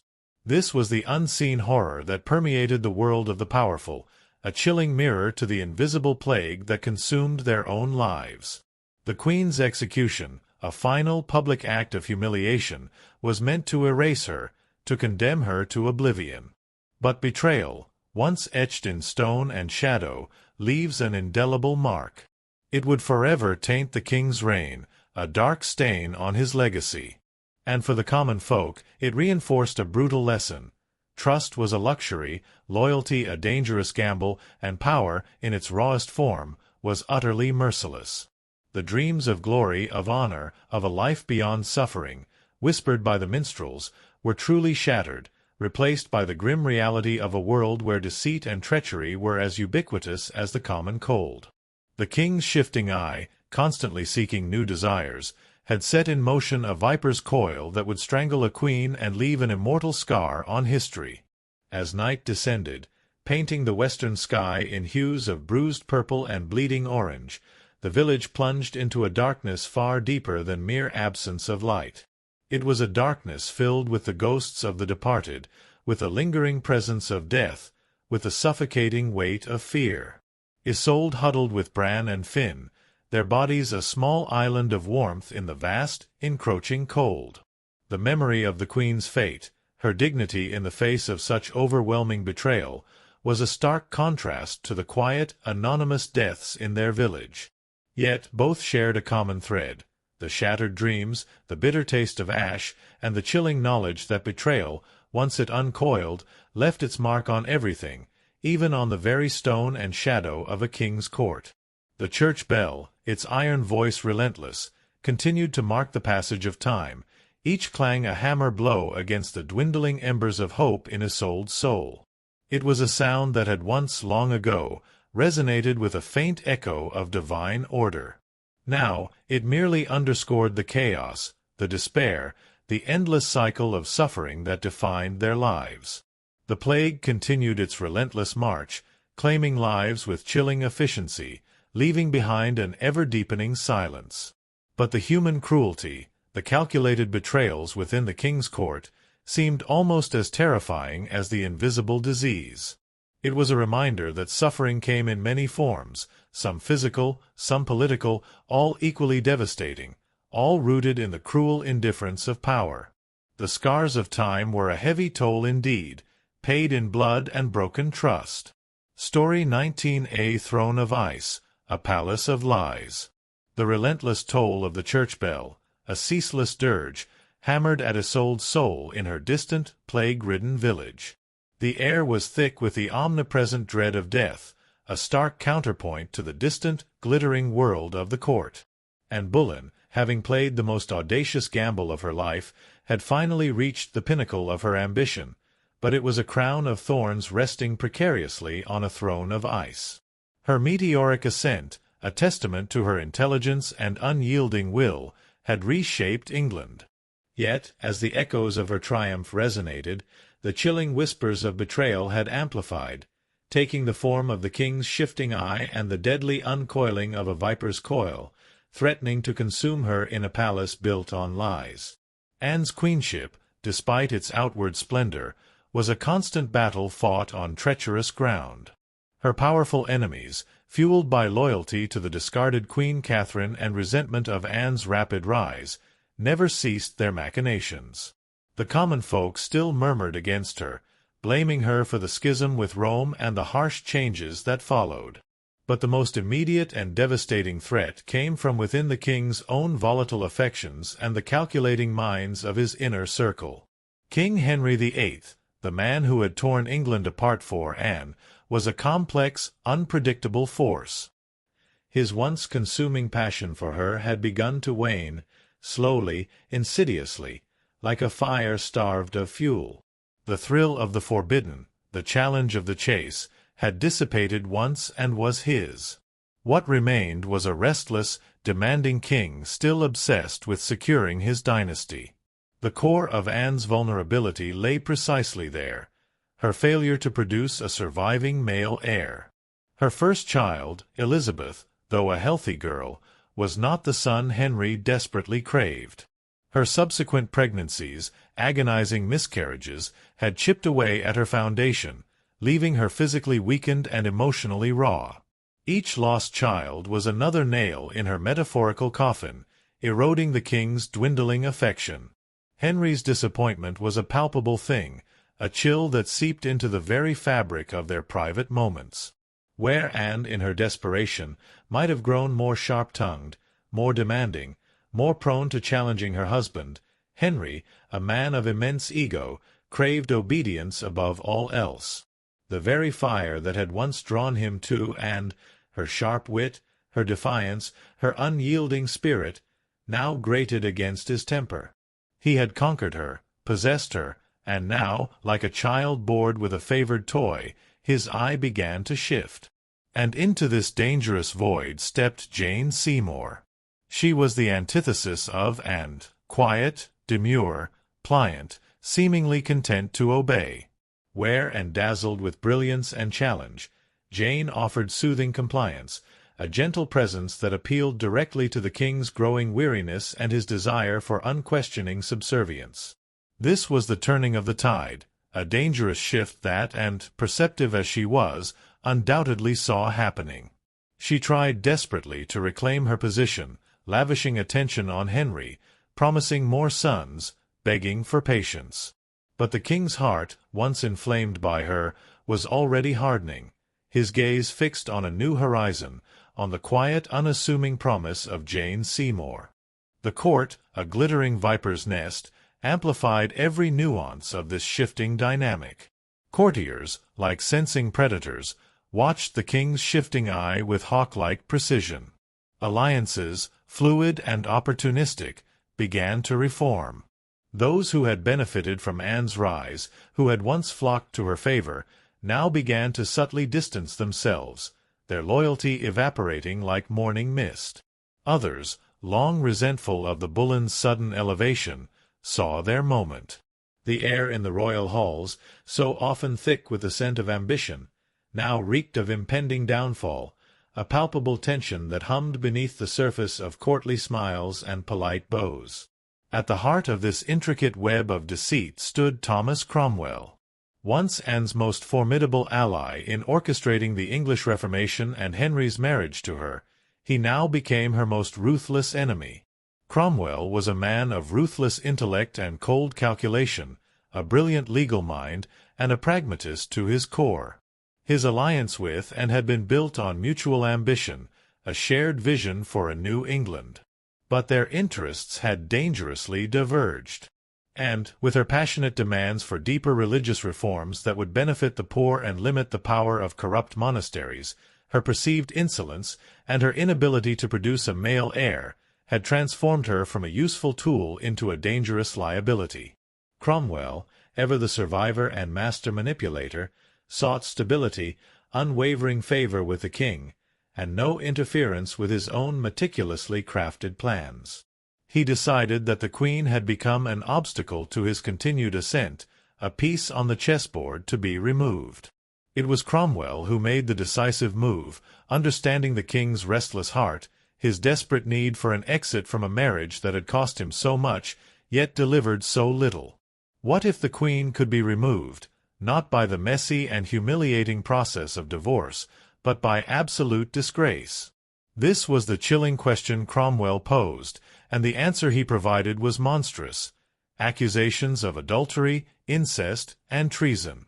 The proud, brilliant queen, who had once stood toe-to-toe with kings and popes, was painted as a monstrous betrayer, a wanton temptress who threatened the very fabric of the kingdom. These charges were wild, outlandish, almost unbelievable, riddled with contradictions and impossibilities, yet they served their brutal purpose. This was not justice. This was an orchestrated execution, a public unmaking of a life, designed to give the king exactly what he wanted and to send a terrifying warning to all who dared to displease him. Ilara, in her distant plague-ridden village, could only grasp fragments of this grand, terrifying drama.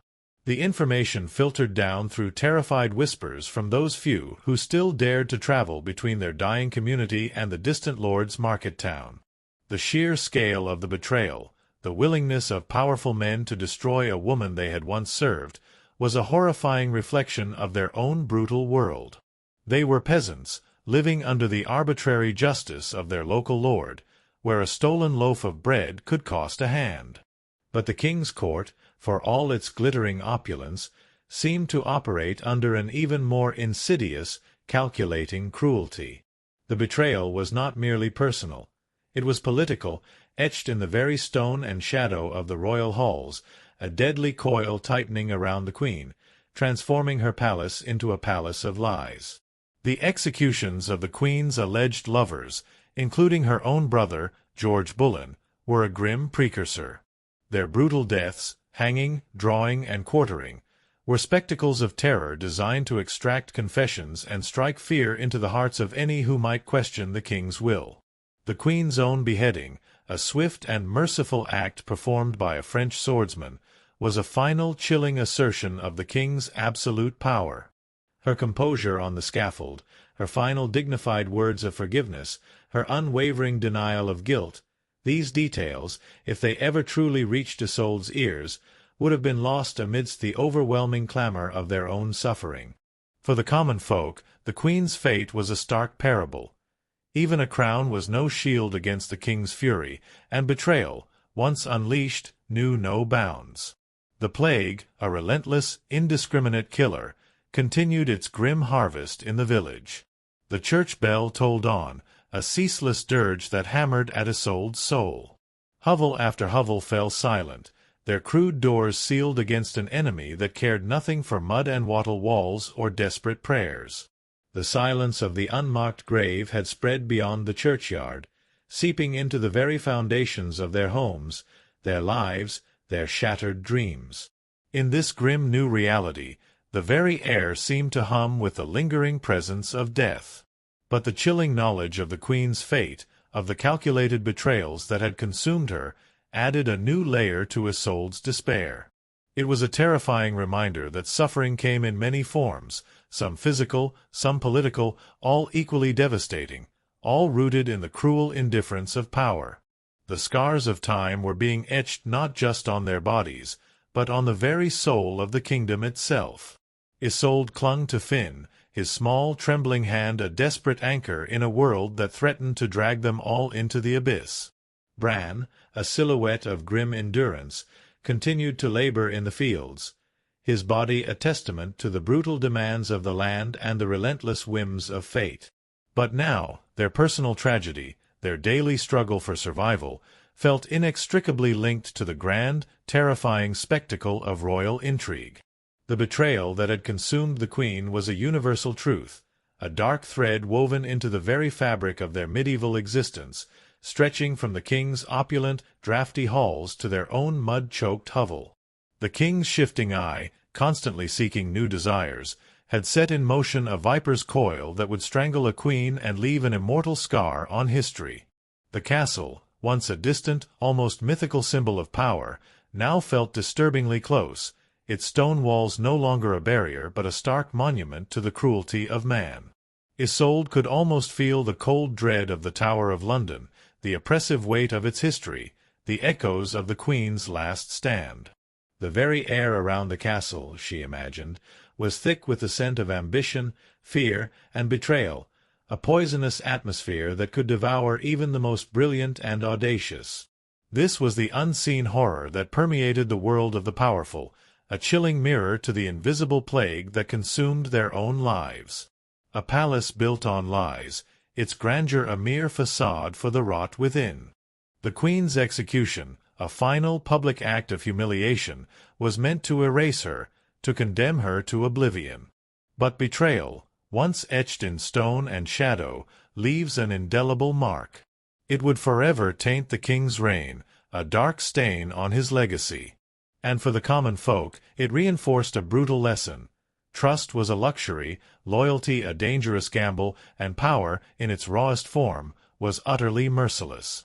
The dreams of glory, of honor, of a life beyond suffering, whispered by the minstrels, were truly shattered, replaced by the grim reality of a world where deceit and treachery were as ubiquitous as the common cold. The crown, a glittering symbol of triumph, had become a crown of thorns, its wearer trapped on a throne of ice, a cold, isolated place where ambition had led to a tragic end, confirming that even royalty was not immune to the devastating scars of time. As night descended, painting the western sky in hues of bruised purple and bleeding orange, the village plunged into a darkness far deeper than mere absence of light. It was a darkness filled with the ghosts of the departed, with the lingering presence of death, with the suffocating weight of fear. Isolde huddled with Bran and Finn, their bodies a small island of warmth in the vast, encroaching cold. The memory of the Queen's fate, her dignity in the face of such overwhelming betrayal, was a stark contrast to the quiet, anonymous deaths in their village. Yet both shared a common thread: the shattered dreams, the bitter taste of ash, and the chilling knowledge that betrayal, once it uncoiled, left its mark on everything, even on the very stone and shadow of a king's court, a palace built on lies and a throne of ice. The church bell, its iron voice relentless, continued to mark the passage of time, each clang a hammer blow against the dwindling embers of hope in Isolde's soul. It was a sound that had once, long ago, resonated with a faint echo of divine order. Now, it merely underscored the chaos, the despair, the endless cycle of suffering that defined their lives. The plague continued its relentless march, claiming lives with chilling efficiency, leaving behind an ever-deepening silence. But the human cruelty, the calculated betrayals within the king's court, seemed almost as terrifying as the invisible disease. It was a reminder that suffering came in many forms, some physical, some political, all equally devastating, all rooted in the cruel indifference of power. The scars of time, a heavy toll indeed, were paid in blood and broken trust, from the lowliest hovel to the grandest palace of lies. Story 20 and Bullen's Last Stand, The Scaffold's Shadow. The ceaseless, mournful dirge of the church bell hammered at Isolde's soul in her distant, plague-ridden village, a stark backdrop to the unfolding horror in the grand halls of power. And Bullen, having reached the pinnacle of ambition, now found herself trapped on a throne of ice within a palace of lies. Her meteoric ascent had reshaped England, but the king's shifting eye and the deadly uncoiling of a viper's coil had tightened around her, threatening to consume her in a final public downfall. The scars of time were etched not just into the peasant's weary body, but into the very fabric of royalty, a heavy toll paid by those who dared to reach for greatness. Anne's queenship, despite its outward splendor, had been a constant battle fought on treacherous ground. Her powerful enemies, fueled by loyalty to the discarded Queen Catherine and resentment of Anne's rapid rise, never ceased their machinations. The common folk, far removed from courtly intricacies, still murmured against her, blaming her for the schism with Rome and the harsh changes that followed. But the most immediate and devastating threat had come from within the king's own volatile affections and the calculating minds of his inner circle. King Henry VIII, the man who had torn England apart for Anne, had become bored, restless, and increasingly paranoid, his gaze fixed on Jane Seymour and his desperate need for a male heir. Thomas Cromwell, once Anne's most formidable ally, had become her most ruthless enemy. A pragmatist to his core, he saw Anne as a liability, an obstacle to his continued ascent and the king's stability. He orchestrated her downfall with chilling precision, fabricating monstrous accusations: adultery, incest, and treason. These charges, wild and impossible, were merely a pretext, a carefully constructed facade for an orchestrated execution. The trials were a brutal spectacle, designed to give the king what he wanted, an exit from an inconvenient marriage, wrapped in a thin veil of legality and public disgrace. Ilara, in her distant plague-ridden village, could only grasp fragments of this grand, terrifying drama. The information filtered down through terrified whispers from those few who still dared to travel between their dying community and the distant lord's market town. The sheer scale of the betrayal, the willingness of powerful men to destroy a woman they had once served, was a horrifying reflection of their own brutal world. They were peasants, living under the arbitrary justice of their local lord, where a stolen loaf of bread could cost a hand. But the king's court, for all its glittering opulence, seemed to operate under an even more insidious, calculating cruelty. The executions of the queen's alleged lovers, including her own brother, George Bullen, were a grim precursor. Their brutal deaths, hanging, drawing, and quartering, were spectacles of terror designed to extract confessions and strike fear into the hearts of any who might question the king's will. The queen's own beheading, a swift and merciful act performed by a French swordsman, was a final chilling assertion of the king's absolute power. Her composure on the scaffold, her final dignified words of forgiveness, her unwavering denial of guilt, these details, if they ever truly reached Isolde's ears, would have been lost amidst the overwhelming clamor of their own suffering. For the common folk, the queen's fate was a stark parable. Even a crown was no shield against the king's fury, and betrayal, once unleashed, knew no bounds. As the morning of May 19, 1536, dawned grey and cold over the Tower of London, Isolde, unaware of the exact time, felt a profound shudder pass through her village. A chilling silence had fallen upon the land, broken only by the relentless toll of the church bell. In that distant, ancient fortress, and Bullen prepared for her final moment. She was no longer a queen commanding courtiers, but a condemned prisoner, stripped of everything but her dignity. Yet, even facing utter destruction, her spirit remained fierce, unyielding. This was her last stand, a desperate, defiant battle against an insurmountable tide. She spent her final hours in prayer, kneeling on the cold, hard stone floors of her tower cell, her hands clasped tightly, her voice steady. She confessed to no crimes, for she truly believed she had committed none. She was not afraid to die, she said, but she prayed that her death would bring peace to the kingdom and perhaps mercy to her little daughter, Elizabeth. Her few ladies-in-waiting, those loyal souls who had stayed with her until the bitter end, wept in private, and, remarkably, comforted them instead, her dark humor still flickering. She would be remembered, she joked bitterly, as a queen who had lost her head. The irony was palpable, a testament to her unyielding spirit. King Henry VIII, meanwhile, showed no sign of mercy. His heart was hardened, his gaze fixed firmly on Jane Seymour. Even before Anne's execution date was finalized, Henry was arranging his next marriage, displaying a callous indifference that cut deeper than any blade. For Anne, this final betrayal from the man who had once torn down a kingdom for her must have been the most profound wound, a raw, aching void that transcended any physical torment. At dawn, and dressed meticulously for her final act, she chose a dark gray gown of damask, trimmed with fur, beneath it a crimson kirtle, colors of dignity, of sacrifice, a deliberate choice to face her end with poise and a subtle defiance. She pinned up her dark hair and tucked it neatly beneath a simple cap, ready to face the blade with grace. Every movement was deliberate, controlled, an act of sheer will against the encroaching despair.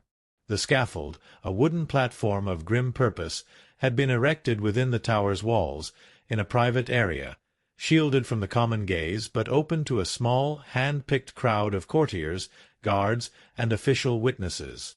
This was not a spectacle for the masses, but a chilling, intimate ceremony of power.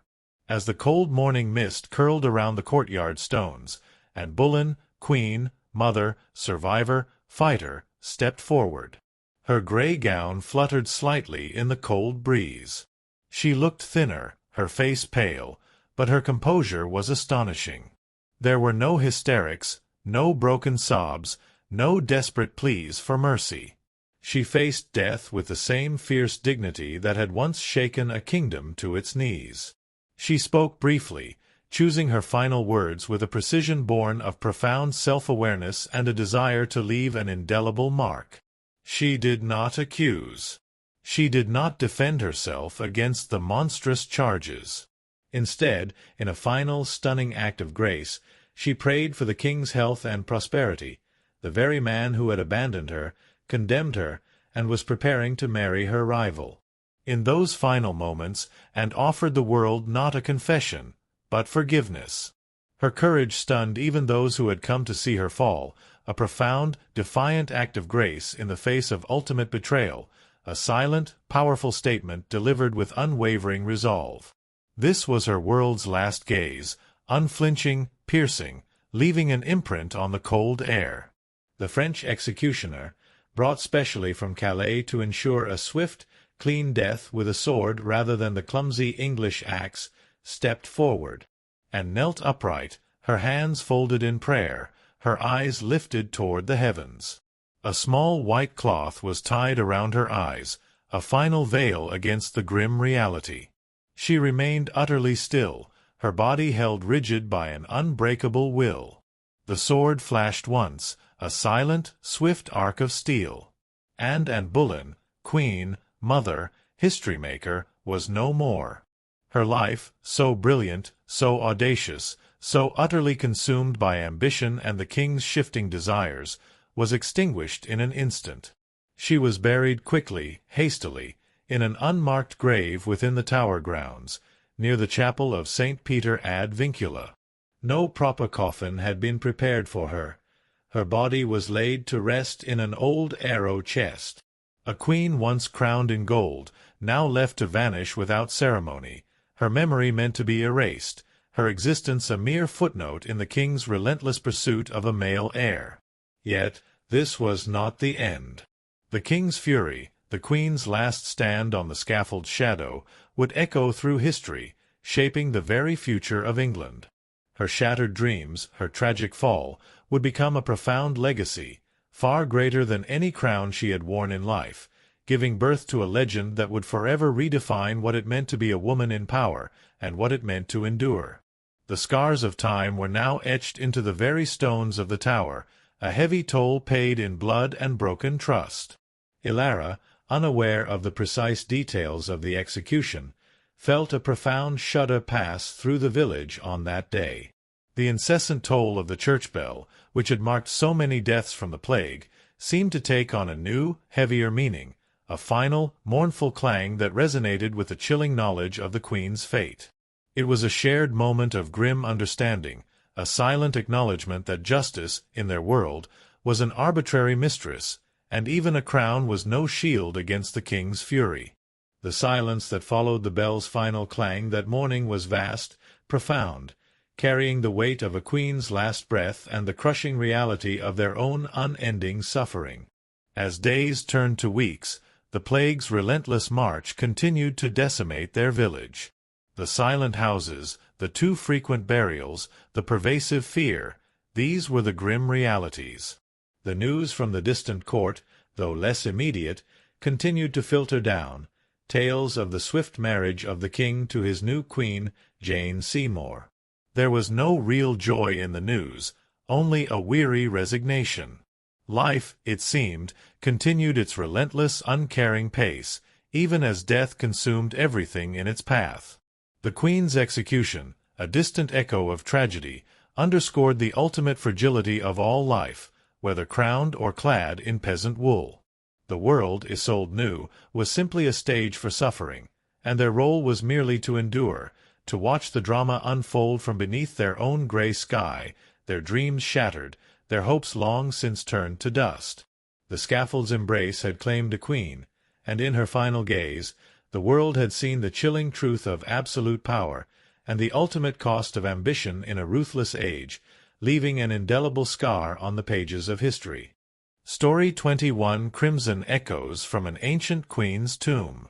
The relentless toll of the church bell, a ceaseless, mournful dirge, hammered at Isolde's soul in her distant, plague-ridden village.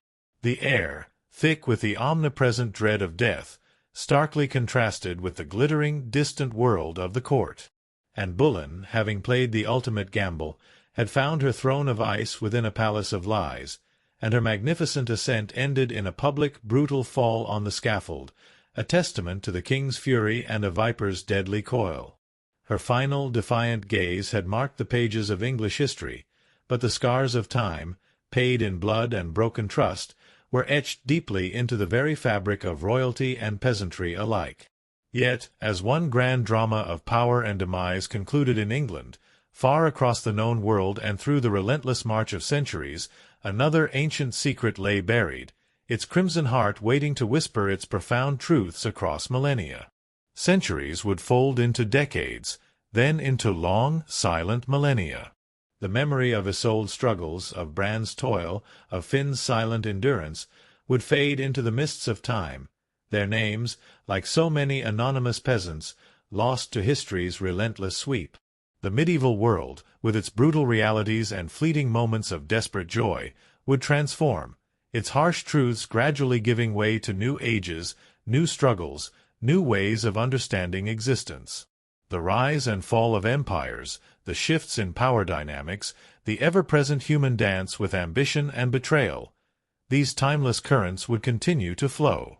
And as time, that relentless river, twisted and turned, our story journeys far from the cold, damp villages of Europe, across the vast, unexplored oceans, to a land of humid depths and ancient whispers, where a queen, nameless and forgotten, left behind a legacy etched in color and mystery. Deep within the verdant, humid embrace of the Chiapas jungle in southern Mexico, long before Spanish conquistadors would stumble upon its awe-inspiring grandeur, the ruins of Palenque whispered stories from the ancient Maya world. Towering temples, their limestone faces softened and eroded by time and the relentless march of the jungle, still rose above the emerald canopy. They were brimmed with secrets, remnants of a civilization built on complex astronomical knowledge, sophisticated artistry, and a profound connection to the cosmos. This was a world utterly removed from the daily struggles of a European peasant, yet sharing the universal human dance with life, death, and the yearning for meaning beyond mortal existence. For centuries, these magnificent ruins lay hidden, slowly reclaimed by the verdant embrace of the jungle. Thick vines and towering trees veiled their grandeur, concealing their intricate carvings and monumental architecture.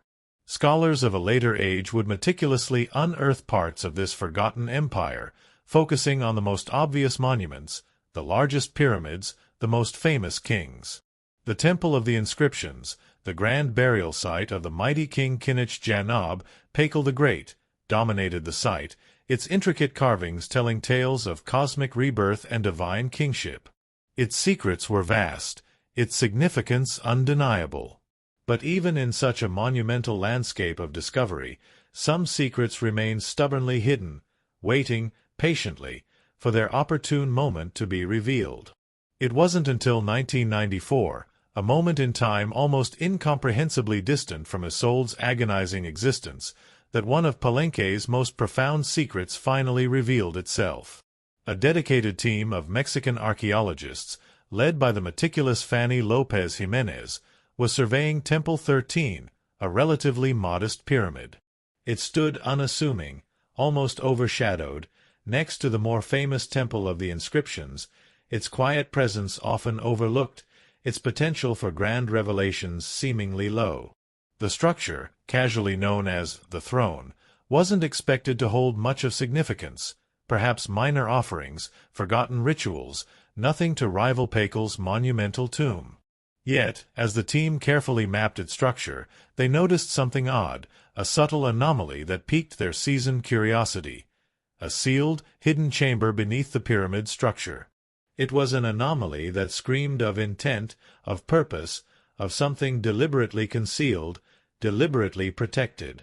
Crucially, it bore no signs of being touched by looters. Unlike so many other ancient sites, plundered through centuries by those seeking quick riches, this chamber was pristine. It had waited, undisturbed, for millennia, holding its breath, guarding its silent secrets, preserving an ancient truth for a future generation. When the archaeologists finally broke through the ancient masonry and cautiously lowered themselves inside, they were met by a profound silence, thick with the weight of centuries. The air, untouched by the outside world for so long, felt heavy, ancient, almost sacred. And then, as they gently eased open the lid of a stone sarcophagus that rested silently within, something extraordinary happened.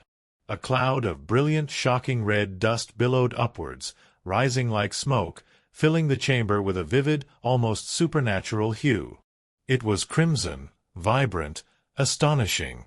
The entire interior of the sarcophagus, and indeed the chamber itself, was covered in powdered cinnabar, a toxic mercury sulfide. To the ancient Maya, this was no mere pigment. It was one of the most sacred and dangerous substances in their world, used ceremonially for its vibrant color, symbolizing blood, rebirth, and the life force that connected the human and divine realms. And lying within that crimson cloud, shrouded in the terrifying beauty of cinnabar, was the skeleton of a woman. She had been buried with an almost unimaginable care and reverence, her bones fragile but remarkably intact, preserved by the very dust that now coated them. Her skull, though ancient, still wore a jade mask, its mosaic tiles gleaming faintly in the archaeologist's cautious light, an ethereal beauty in the profound darkness. Her body was surrounded by an array of exquisite funerary offerings, necklaces, diadems, ear-spools, all meticulously crafted from jade and shell, each piece a testament to her immense status. Everything about the burial screamed royalty, divinity, immense importance. And yet, there was a haunting void. No name was inscribed on the sarcophagus. No glyphs on the walls identified her. She was clearly someone of profound significance, one of the richest female burials ever found in Mesoamerica. And yet, she was a total enigma. Why was she buried in red powder? Who was she? Was she a queen, a priestess, a royal consort, or perhaps even Pakal's own wife? The researchers, captivated by the vivid hue of her burial, simply called her the Red Queen, and the name, imbued with mystery and grandeur, stuck. Even with modern forensics, they couldn't say for sure who she was, only that she had lived around the 7th century, during the golden age of Palenque, a period of immense artistic and cultural flourishing, a stark contrast to the dark ages of Europe. Unlike most Maya tombs, hers had been purposefully hidden, untouched, isolated. Her burial wasn't just ceremonial, it was profoundly spiritual. This woman wasn't meant to be remembered with words or grand monuments. She was meant to be remembered through ritual, through color, and through the enduring mystery she left behind.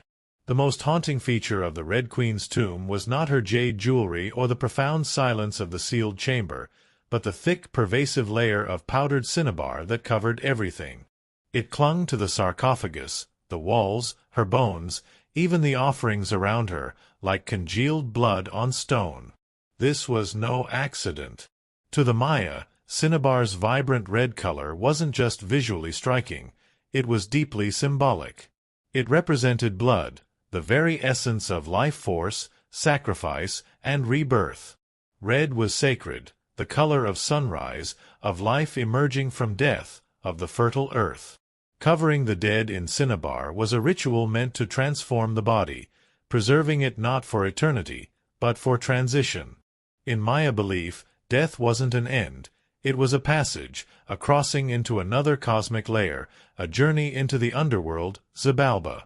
The Red Queen, whoever she was being prepared not just for burial, but for deification, a sacred ascent into the divine realm. Her passage was not one of despair, but of profound, ritualistic purpose. But there was another layer to this chilling ritual. Cinnabar is toxic.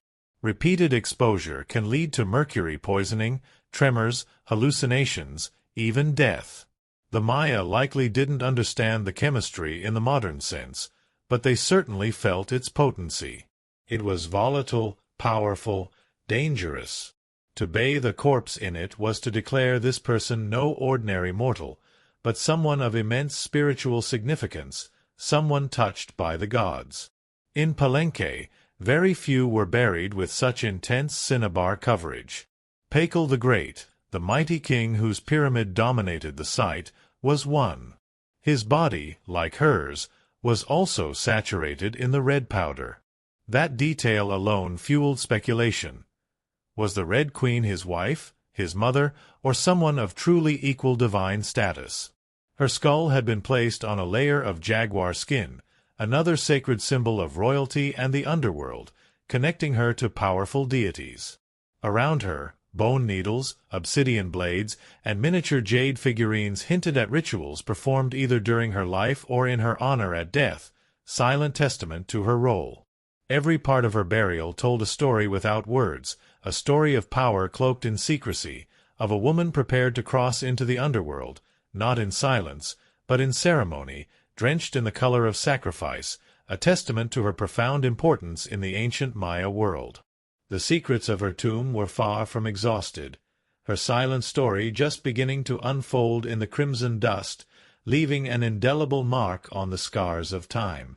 Story 22: Jade Secrets of the Underworld Passage. The crimson dust, a haunting veil of powdered cinnabar, still settled in the air within the Red Queen's tomb, shimmering with an ethereal glow. Far from the distant cries of plague-ridden medieval Europe and the cold, political machinations of Tudor courts, this ancient Maya burial whispered profound truths about life, death, and power. The nameless queen, her skeleton bathed in a vibrant, toxic hue, had already revealed secrets of her immense significance. Her passage, marked by elaborate ritual and the strategic use of sacred color, was not one of despair, but of meticulously orchestrated transformation. Now, as the last vestiges of that crimson cloud dissipated, the true treasures of her tomb began to reveal themselves, whispering jade secrets of the underworld passage. Surrounding the Red Queen's cinnabar-drenched remains, the profound silence of millennia was broken only by the gleam of meticulously crafted artifacts: jade, shell, and obsidian. These weren't mere ornaments, simple treasures hoarded for earthly vanity. No, these were offerings, each one carefully chosen, imbued with potent meaning, and meticulously selected to accompany her on the perilous journey to the Maya afterlife, the terrifying and layered realm known as Xibalba. At her sides lay jade necklaces, heavy and cold, their polished surfaces still radiating a profound, almost ethereal green after more than 1,300 years entombed underground. Jade, to the Maya, was not just beautiful, it was sacred. It was considered the very symbol of eternal life, representing the vibrant green of maize, the life-giving vitality of the jungle, and the very breath of the gods. Only the elite, those touched by divinity, were buried with such an abundance of jade. For the Red Queen, it covered her chest, adorned her wrists, and graced her ears, a clear and undeniable sign that in life she wielded immense influence, perhaps even divine favor, her status unquestionable even in death. The cool, smooth feel of the jade, a contrast to the rough wool Isolde knew, would have seemed like a touch from another, more perfect world. One of the most haunting and deeply personal objects was the jade funerary mask, placed delicately over her face. Unlike the opulent golden death masks of ancient Egypt, which were often grand and idealized, this one was subtle, yet powerful. It was constructed from dozens of tiny mosaic tiles meticulously arranged to mimic the contours of her skull, a painstaking work of art. The mask served a powerful ritual function: to protect the soul, to preserve identity, and to present her as divine in the eyes of the gods as she navigated the treacherous paths of the underworld. In Maya belief, the face was considered a mirror of the soul, and the soul needed to be recognized, its essence preserved, to successfully complete its cosmic journey. This mask, though worn by the dead, was a vibrant symbol of her continuing existence, a bridge between the mortal and divine realms, a silent testament to the belief that even in death, identity persisted. Scattered near her fragile bones were other artifacts that whispered of her life and the intricate rituals performed in her honor: bone needles, obsidian blades, and shell artifacts. These weren't random inclusions. They could have been tools of ritual, symbolic instruments representing the sacred rites she had performed during her life as a priestess, healer, or royal matriarch. An engraved bone pin, faint but purposefully carved, offered a small, tantalizing echo of her voice, a silent testament to her presence, now lost to the vast, indifferent expanse of time. At her feet and along the edges of the tomb lay ceramic vessels, still sealed, likely once filled with offerings of food, drink, or sacred incense, intended to nourish her spirit and sustain her on her journey beyond death. The Maya believed the afterlife was a challenging journey, filled with trials and gods of death. These items weren't luxuries, but necessities, spiritual provisions for a perilous voyage, ensuring her safe passage through the underworld's gate. The tomb, despite its grandeur, felt intimately designed, meticulously curated, not overloaded with superfluous riches, but filled with items chosen with profound spiritual weight. There was no gold, no chariots, none of the ostentatious pomp seen in other ancient burials. Just items selected for their deep symbolic meaning, forming a precise map for the soul's ascension. Through these treasures, we glimpse how the Maya understood death, not as a finality, but as a transition of power, a profound transformation. The Red Queen wasn't buried to be forgotten. She was being prepared to ascend, to become one with the cosmic order, to wield influence even from the realm of the dead. These jade whispers from the underworld's gate spoke of a profound belief system, a world where the veil between life and death was thin, permeable, and constantly navigated through ritual and reverence. The sheer artistry and deliberate placement of each artifact within the tomb underscored her extraordinary status. The jade, in particular, with its deep green hue, linked her to the vital forces of nature, to the lush jungle, to the very cycle of life and death that governed the Maya world. Its presence in such abundance indicated not just wealth, but a sacred connection to the gods, a testament to her divine lineage. The obsidian blades, sharp and unforgiving, hinted at ceremonial bloodletting, a practice central to Maya ritual, used to honor the gods and ensure cosmic balance. Was she a participant in such rites during her life? Or were these tools meant to symbolize her passage through the underworld, cutting through the veil of death? The questions lingered, each artifact a silent, tantalizing riddle, adding layers to the mystery of her journey. The ceramic vessels, though simpler in form, were equally crucial. What potent concoctions had they held? Chocolate, the sacred drink of the Maya elite, believed to be the food of the gods, a luxury beyond imagining for a soul-starved village? Maize, the life-giving staple, representing sustenance and rebirth, fundamental to Maya existence? Or perhaps even pulque, a fermented agave drink, used in rituals to induce altered states, guiding the soul on its spiritual journey through the cosmic layers? Their contents, long since disintegrated, left behind only the tantalizing possibility of their purpose, a testament to the Maya belief that the dead, like the living, needed nourishment and spiritual aid on their path, a poignant echo of the earthly needs Isolde knew so well. Ilara, living in her harsh, impoverished world, had no concept of such elaborate rituals, no understanding of a death that was so meticulously planned, so deeply intertwined with cosmic belief. For her, death was grim, immediate, and unsentimental, marked by hasty burials and the constant mournful toll of the church bell.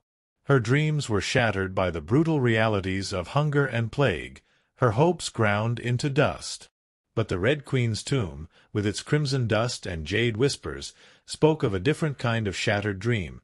Not a dream of personal comfort, but a cosmic vision, a belief in an afterlife so profound that immense resources were poured into preparing a body for a journey that defied mortal comprehension. It was a world of belief, not just survival, a world where the sacred and the mundane were inextricably linked, a profound testament to the scars of time endured not just by individuals, but by entire civilizations. The Maya belief in cycles, death as a seed, burial as planting, and the afterlife as rebirth, was a profound contrast to the linear sin and salvation narrative that dominated Isolde's European world. Kings and queens were often seen as earthly incarnations of gods, and in death they returned to those divine origins, completing a cosmic cycle. The Red Queen, covered in the color of blood and rebirth, entombed in a pyramid, and honored with these rich offerings, was being prepared for rebirth, not as a mortal, but as a being tied to the sacred order of the cosmos. Her burial wasn't the end of her story. It was the beginning of her legend, a testament to a belief system that transcended mere physical existence, leaving a profound mark on the scars of time. As the archaeologists continued their meticulous work, carefully cataloging each jade bead, each shell artifact, each piece of cinnabar-drenched bone, the tomb slowly yielded more of its secrets. The sheer effort involved in constructing such a burial, in procuring such precious materials, in performing such intricate rituals, underscored the immense power and sacred status of the woman within. She was not just a queen by title, but a spiritual beacon, a figure of profound importance in her civilization. The jade whispers from the underworld's gate were not just a dialogue with the dead. They were a conversation across millennia, inviting a modern world to reconsider its understanding of ancient power and the complex, deeply spiritual lives of civilizations long lost to time. The enduring mystery of her identity, the fact that no name was inscribed, only deepened the allure. Perhaps it was intentional, a deliberate choice to let her essence speak through ritual and symbol rather than mere words. In Maya cosmology, the soul lived on not through monuments, but through ritual, symbol, and the whispers of the earth. And so, the Red Queen remained suspended between legend and truth, a woman who ruled, remembered not in stone, but in scarlet and silence, her passage marked by the precious jade that had accompanied her on her eternal journey. Her tomb, a doorway to the underworld, continued to hum with the echoes of ancient ceremonies, a powerful, silent testament to a world where even death was a vibrant, transformative act. Her legacy was not defined by the grandiosity of a name, but by the profound significance of her passage, etched into the very core of Maya cosmology. The scars of time had veiled her identity, but her power remained palpable. Story 23: The Silent Power of the Maya Matriarch. The crimson dust of the Red Queen's tomb had finally settled, its haunting beauty giving way to the brilliant gleam of jade, shell, and obsidian, jade secrets whispering from the underworld's gate. Far from the distant cries of plague-ridden medieval Europe or the cold political machinations of Tudor courts, this ancient Maya burial continued to unveil profound truths about life, death, and power. The nameless queen, her skeleton bathed in cinnabar, had already revealed her immense significance through elaborate ritual and sacred color. Her passage, a meticulously orchestrated transformation, spoke volumes about a civilization where even silence held profound meaning. Now, it was time to delve deeper, beyond the treasures, to understand the world from which she came, a world where the silent power of the Maya matriarch shaped empires. The Maya world, as the Red Queen's burial so vividly hinted, was a place where politics was often a family affair. Royal women weren't merely passive consorts, figures to be admired from afar, confined to domestic spheres or the gentle arts. No, they were far more. They were diplomats, priestesses, and power brokers, active participants in the intricate dance of governance and spiritual life. They conducted elaborate rituals that maintained cosmic order, sponsored the construction of towering temples that touched the sky, and played crucial roles in maintaining dynastic legitimacy. Their bloodlines, meticulously traced through generations, were vital political capital, used to forge strategic alliances with rival city-states and to secure or reinforce claims to the throne. This was a sophisticated understanding of power, where feminine influence was not merely tolerated but vital, woven into the very fabric of their intricate society, a stark contrast to the subjugated women of Isolde's Europe. Consider Sak-Kuk, a formidable figure in Palenque's history and the mother of Kinich Janab Pakal the Great, the mighty king whose grand tomb lay just steps from the Red Queen's. When the throne of Palenque faced a period of instability, left vacant by the death of her husband, it was Sak-Kuk who boldly stepped into the void. She didn't merely serve as a placeholder, warming the seat for a male heir. She ruled as queen regent until her young son came of age, taking on the full mantle of authority. She was a ruler in her own right, issuing decrees, overseeing massive construction projects, and commanding the respect of her people. Without her shrewd leadership, her ability to navigate treacherous political waters and maintain stability, Pakal, who would become the greatest king of Palenque, might never have risen to power at all. Sak-Kuk was a testament to the profound, often unacknowledged power of the Maya matriarch. And Sak-Kuk was not an anomaly. Across the vast and fragmented Maya world, in powerful city-states like Yaxchilan, Naranjo, and Calakmul, ancient inscriptions etched in stone and vibrant murals vividly portray women performing major ceremonies, engaging in warfare diplomacy, and sometimes even ruling outright as powerful queens, their influence extending far beyond the palace walls.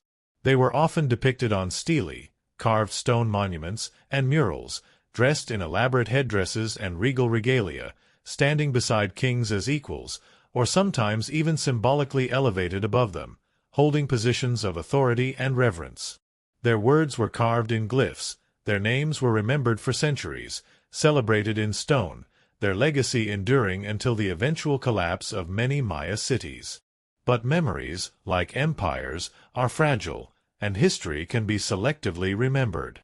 By the time Spanish conquistadors arrived centuries later, much of that intricate knowledge of female power had eroded, lost to the relentless sweep of time and the decline of many Maya centers.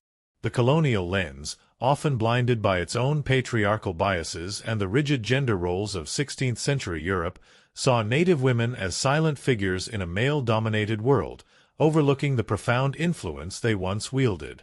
But the archaeology, the silent whispers from tombs like the Red Queen's, and the deciphered glyphs tell a different, far richer story. One of complex gender roles where power was negotiated, earned, and often inherited, not simply dictated by male authority. The scars of time had attempted to obscure this truth, but the stones now spoke. This context casts the Red Queen in a new, illuminating light. While her tomb lacked a specific name, her burial, so rich, so sacred, and so strategically positioned just steps from Pakal's grand resting place, screams of her centrality to the royal order. Her exquisite jade mask wasn't just decoration, it was a powerful symbol of identity, of power held in life and protected in death, an enduring representation of her soul. Her bloodline may have been the very glue that held Palenque's dynasty together, a crucial link in the chain of succession, a source of divine legitimacy for her descendants. In Maya civilization, a queen wasn't just a queen. She was a keeper of sacred lineage, a powerful voice in ceremony, and often the crucial bridge between gods and men, embodying the silent power of the Maya matriarch. The Red Queen may remain nameless to us, but in her world she was never voiceless. Her power resonated even in her crimson-drenched passage to the underworld, a testament to her enduring impact. The very architecture of Palenque itself, meticulously aligned with celestial events and sacred principles, suggests that ritual and spiritual life, often overseen by powerful women, were fundamental to governance. The grand plazas and sunken courts were not merely gathering spaces. They were stages for elaborate ceremonies, designed to unite the people and reaffirm the divine connection of their rulers. The Maya believed in the harmonious balance of masculine and feminine principles, of the sun and the moon, essential for cosmic order. This duality was often reflected in their rulership, where queens played equally vital roles to kings, their power complementing, not diminishing, that of their male counterparts. Yet, even in a civilization as seemingly advanced and religiously devout as the Maya, the allure of power could twist and turn, leading to its own form of betrayal and internal strife. While we have no explicit written records of courtly intrigue within Palenque itself, the very nature of dynastic succession, the constant struggle for influence, and the occasional shifts in power across other Maya city-states hint at a brutal undercurrent. The serpent of ambition, though perhaps not as overtly documented as in a European court, coiled silently beneath the surface, waiting for its moment to strike. Power, whether wielded by a king or a queen, was a precarious thing, always vulnerable to challenges, always demanding vigilance, always capable of leaving its own unique scars. Consider the human element, common across all civilizations, from the mud hovels of medieval Europe to the towering pyramids of Mesoamerica.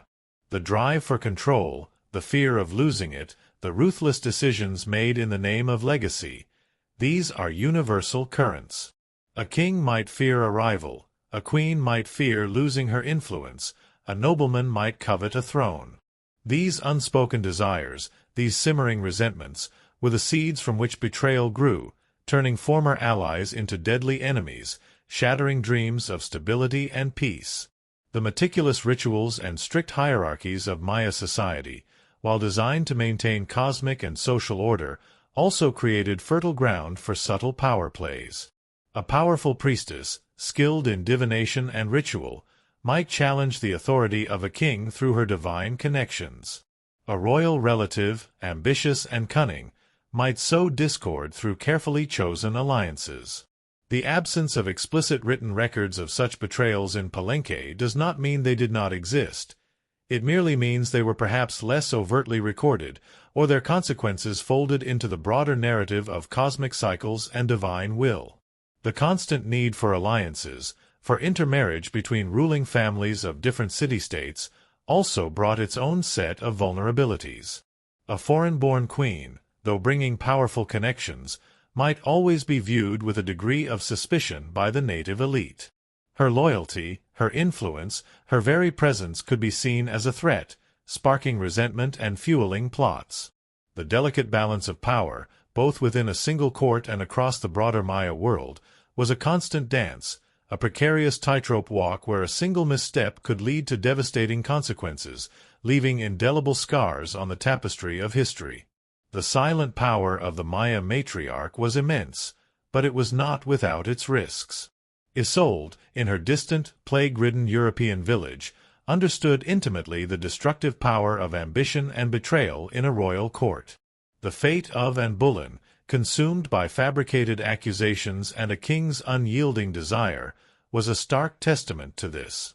She understood the chilling efficiency with which a loyal ally could become a ruthless enemy, the way whispers could morph into accusations, and how the very fabric of truth could be twisted to serve power. While the specific rituals and beliefs of the Maya were alien to her, the underlying currents of human nature, the desire for control, the fear of loss, the willingness to destroy rivals, were painfully familiar. The scars of time, whether physical or societal, were a universal burden, a heavy toll paid by all. The ultimate silence of the Red Queen's tomb, the profound absence of a name, while perhaps a deliberate ceremonial choice for the Maya, also left room for millennia of speculation, of questions that mirrored the unresolved tensions of ancient power dynamics. Who truly wielded influence? Who ultimately triumphed? Was her burial a celebration, or a final, elaborate act of containment, meant to solidify a narrative that served those who remained? The answers were lost to time, but the very act of unearthing her, of revealing her crimson-drenched passage, brought those ancient questions of power and betrayal back to life, echoing across the vast expanse of human history. The silent power of the Maya matriarch was a force to be reckoned with, both in life and in death. As the sun began its descent, painting the western sky in hues of bruised purple and bleeding orange, the chilling reality of Isolde's world remained.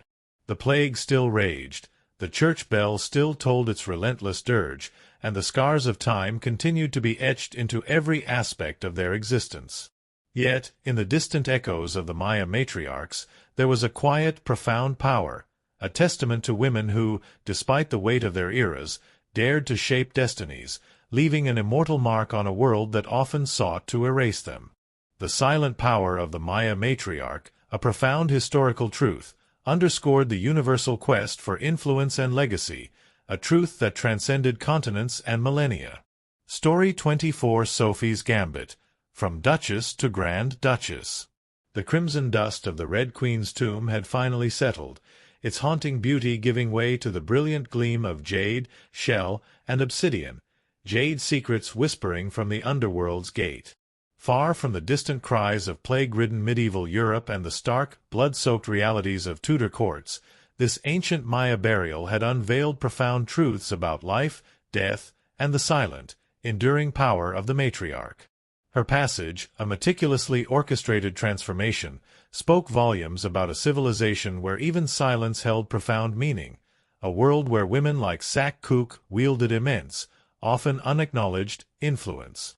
This concept of potent female leadership, while alien to Isolde's harsh European existence, serves as a crucial bridge, reminding us that the relentless human dance with ambition, betrayal, and the shaping of destiny transcends continents and centuries. Now our story journeys forward, to a realm of vast, frozen plains, where a young German duchess would play an audacious gambit that would reshape an empire, from a humble starting point to becoming a grand duchess.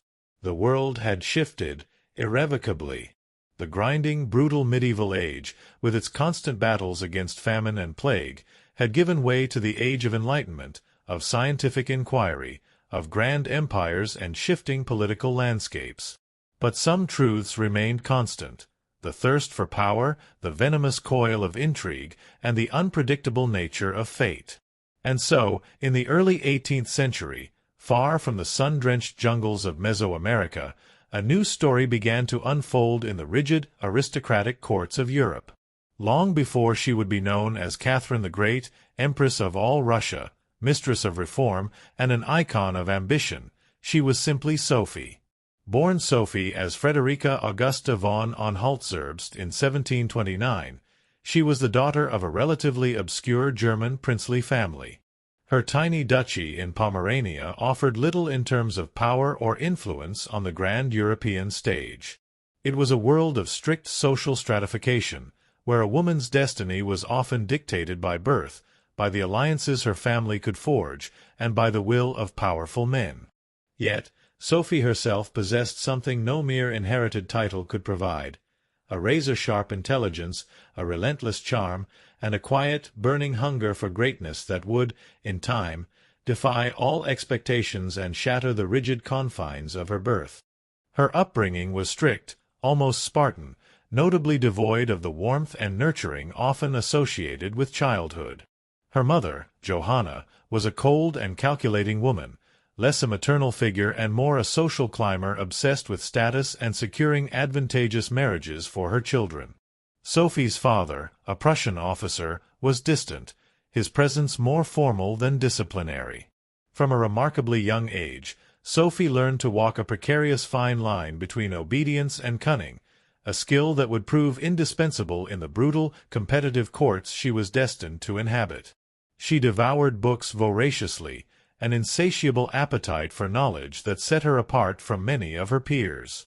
She mastered multiple languages, and, crucially, she learned how to observe a room before speaking in it, how to assess the subtle currents of power, how to listen more than she spoke.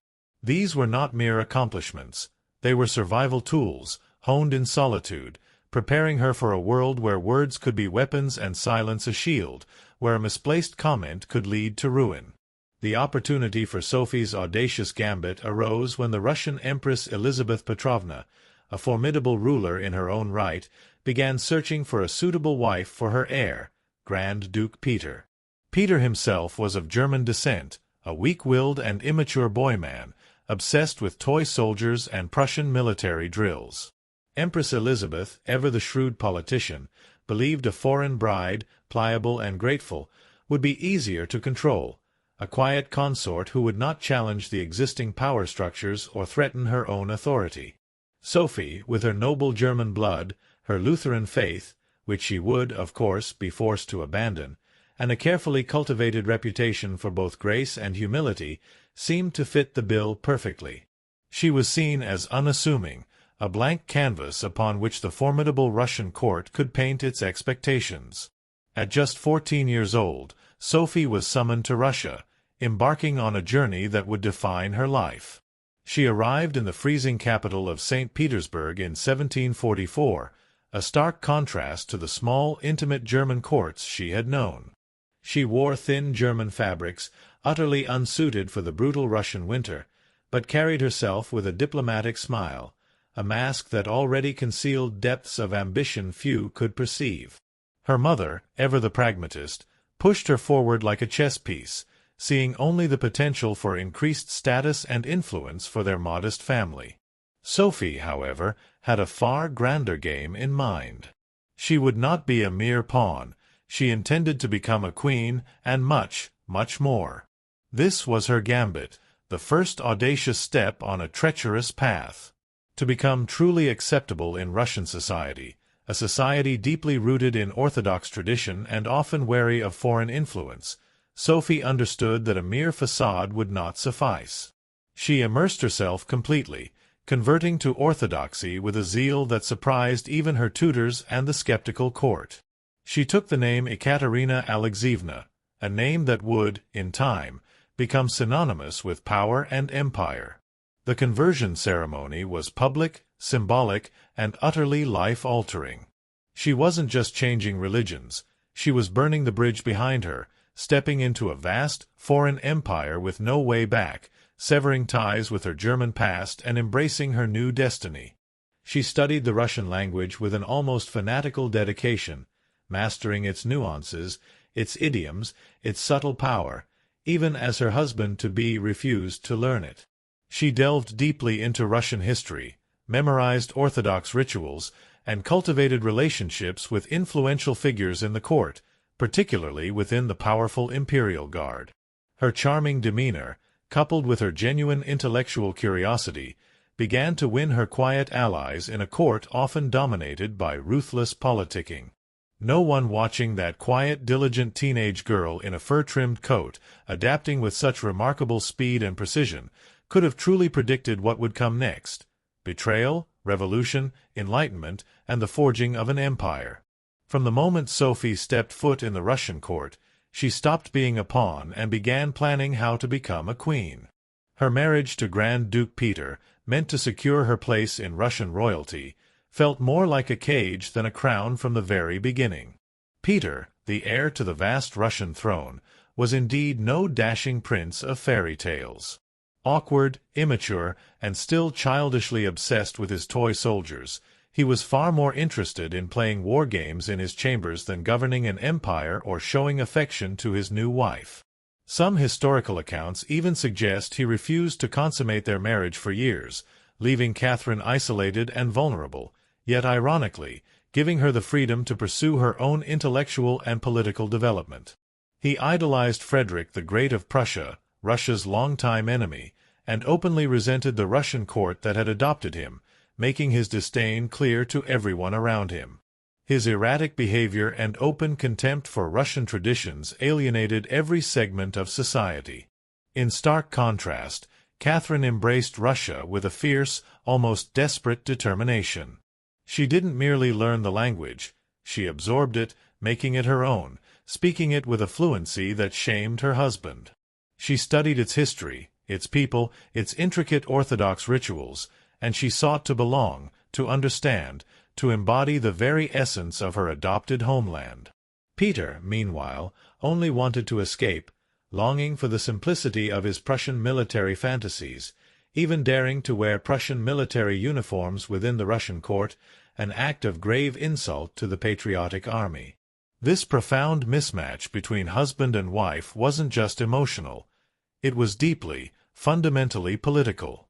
It created the fertile ground for the serpent's coil to tighten its grip around the future of the Russian monarchy. The Russian court itself was a viper's nest of gossip, paranoia, and brutal power games. Empress Elizabeth, though still ruling with absolute authority, was aging, and her health was in decline. Everyone knew a transition was coming, and everyone had an agenda, a hidden ambition, a loyalty that could shift with the wind. Catherine was watched constantly. Her letters were read, her friendships monitored, and her every move scrutinized by a web of spies and eager gossips. She couldn't truly trust her husband, who was openly contemptuous of her and often spoke carelessly, revealing state secrets to his mistresses. She couldn't fully trust her mother, who was still whispering in her ear on behalf of foreign interests. She couldn't even fully trust her own servants, knowing they could be informants for her myriad rivals. In this cutthroat world, alliances could turn into accusations overnight, and a single misstep could lead to utter ruin, leaving profound scars. But Catherine was no fool. She learned to play the court's dangerous games quietly, cultivating allies in the shadows, building a network of loyalty that bypassed the official channels. She charmed military officers, made genuine friends with scholars and intellectuals, and developed a formidable reputation for dignity, restraint, and an almost unnatural calm, a stark contrast to her husband's childish tantrums and open contempt for Russian traditions. While Peter alienated everyone around him, Catherine was meticulously building a foundation of support, a silent, powerful base that would, in time, become her greatest weapon, allowing her to rise from a mere duchess to a formidable Grand Duchess, a true player in the great game of empires. The scars of time were not just endured, they were forged into tools of power, transforming a young woman into a formidable force. Story 25: The Viper's Nest. Intrigue in the Russian Court. The vast, frozen plains of Russia, now the formidable stage for Sophie's audacious gambit, felt a universe away from the mud-choked hovels of medieval Europe or the silent, jade-laced tombs of ancient Maya queens. Sophie, now the Grand Duchess Catherine, had made her first audacious moves, embracing her adopted homeland with a fervor that shamed her erratic husband, Peter. She had begun her transformation from an obscure German duchess to a formidable figure within the Russian court, her intelligence and charm already weaving a subtle web of alliances. Yet the journey was far from over. The path to the throne was not simply laid with personal ambition. It was a treacherous maze, a viper's nest of intrigue and paranoia, where survival demanded constant vigilance and the keenest understanding of the scars that time etched into the souls of the powerful. Catherine's marriage to Grand Duke Peter, meant to secure her place in Russian royalty, felt from the very beginning more like a cage than a crown. Peter, the heir to the vast Russian throne, was indeed no dashing prince of fairy tales. He was awkward, immature, and still childishly obsessed with his toy soldiers, more interested in playing war games in his chambers than governing an empire or showing affection to his new wife. Some accounts even suggest he refused to consummate their marriage for years, leaving Catherine isolated and vulnerable, yet ironically, giving her the space to pursue her own intellectual and political development. He openly idolized Frederick the Great of Prussia, Russia's longtime enemy, displaying a profound contempt for the Russian court that had adopted him, making his disdain clear to everyone around him, from the lowliest servant to the most powerful noble. In stark contrast, Catherine embraced Russia with a fierce, almost desperate determination.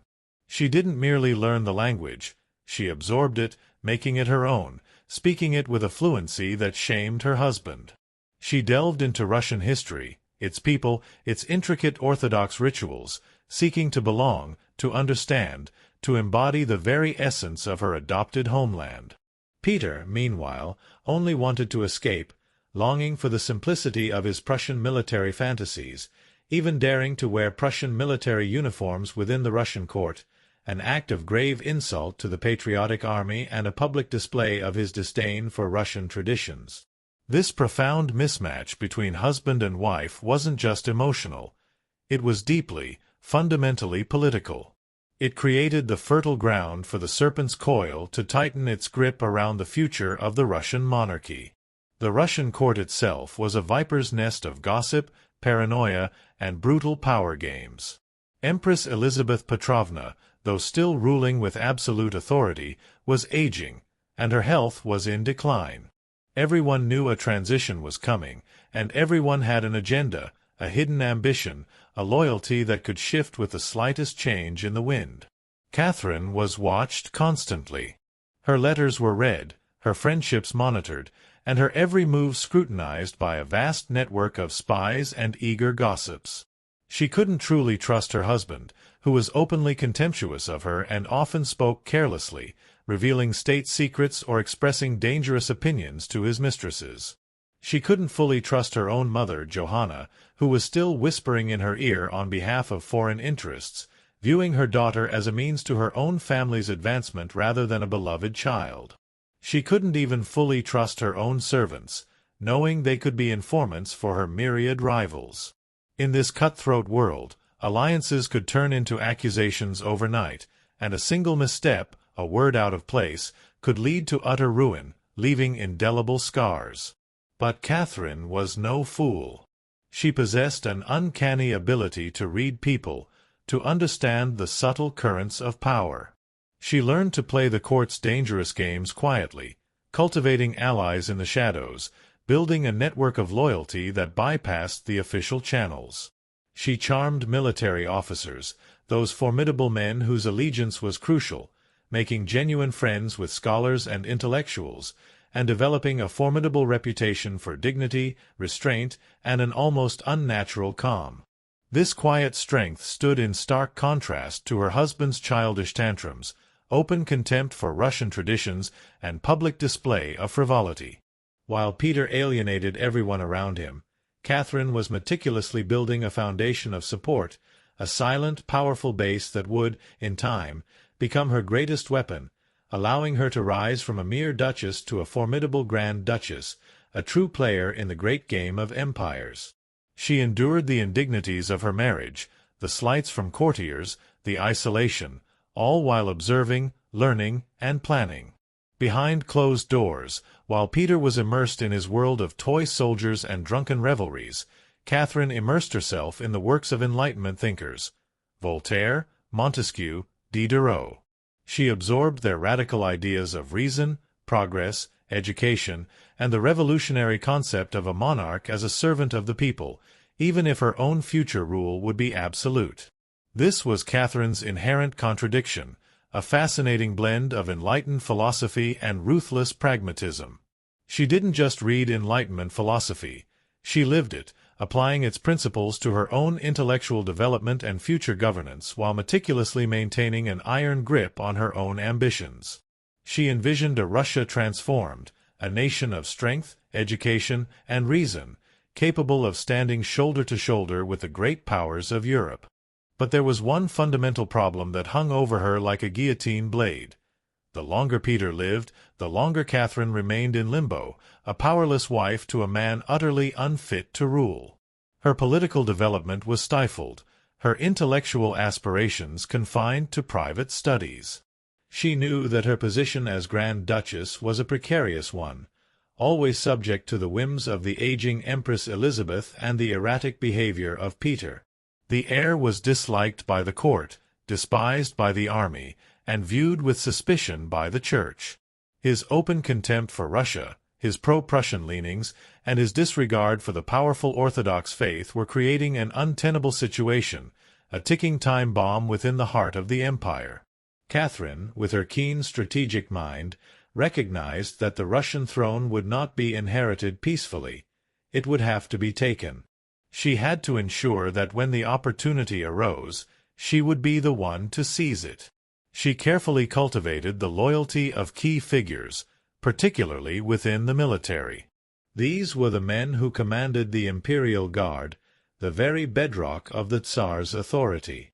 She engaged in subtle yet persistent conversations, weaving a narrative of her devotion to Russia, her understanding of its people, and her commitment to its traditions, all in stark contrast to Peter's increasing alienation. This quiet, strategic work, performed under the watchful eyes of countless spies, was her most dangerous gambit, a testament to her extraordinary patience and cunning. The court, with its swirling rumors and shifting loyalties, became Catherine's training ground. She learned to speak without truly revealing her thoughts, to smile while planning her next move, to forge alliances that were based on mutual benefit rather than genuine affection. She understood that in a viper's nest, trust was a luxury, and survival depended on understanding the motivations of others, on exploiting their weaknesses, and on presenting oneself as the only viable alternative. The scars of time were not just endured here. They were inflicted, subtly, coldly, with every whispered lie, every calculated betrayal. The inherent political instability, fueled by Peter's incompetence and Empress Elizabeth's declining health, was creating a vacuum, a dangerous space that Catherine was meticulously preparing to fill. Every blunder Peter made, every ally he alienated, every insult he hurled at Russia, was a gift to Catherine, further solidifying her position as the only credible alternative, the true hope for the empire.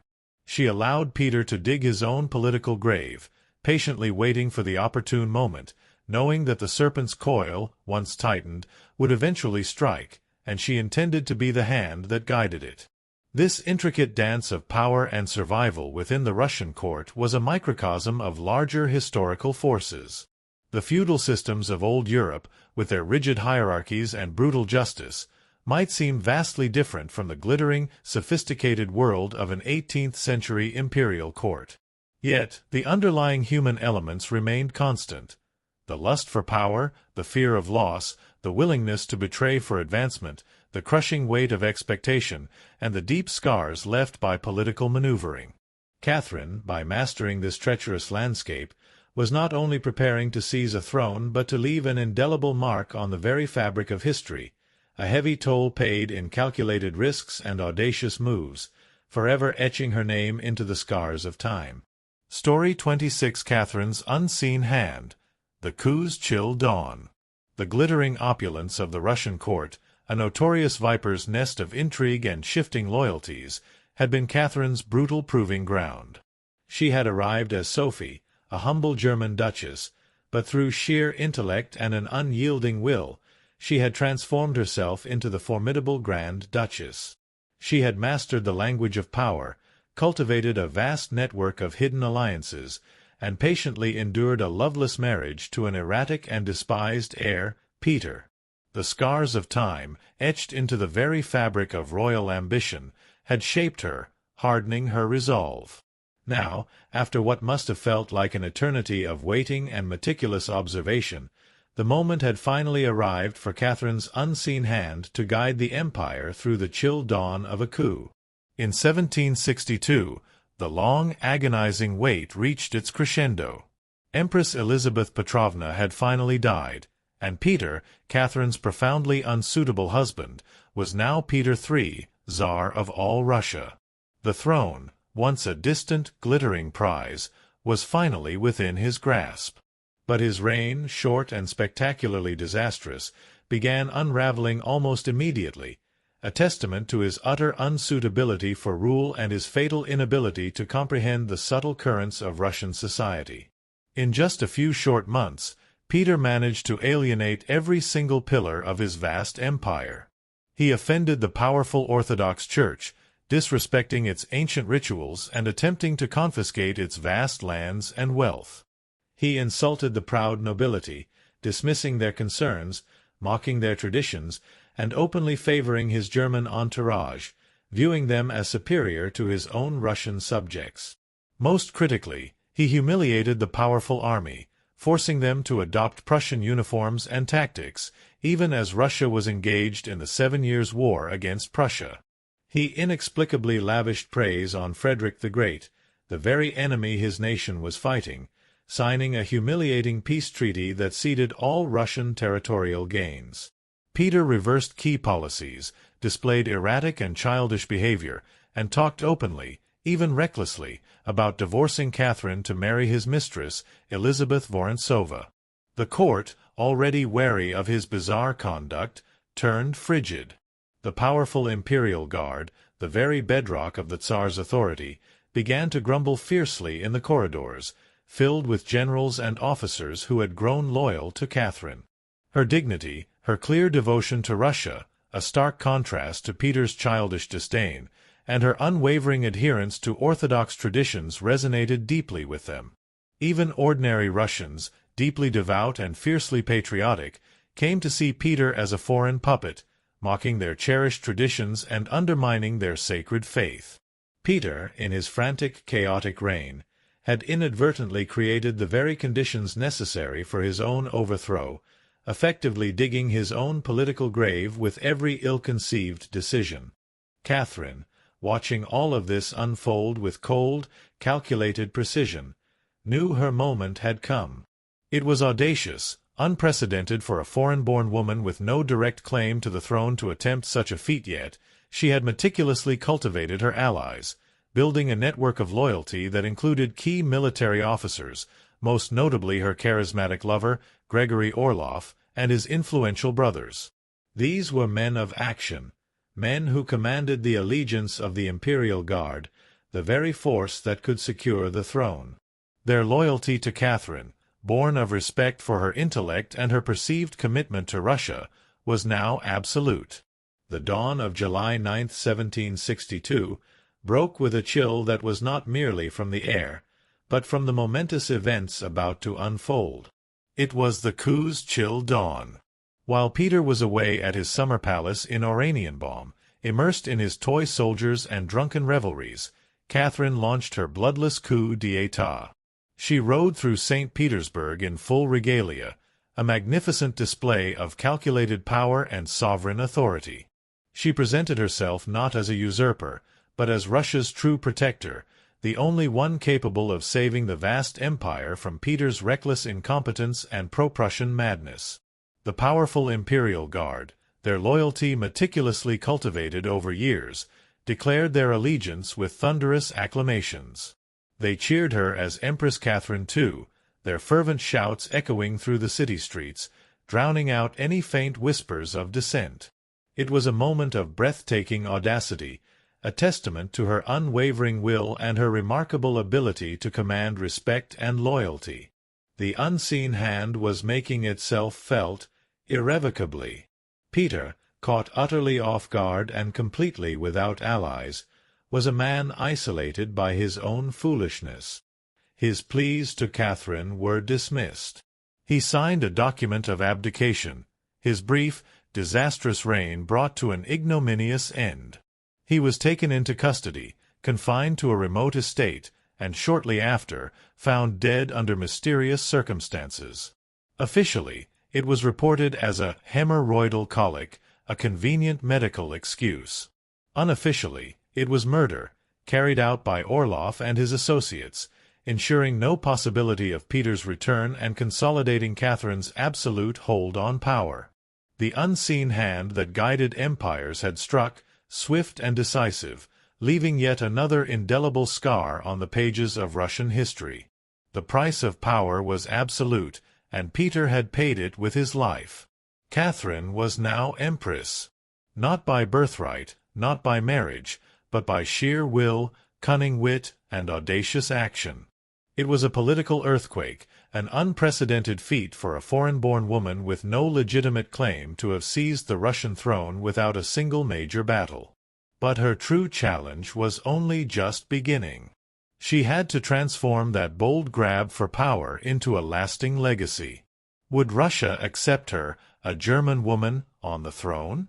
Would the notoriously fickle nobility respect her authority and remain loyal? Could she hold the vast, unruly empire together without falling victim to the same fate as her husband? Catherine understood implicitly that power gained through intrigue could be lost just as easily. She needed to rule not merely as a schemer, but as a visionary, a legitimate ruler who could command both fear and unwavering respect. And so began her remarkable transformation from a careful conspirator to a reforming empress. She understood that simply seizing power was not enough. She had to legitimize it, to imbue her reign with purpose and stability, to justify the extraordinary means by which she had ascended. She set out with a clear vision, to redraw borders, to embrace the Enlightenment, and to fundamentally redefine what it meant to be a woman in power, proving that the unseen hand that had guided her ascent was capable of guiding an empire to new heights of influence and prosperity. She was not content to simply sit on the throne. She had something far grander in mind, to transform Russia, not just militarily or politically, but intellectually, culturally, fundamentally. This was the true nature of her ambition, etched deep into her soul. While her late husband, Peter, had worshipped Frederick the Great and his toy soldiers, Catherine idolized Voltaire, Diderot, and the bold thinkers of the Enlightenment. She believed passionately in reason, in progress, in education, and in the radical idea of a monarch as a servant of the people, even if she herself would rule with absolute, autocratic authority. This was Catherine's inherent contradiction, a fascinating blend of enlightened philosophy and ruthless pragmatism.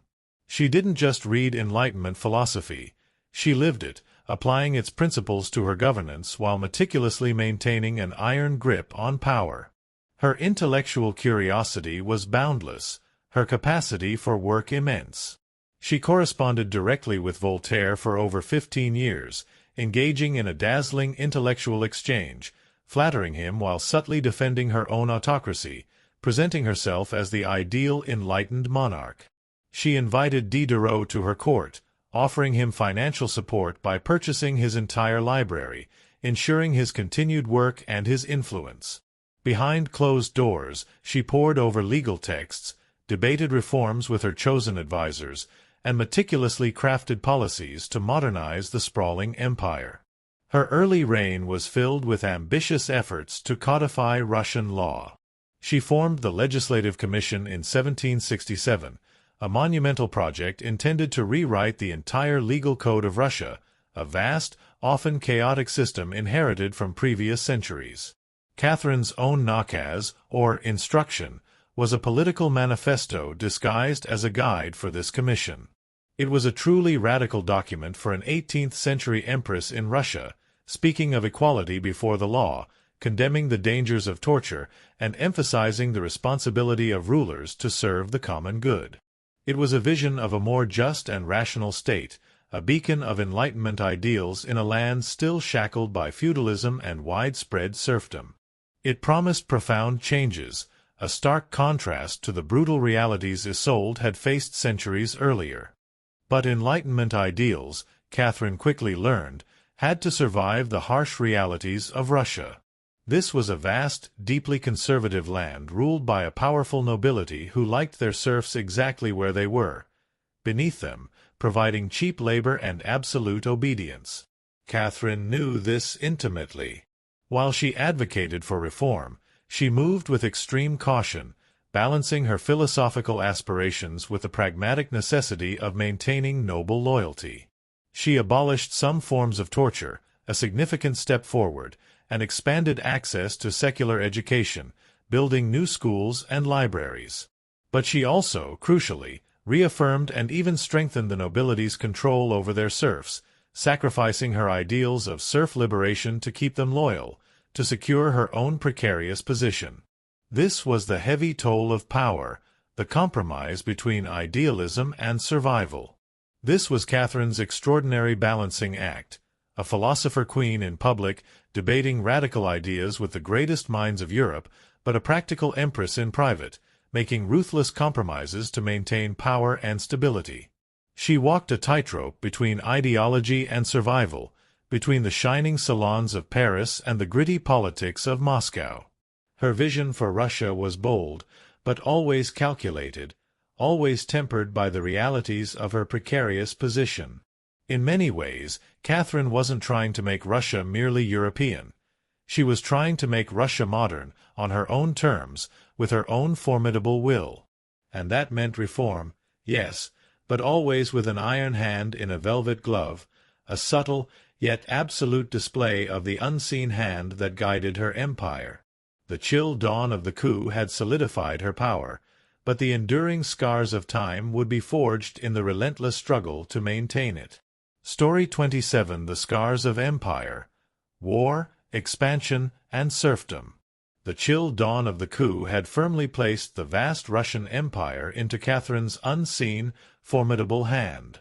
From a humble German duchess, she had ascended to the throne as Empress Catherine II, a testament to her ruthless intellect and unparalleled cunning in the viper's nest of the court.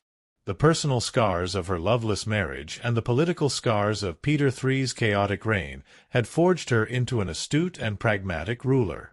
But seizing power was merely the first step. Now, Catherine would embark on a grander, more brutal ambition, to expand Russia's borders, reshaping the map of Europe and leaving the scars of empire etched deeply into the fabric of nations, often at the heavy toll of war, expansion, and serfdom. Catherine wasn't content with simply reforming Russia from within, despite her philosophical leanings towards Enlightenment ideals. She had something far bigger in mind than merely sitting on a throne and codifying laws. She wanted to transform Russia into a true European powerhouse, an empire worthy of fear, admiration, and envy. Where Peter the Great, a century before, had opened a window to the west, Catherine aimed to knock down the walls, to project Russian power and influence across the continent and beyond. This expansionist drive was not merely ambition. To Catherine, it was destiny, the natural progression of a great nation guided by a great ruler. Under her formidable leadership, Russia's borders stretched wider than ever before, swallowing vast new territories and millions of new subjects. This wasn't achieved through peaceful diplomacy alone. Catherine waged relentless wars, not just to defend her newly acquired crown, but to fundamentally reshape the map of Europe and assert Russia's dominance. One of her most significant and brutal campaigns was against the Ottoman Empire. These conflicts, fought in waves throughout the 1760s and 1770s, were not just about territorial gains. They were about influence, about securing strategic access, and about asserting Russia's role as a major player on the global stage. Catherine skillfully presented herself as the liberator of Orthodox Christians living under Muslim rule, positioning Russia as the rightful protector of Eastern Europe. Under the brilliant and often ruthless command of her generals, like Alexander Suvorov and her influential former lover, Grigory Potemkin, Russia achieved decisive victories. They captured key regions, most notably Crimea, the northern coast of the Black Sea, and, crucially, gained access to warm-water ports. This was a strategic prize Russian Tsars had coveted for generations, a vital outlet for trade and naval power that would transform Russia's geopolitical standing. These victories weren't just military triumphs. They were deeply symbolic, sending a clear message to the world. Russia was no longer the distant backward cousin of Europe. It was a formidable continental force, a rising power that demanded respect and instilled fear. Beyond the Ottoman wars, Catherine also turned her gaze westward, towards the struggling and weakened Polish-Lithuanian Commonwealth. In a series of ruthless diplomatic maneuvers and political deals, Catherine participated in the partitions of Poland alongside Austria and Prussia. This was an act of blatant imperialistic land-grabbing, devoid of any pretense of liberation or enlightenment. By the end of the Third Partition in 1795, Poland was literally erased from the map of Europe, its existence as an independent nation extinguished for over a century. Russia claimed vast new lands and millions of new subjects, further solidifying its position as the largest empire on earth. The scars of this expansion were deep, irrevocably altering the cultural and demographic landscape of Eastern Europe. But Catherine didn't just conquer with armies. She also colonized with ideas and people.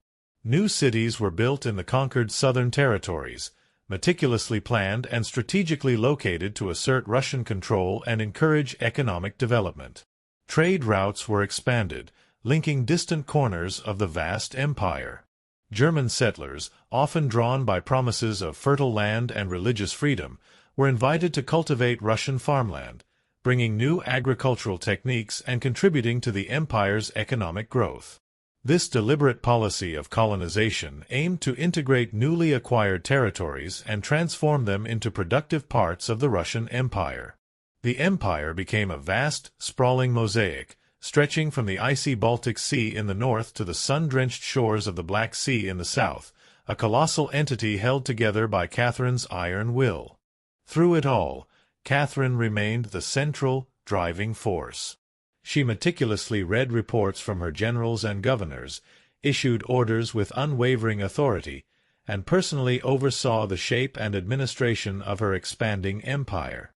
Critics, both during her time and in later centuries, would accuse her of being power-hungry, even brutally imperialistic. But to Catherine, expansion was not merely ambition. It was destiny, the natural right of a great nation and its enlightened ruler. A great monarch, she believed, was measured not just by enlightened ideas or philosophical pronouncements, but by borders. How far they stretched, how much land they encompassed, how many people they ruled. She didn't just want to rule Russia. She wanted to remake it as a civilized, formidable empire, feared by its enemies, respected by its peers, and utterly loyal to her alone.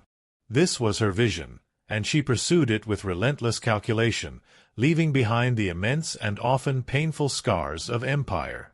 However, amidst this grand narrative of expansion and power lay a profound contradiction, a deep scar that Catherine never truly healed, the issue of serfdom. While Catherine admired Enlightenment ideals, speaking eloquently of equality before the law and condemning torture in her nakaz, she never freed the serfs. In fact, her reign saw a deepening and expansion of serfdom into new territories, effectively tightening the bonds of millions of Russians to the land and their aristocratic masters. Her reliance on the nobility for loyalty, especially after the coup that brought her to power, meant she largely granted them what they desired: absolute control over their serfs. This political pragmatism, this compromise between her ideals and the realities of power, meant that while Russia expanded outwards and transformed culturally, the vast majority of its population remained trapped in a system akin to slavery, enduring conditions not far removed from the suffering of Isolde's medieval village. This was the heavy toll of empire. The grand vision of an enlightened Russia, expanding its borders and embracing reason, was built upon the exploitation of millions. The wealth and military might that allowed Catherine to project power across Europe were largely generated by the brutal labor of serfs bound to the land, their lives little more than property. While new cities rose and trade routes flourished, the human cost was immense. The serfs faced relentless toil, harsh punishments from their masters, and a complete lack of personal liberty, their dreams of freedom forever shattered against the unyielding reality of their bondage. Their lives, much like Isolde's, were defined by the land, by the lord, and by the absence of choice. The scars of this particular system were deep, and they would continue to fester long after Catherine's reign, contributing to future unrest and revolutions that would shake Russia for centuries to come. Catherine, the philosopher queen, the architect of expansion, consciously chose stability over radical social reform when it came to serfdom. This decision, while securing her power and allowing for rapid territorial growth, remains one of the most debated and controversial aspects of her legacy, a testament to the complex, often ruthless, compromises inherent in wielding absolute power. The empire expanded, but the fundamental social structure, with its deeply ingrained inequalities, remained, leaving a profound and enduring scar on the Russian soul. Catherine's personal life, too, often intertwined with the ambitions of empire. Her famous string of lovers, while a subject of much scandal and gossip in European courts, often included men of immense talent who became crucial figures in her expansionist projects. Grigory Potemkin, a man as brilliant as he was bold, was not just a lover. He was her co-ruler in many ways. Together, they shaped military campaigns, colonization projects in the south, and the transformation of newly acquired territories. Their relationship blurred the lines between romance, politics, and partnership, a unique blend of passion and power that further fueled the empire's growth.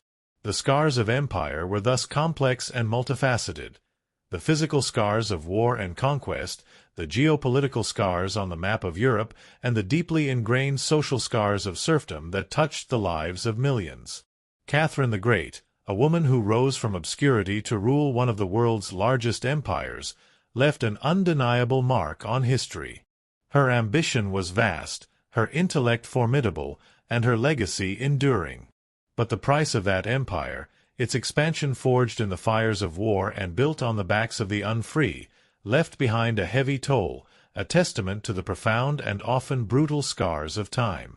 Story 28: Frida's Canvas, A Body's Agony, A Soul's Rebellion.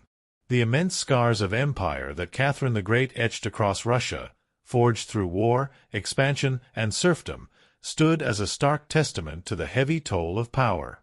Her era, though enlightened in philosophy, still bore the brutal marks of human ambition and compromise.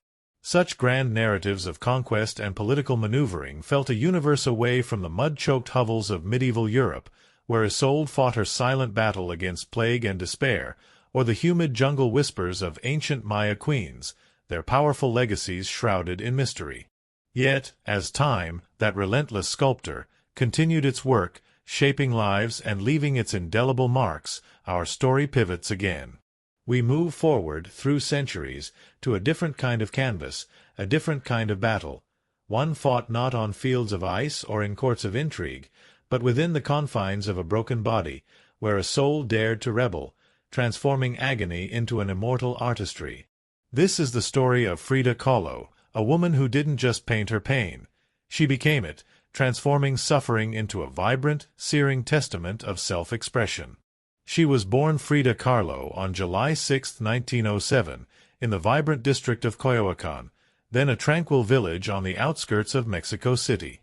Her childhood home, the Casa Azul, the Blue House, was a sanctuary of vivid color, profound contradiction, and quiet strength. It would later become a battleground for her physical torments, a haven for her artistic soul, and eventually, a museum to one of the most iconic artists of the 20th century. This was a world on the cusp of revolution, a place where ancient indigenous traditions mingled with fervent political ideals, a backdrop that would profoundly shape the young Frida, carving her into the defiant figure she would become. Frida was the third of 4 daughters born to Guillermo Kahlo, a German-Hungarian photographer with a keen eye for beauty and a reserved, intellectual demeanor. Her mother, Matilda Calderón, was a devout Catholic of indigenous and Spanish descent, often described as religious and emotionally distant. Frida would inherit her father's introspection, his artistic eye, and his resilience, but also her mother's fierce, almost primal, strength. It was a potent combination that would forge a woman capable of enduring unimaginable pain and transforming it into searing art, turning life's harshest scars into profound statements. From an early age, Frida was imaginative, outspoken, and boldly independent. She devoured books with an insatiable appetite, asked questions that most adults preferred to avoid, and possessed a spirited wit that set her apart. But at the tender age of 6, a cruel twist of fate struck.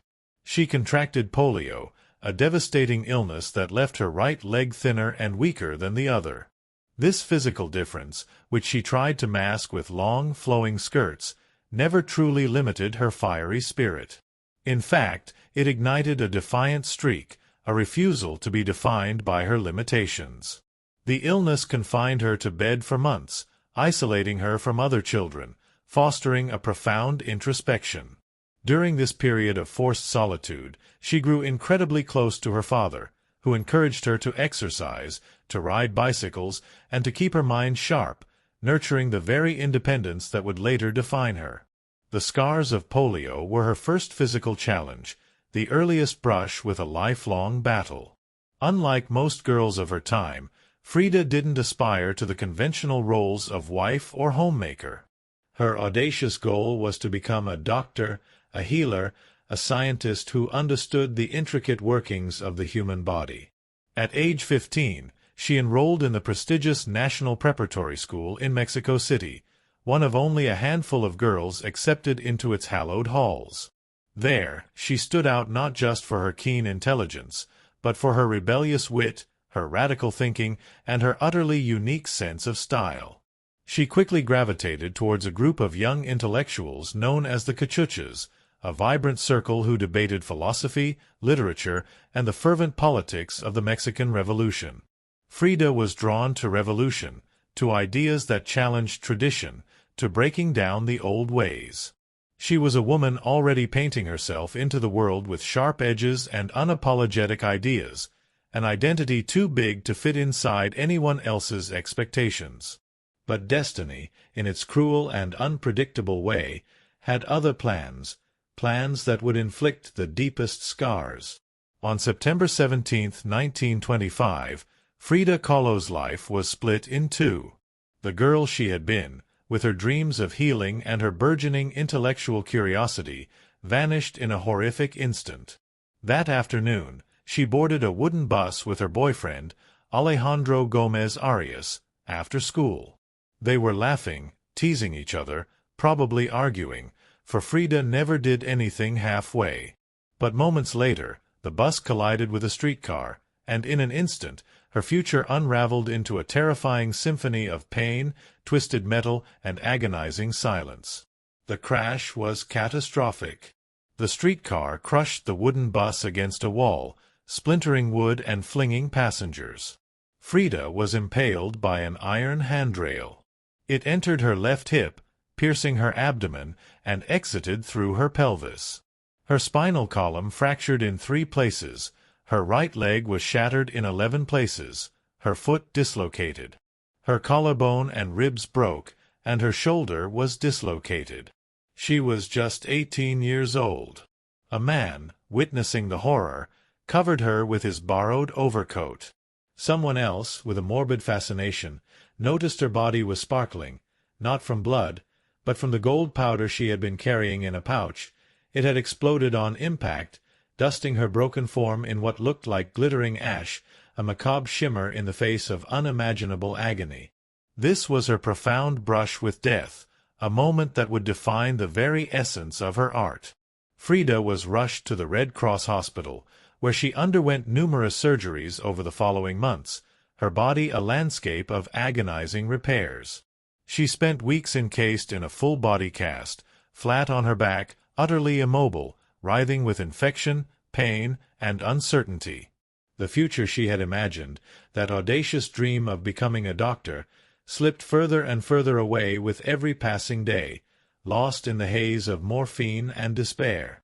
But in that agonizing stillness, something began to stir, a desperate, defiant spark. Her father, sensing her profound despair, brought her brushes and paints. Her resourceful mother rigged a special easel to hang above her bed, allowing her to paint while lying flat on her back. A mirror was then placed on the canopy directly above her, so she could see herself. And there, lying in plaster and agony, Frida began to paint. At first, it was out of sheer boredom, a desperate attempt to fill the endless hours of confinement. But soon, it became an obsession, a compulsive need. Her first subjects were her own reflection, simply because, as she famously said, "I paint myself because I am so often alone, and because I am the subject I know best." But what emerged from those canvases was not vanity. It was survival.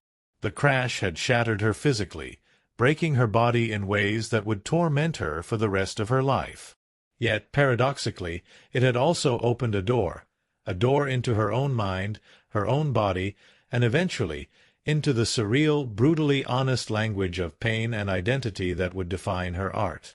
The girl who had wanted to heal others now began the agonizing process of healing herself, one brush stroke at a time. The physical scars were deep and permanent, but the act of painting became a vital, desperate act of self-reclamation. It was a canvas of pain, transformed by the sheer force of her will. Her early works were modest in scale, painted on tin or wood panels, deeply inspired by Mexican retablos, devotional paintings used to tell stories of suffering and miracles, offered as thanks to saints. Frida took this tradition and twisted it, turning it inward. Her own body became the canvas, her raw emotions the altar.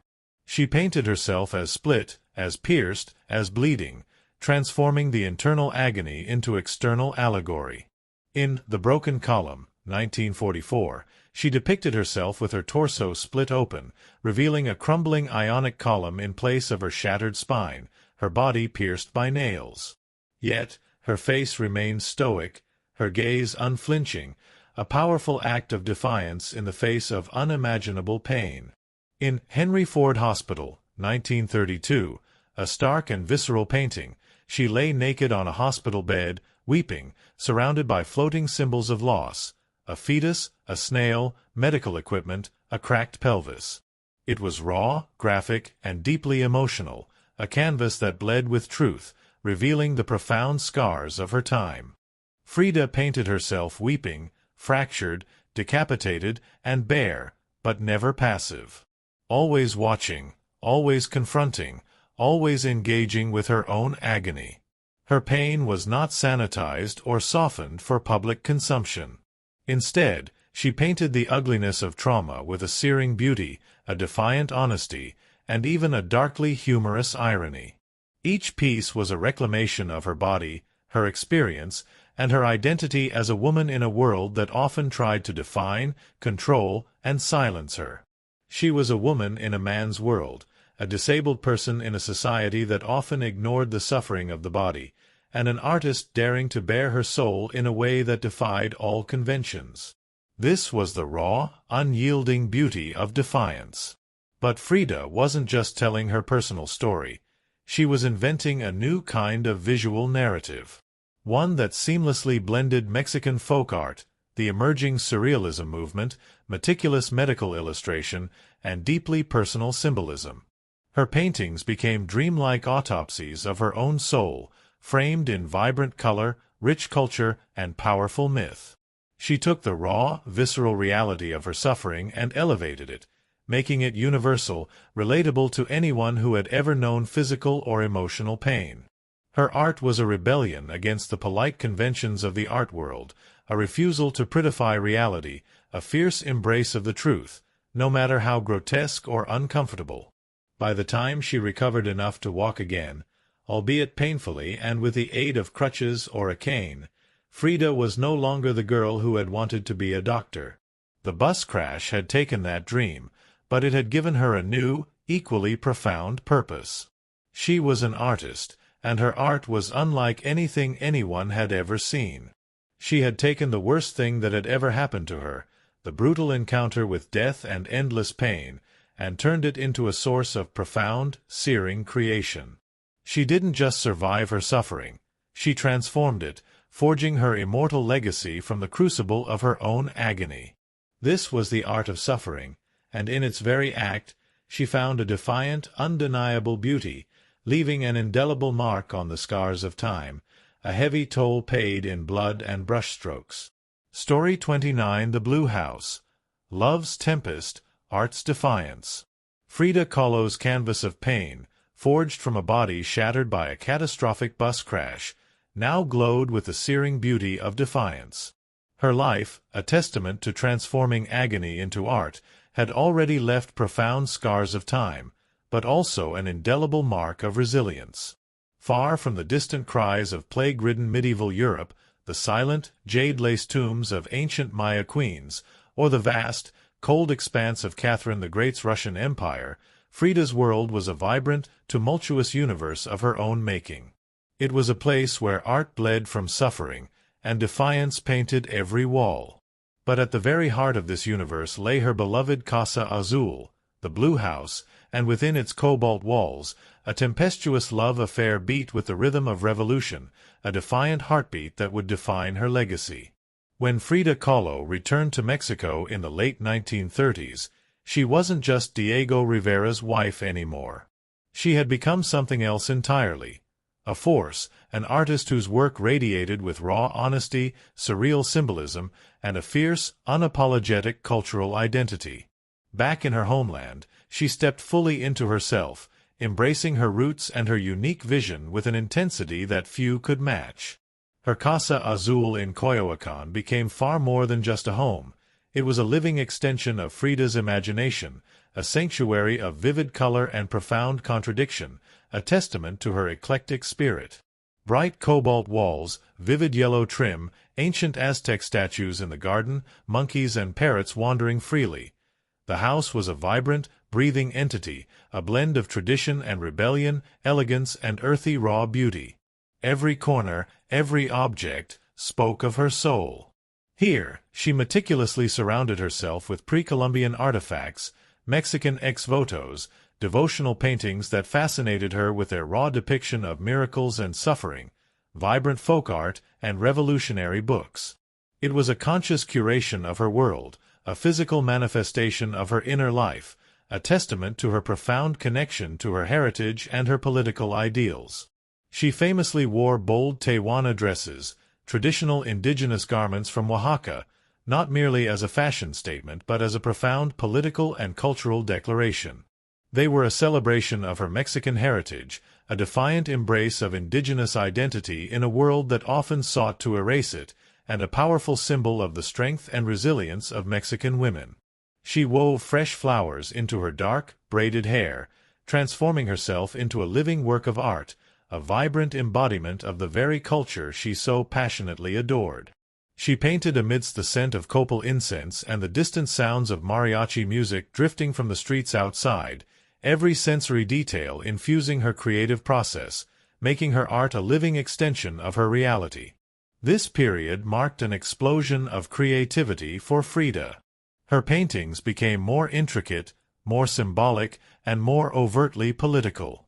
Works like The Two Fridas, 1939, revealed a divided self, a poignant exploration of her dual heritage, her European and indigenous roots, and her internal conflicts, particularly the pain of her separation from Diego. In this iconic piece, two versions of Frida sit side by side, one in a European-style dress, her exposed heart bleeding and vulnerable, the other in indigenous Tehuana attire, strong and composed, both connected by a single vital artery. It was Frida's visual autobiography, a portrait of love, loss, and the intricate tapestry of her heritage, laid bare for the world to see. In 1939, she exhibited her work in Paris, a momentous occasion that brought her international acclaim. Artists like Pablo Picasso, André Breton, and Vasily Kandinsky praised her fiercely original style, her raw honesty, her undeniable talent. But even among the surrealists, who initially tried to claim her as one of their own, Frida stood apart. When André Breton, the influential founder of surrealism, attempted to label her, to fit her into his artistic movement, she pushed back, her voice resolute, her defiance unwavering.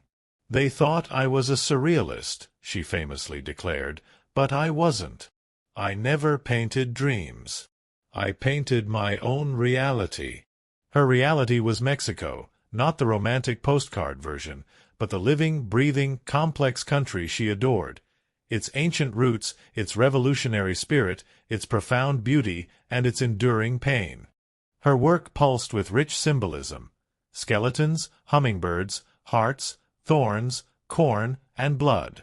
She honored the indigenous roots of her homeland while unflinchingly unmasking the violence of its past and present. Her paintings became a potent blend of personal agony and political statement, her identity, her body, and her ideology all intertwined, creating a unique and powerful artistic vision. She used her art not just to express her own suffering but to critique the injustices of the world, to celebrate the resilience of her people, and to defy the conventions that sought to silence her.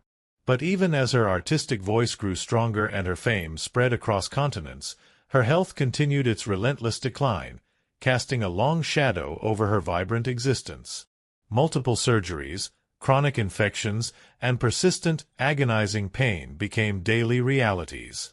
Yet, she painted through it all, propped up in bed, her torso bound in plaster corsets, her fingers often stiff and painful, clenched around the brush. Frida had returned to Mexico not to rest, but to reclaim her power through paint, through politics, and through her fearless, unapologetic embrace of the self. Her art became her salvation, a defiant act of creation in the face of relentless physical and emotional torment, a true art of defiance born from a lifetime of suffering. At the heart of this vibrant rebellion lay her complex, often agonizing, relationship with Diego Rivera. Their bond was passionate but undeniably chaotic, a love's tempest that raged for decades. Diego, 20 years her senior and already Mexico's most famous painter, was a massive figure in both stature and presence. He was a giant of Mexican muralism, known for his sweeping, politically charged frescoes that told the epic story of the Mexican people, their history, their struggles, and their triumphs. Frida had seen his monumental work before. She admired it, even revered it. But now, she demanded his opinion of her own nascent creations, walking straight up to him at the Ministry of Education, interrupting his scaffold work to ask bluntly, "Do I have talent?" Diego, a man known for his blunt honesty, took one look at her canvases and said, "Yes, and not just out of kindness." He recognized in her something rare, an unfiltered voice, raw and unpretentious, full of rage, irony, pain, and a searing beauty that transcended conventional notions of art. He saw her unique vision, her audacious spirit, her refusal to conform. It was a connection that ignited a relationship as consuming as it was creatively fertile. They married in 1929, an odd pairing to outsiders. Diego, massive, endlessly unfaithful, politically famous, a living legend. Frida, sharp-tongued, fiercely independent, already walking with a cane, her body a testament to endless pain. Her parents, with a grim humor, called it a marriage between an elephant and a dove. Their bond was passionate but chaotic. Diego supported her art, encouraged her growth as a painter, and believed in her talent with an unwavering conviction. But he was also endlessly unfaithful, even engaging in a devastating affair with Frida's own younger sister, Cristina. Frida was devastated by this betrayal, a wound that cut deeper than any physical pain, adding new emotional scars of time. In return, she took lovers of her own, both men and women, including rumored affairs with the exiled revolutionary Leon Trotsky and the American painter Georgia O'Keeffe. They divorced in 1939, their relationship seemingly irreparable, only to remarry a year later under different terms. This time, Frida insisted on maintaining her autonomy. Her own home, her own money, her own name. Their second marriage was less about traditional romantic love and more about a complex creative partnership, a deep mutual understanding, and an unspoken pact to navigate the world together, despite their individual failings. Despite the betrayals and the heartbreak, Diego remained a constant force in Frida's life.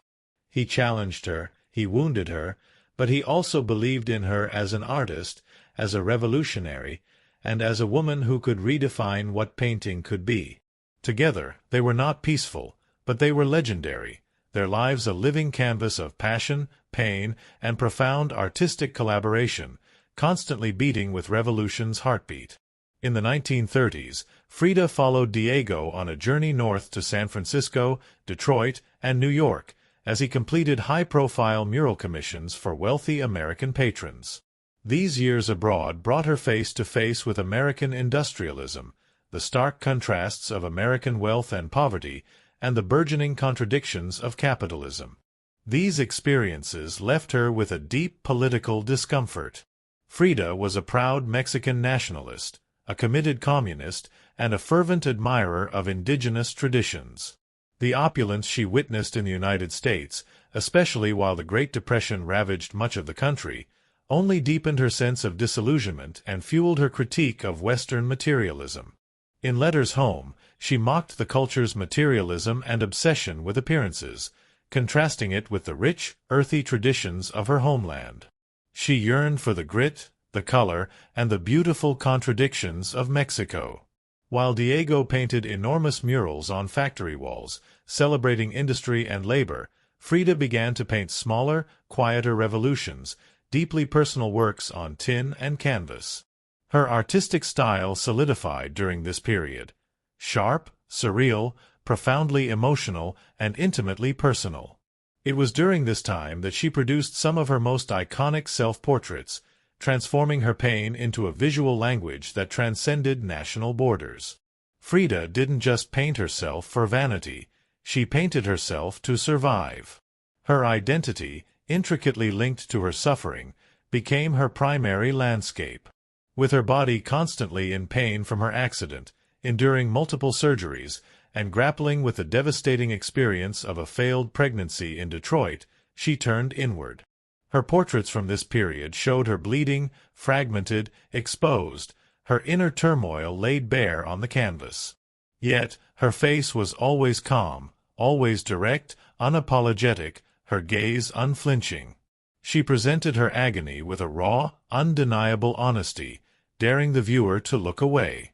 Henry Ford Hospital, her visceral depiction of her miscarriage, stands as a testament to this period, a raw, graphic, and deeply emotional canvas that bled with truth, revealing the profound scars of her time.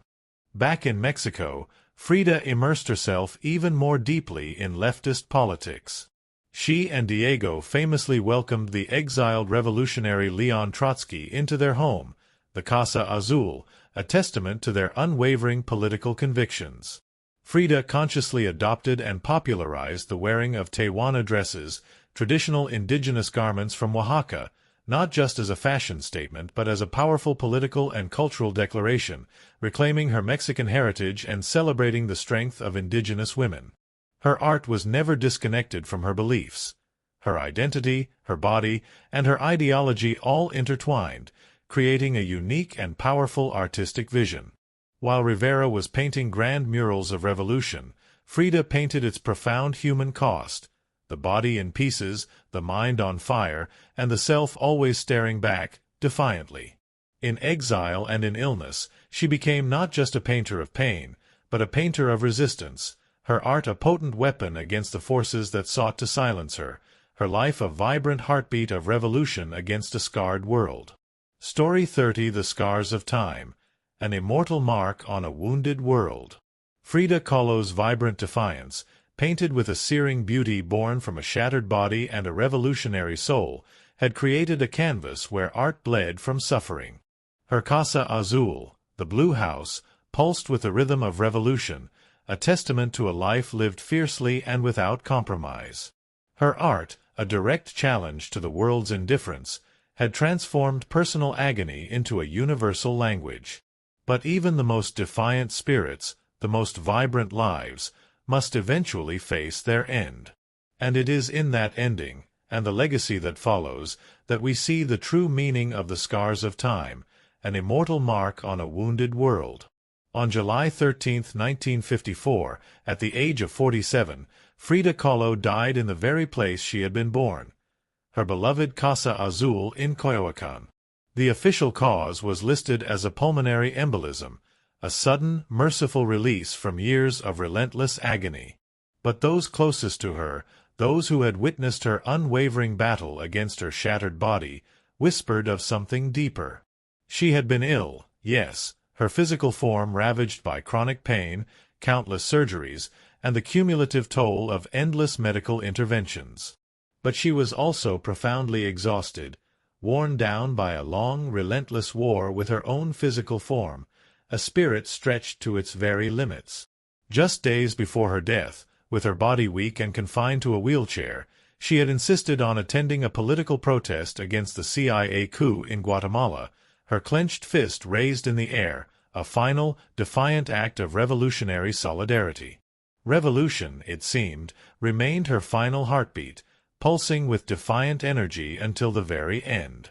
Her last diary entry was brief, yet piercing, a poignant reflection of a soul ready for release. "I hope the exit is joyful, and I hope never to return." It was a wish for peace, for an end to the ceaseless torment that had defined so much of her existence. Frida's funeral was held at the Palacio de Bellas Arts, Mexico's most prestigious cultural institution, a testament to the profound impact she had made. Her body, draped in the bold red flag of the Mexican Communist Party, was watched over by a solemn assembly of friends, family, fellow artists, and revolutionaries, a poignant gathering reflecting the myriad facets of her extraordinary life. Diego Rivera, her tumultuous love and lifelong artistic partner, was inconsolable, calling her the greatest love of his life, even as his betrayals had nearly broken her. The powerful, passionate bond between them, a love's tempest, found its final, agonizing resolution in grief. But in the years that followed her death, something extraordinary happened. Frida Kahlo refused to disappear. At first, her name was whispered only in niche art circles. Her works weren't easily categorized. They were too political for some surrealists, too surreal for traditionalists, too raw and personal for polite society. But slowly, inexorably, her image, her story, and her defiant spirit began to resonate. Through the 1970s and 1980s, as feminist scholars and activists reclaimed forgotten voices and challenged patriarchal narratives, Frida's voice grew louder, more insistent. She wasn't just a painter anymore. She was a symbol of pain transformed into beauty, of feminism born through fierce resistance, of Mexican identity celebrated without apology, of queerness, disability, revolution, and radical authenticity. Her face, her iconic unibrow, her direct, unflinching gaze, the vibrant flowers perpetually crowning her hair, became instantly recognizable, adorning posters, T-shirts, and murals across the globe. Her beloved Casa Azul became a revered museum, a vibrant pilgrimage site for admirers from around the world.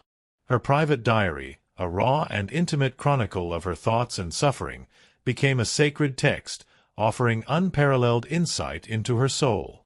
And her paintings, once dismissed by some as too strange or too personal, now hang in the world's greatest museums, commanding awe and inspiring millions. Frida Kahlo had lived much of her life in Diego's colossal shadow. But in death, she stepped forward, not merely as an artist, but as an icon. She didn't just leave behind paintings, she left behind a mirror and dared us all to look, not with pity, not with fear, but with fire. Today, Frida Kahlo's face is everywhere, a ubiquitous symbol printed on merchandise, painted on public walls, transformed into dolls, memes, posters, and cultural icons. Her signature unibrow, her flower-crowned hair, her direct, penetrating gaze, all are instantly recognizable. But what makes her legacy truly powerful isn't just that people know her face, it's that they recognize the truth behind it. Frida didn't try to be flawless. She didn't fit into neat boxes. She wasn't conventional, and she didn't care to be. In a world that constantly demands perfection, she gave us realness, raw, messy, vibrant, angry, joyful, profoundly contradictory realness. She celebrated what made her different: her disability, her bisexuality, her communist politics, her indigenous Mexican culture. And she transformed these aspects into art that transcended borders and decades, speaking a universal language of human experience. She's become more than an artist. She's a global symbol of defiance, feminism, cultural pride, and creative resistance. For queer communities, she's a fearless bisexual icon who lived openly and unapologetically in a time that demanded silence. For women, she's a powerful reminder that power doesn't require permission. It is forged through will and resilience. For disabled artists, she's living proof that pain can fuel the brush, not stop it, transforming agony into creative power. And for Mexico, she's a cherished daughter, reclaimed, fierce, folkloric, and forever part of the national soul, a vibrant embodiment of their complex identity. Her paintings, once dismissed as too strange or too personal, are now among the most revered in the world. Works like The Two Fridas, Self-Portrait with Thorn Necklace and Hummingbird, and The Broken Column aren't just seen. They're felt deeply by anyone who has ever suffered and needed to turn that suffering into something sacred, something meaningful. She lived in the margins and, through her art, pulled those margins into center stage. She embraced contradiction, a communist who wore gold, a woman betrayed who loved fiercely again, a body in pieces with a soul unbreakable. And through it all, she painted, not just with color, but with unwavering conviction. Frida Kahlo never asked to be a symbol. She simply told the truth about herself, with a brutal honesty that few dared to emulate. And in doing so, she inadvertently told the truth for millions of others who had never seen themselves reflected in art before. Now, when we see her face, we see courage. We see color. We see resistance. We see Frida, not gone, but immortal. Her journey, from the early scars of polio to the shattering bus crash, from the tempestuous love with Diego to her final defiant act of revolution, culminates in an immortal mark on a wounded world. Her life, a powerful testament to her unwavering spirit, reminds us that even when dreams are shattered, when the world seems determined to break you, there remains an unyielding strength, a capacity for creation, for love, for revolution. This is the profound truth woven throughout our entire story: the scars of time, a heavy toll. We began in the mud-choked hovels of medieval Europe, with Isolde and Bran and their silent battle against plague and despair, the agonizing loss of Mairead, and the chilling reality of an unmarked grave. Their lives, filled with relentless labor, poor hygiene, brutal justice, and constant fear, were a testament to human endurance against unimaginable odds. Their dreams, simple and profound, were constantly shattered by the indifferent world, leaving deep, unhealing scars of time. Yet, in their quiet perseverance, in their unwavering refusal to surrender, they left an indelible mark, a foundation for those who came after. Then, we journeyed to the ancient Maya world, discovering the Red Queen, her profound influence, and the jade secrets of the underworld passage. Her story, shrouded in crimson dust and ceremonial silence, revealed the silent power of the Maya matriarchs, women who shaped empires and guided their people through intricate rituals. Her nameless passage, etched in stone and symbol, showed that authority and legacy could transcend the spoken word, leaving its own unique scars of time, a heavy toll paid in divine significance. From there, we witnessed the grandeur and brutality of imperial ambition with Catherine the Great. Her Sophie's gambit, from a humble duchess to an empress forged in ice and intrigue, conquering vast territories and wielding immense power, revealed the ultimate cost of ambition. Her reign, a testament to the scars of empire, war, expansion, and the brutal reality of serfdom, showed that even enlightened rulers made ruthless compromises, leaving indelible marks on the very fabric of nations and millions of lives. The Palace of Lies and the Throne of Ice were constant reminders of the price of power, a heavy toll paid by all within its grasp. And finally, we found Frida Kahlo, whose life, a canvas of pain, a body's agony, and a soul's rebellion, brought us full circle. Her story, vibrant and defiant, demonstrated how personal suffering, the deep scars of time, could be transformed into a powerful, universal message of resilience, art, and revolution. She showed us that even in the face of profound physical and emotional torment, the human spirit could not only endure but could create beauty, challenge norms, and leave an immortal mark that transcends generations and geographies. Each of these lives, from the lowliest peasant to the most powerful empress, from the ancient queen to the modern artist, bears the scars of time. They remind us that history is not just a collection of grand narratives or cold facts, but a living tapestry woven from countless individual stories of courage, despair, resilience, and transformation. They are the echoes from a past where dreams were constantly shattered, where survival was a daily struggle, and where the human spirit, against all odds, found a way to persist, to defy, to create. And in listening to these echoes, in truly understanding their journeys, we find not just history, but a profound reflection of ourselves, and the enduring, unbreakable spirit that continues to beat within the human heart, even under the grayest, most indifferent of skies. This is the heavy toll, and this is the immortal mark.